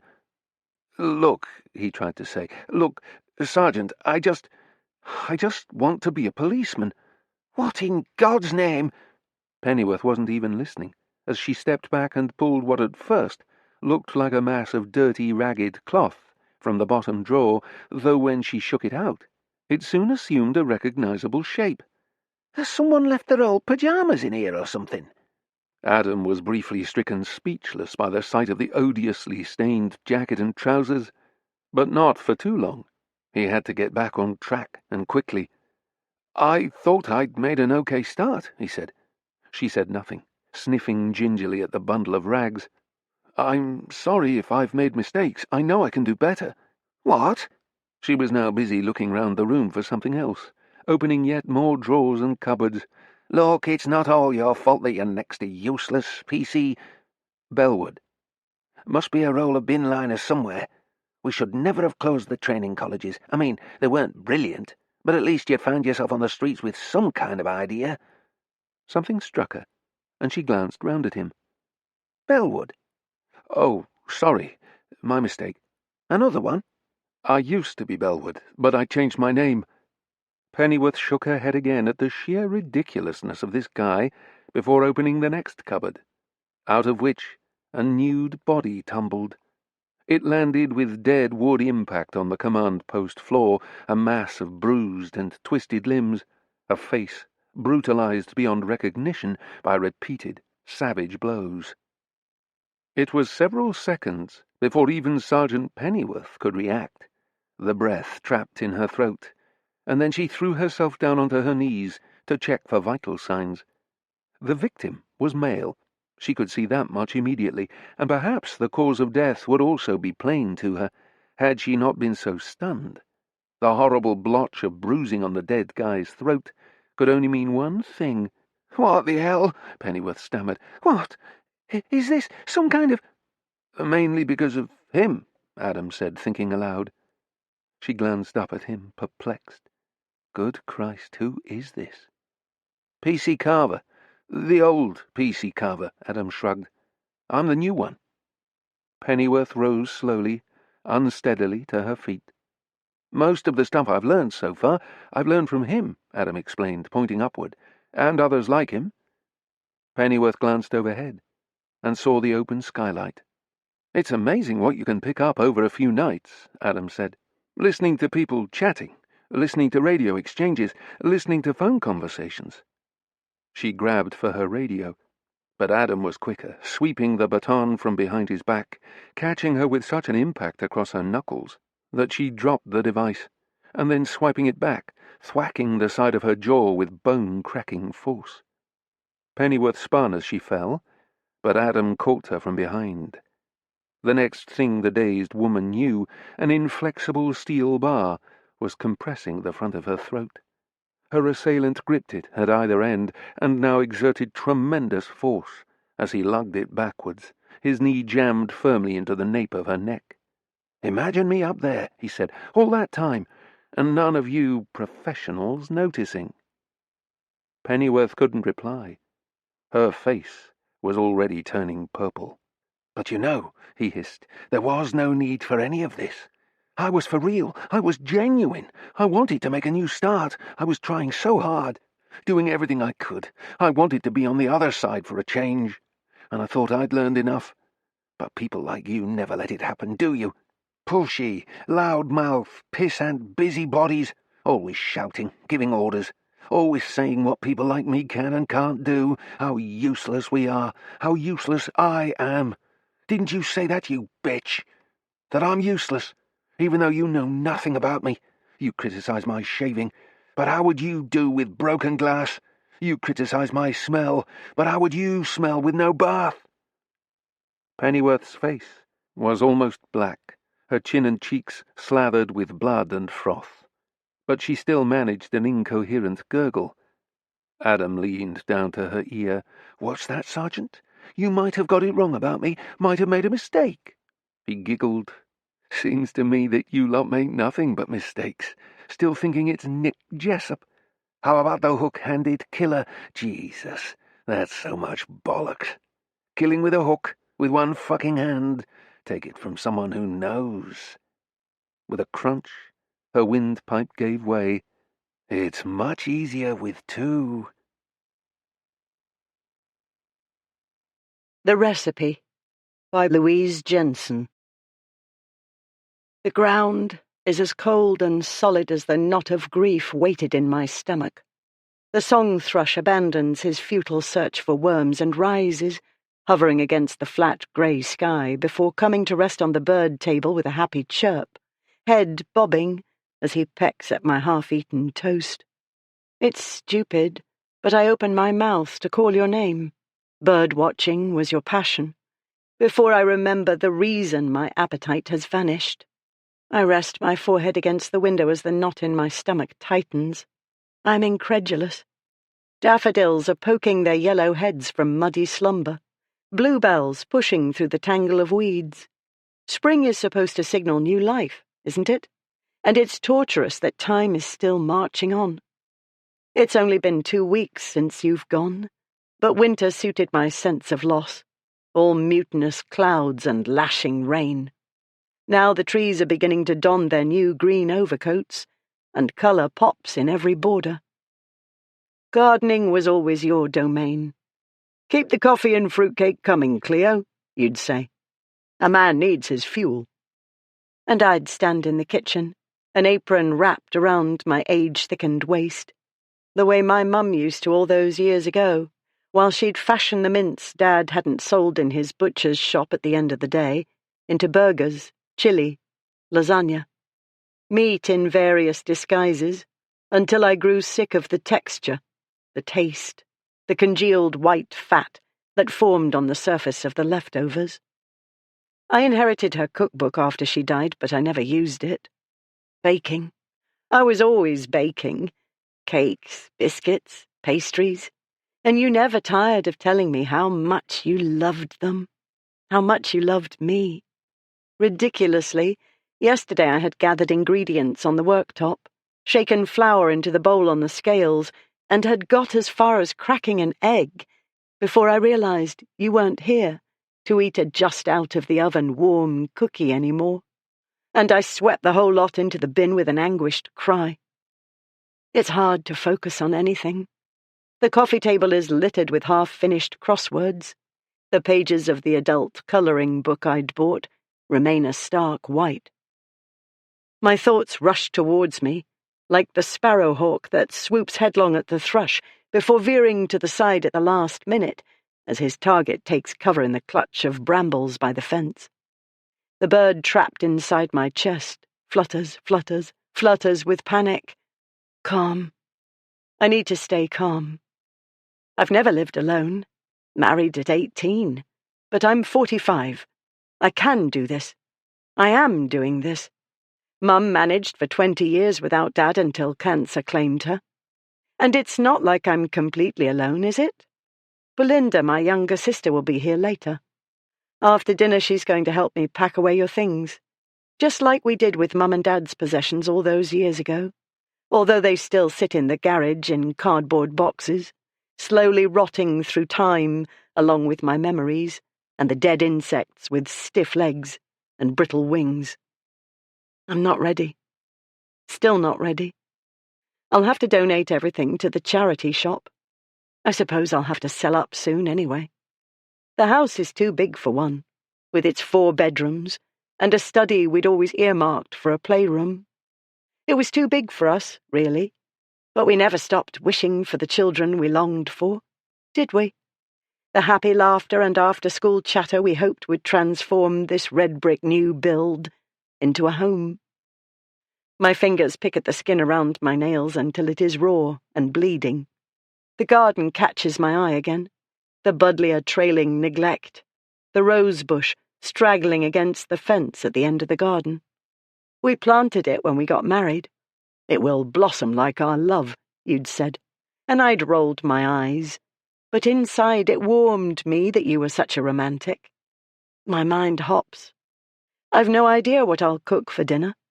It seems too soon to be sitting around the table for a family meal. It won't be the same without you.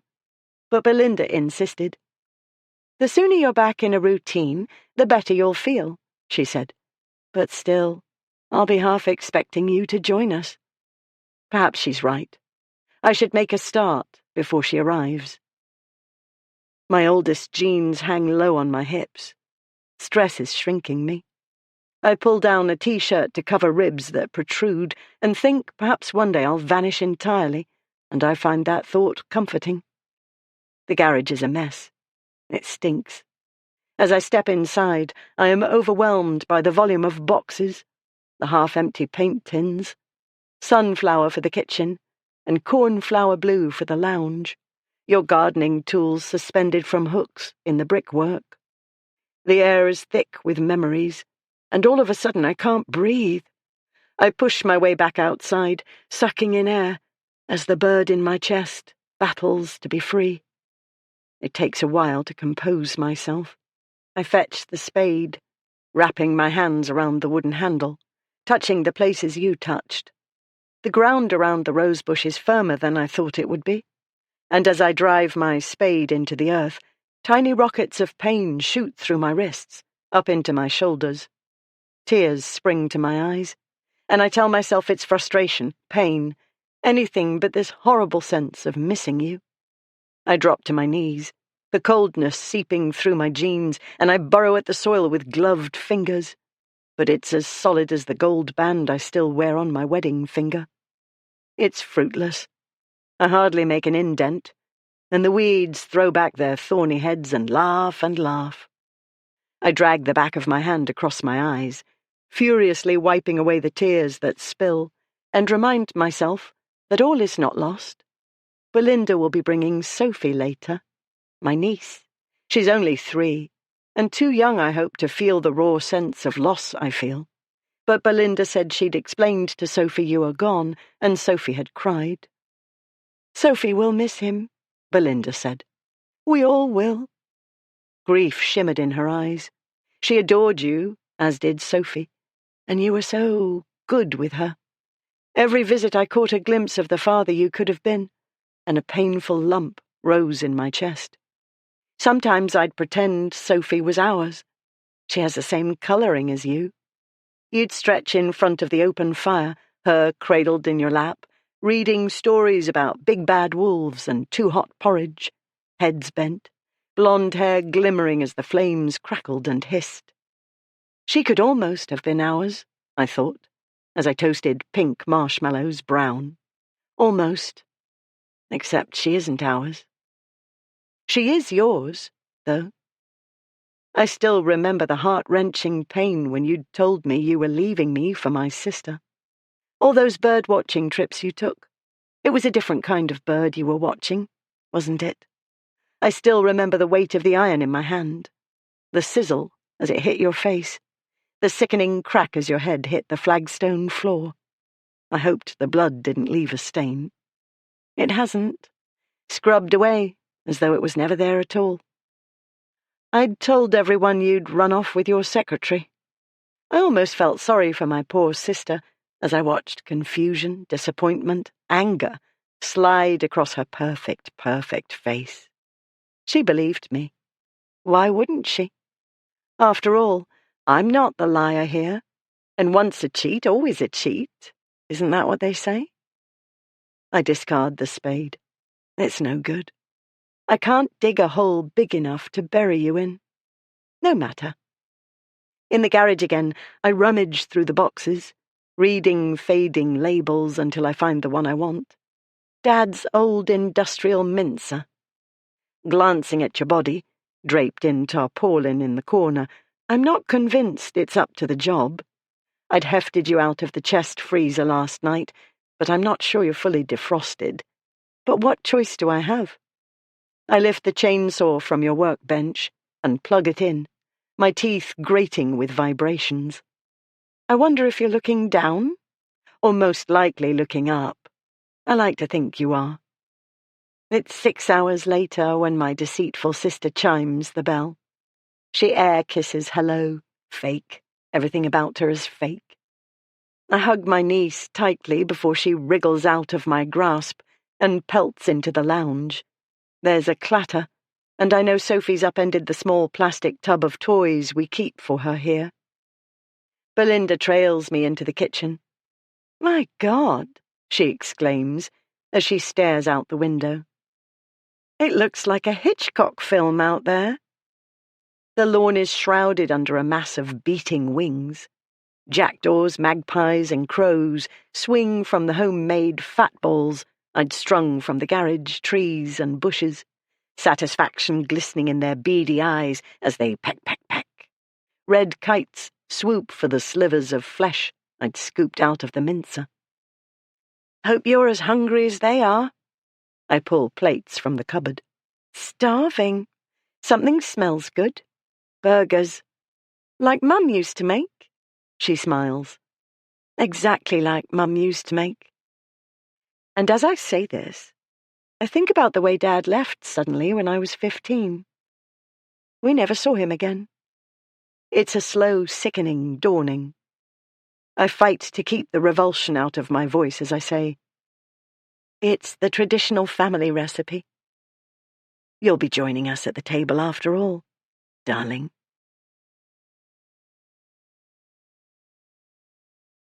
This concludes the reading of Exit Wounds, 19 Tales of Mystery from the Modern Masters of Crime, edited by Paul B. Kane and Marie O'Regan. Introduction copyright 2019 by Paul B. Kane and Marie O'Regan. The Bully copyright 2019 by Jeffrey Deaver. Dead Weight copyright 2019 by Fiona Cummins. Like a Glass Jaw copyright 2015 by Mark Billingham Limited. This story was originally broadcast on BBC Radio 4 in 2015 as part of the series Blood, Sweat and Tears. On the Anatomization of an Unknown Man, 1637 by Franz Meer. Copyright 2016 by John Connolly. Originally published in Night Music, Nocturnes 2. Reprinted by permission of the author. The Picture copyright 2019 by Sarah Hillary. Disciplined copyright 2019 by Martin Waits. The Consumer's copyright 2012 by Dennis Lehane. Originally published in Mystery Writers of America Present Vengeance. Reprinted by permission of the author. Voices Through the Wall copyright 2009 by Alex Gray. Originally published in Shattered. Every Crime Has a Victim. Reprinted by permission of the author. Wet with Rain, copyright 2014 by Lee Child. Originally published in Belfast Noir. Reprinted by permission of the author. Happy Holidays, copyright 2008 by Val McDermid. Originally published in the Daily Mail. Reprinted by permission of the author. Fool You Twice, copyright 2019 by Marland Broadrib, Limited. Lebensraum, copyright 2019 by Christopher Fowler.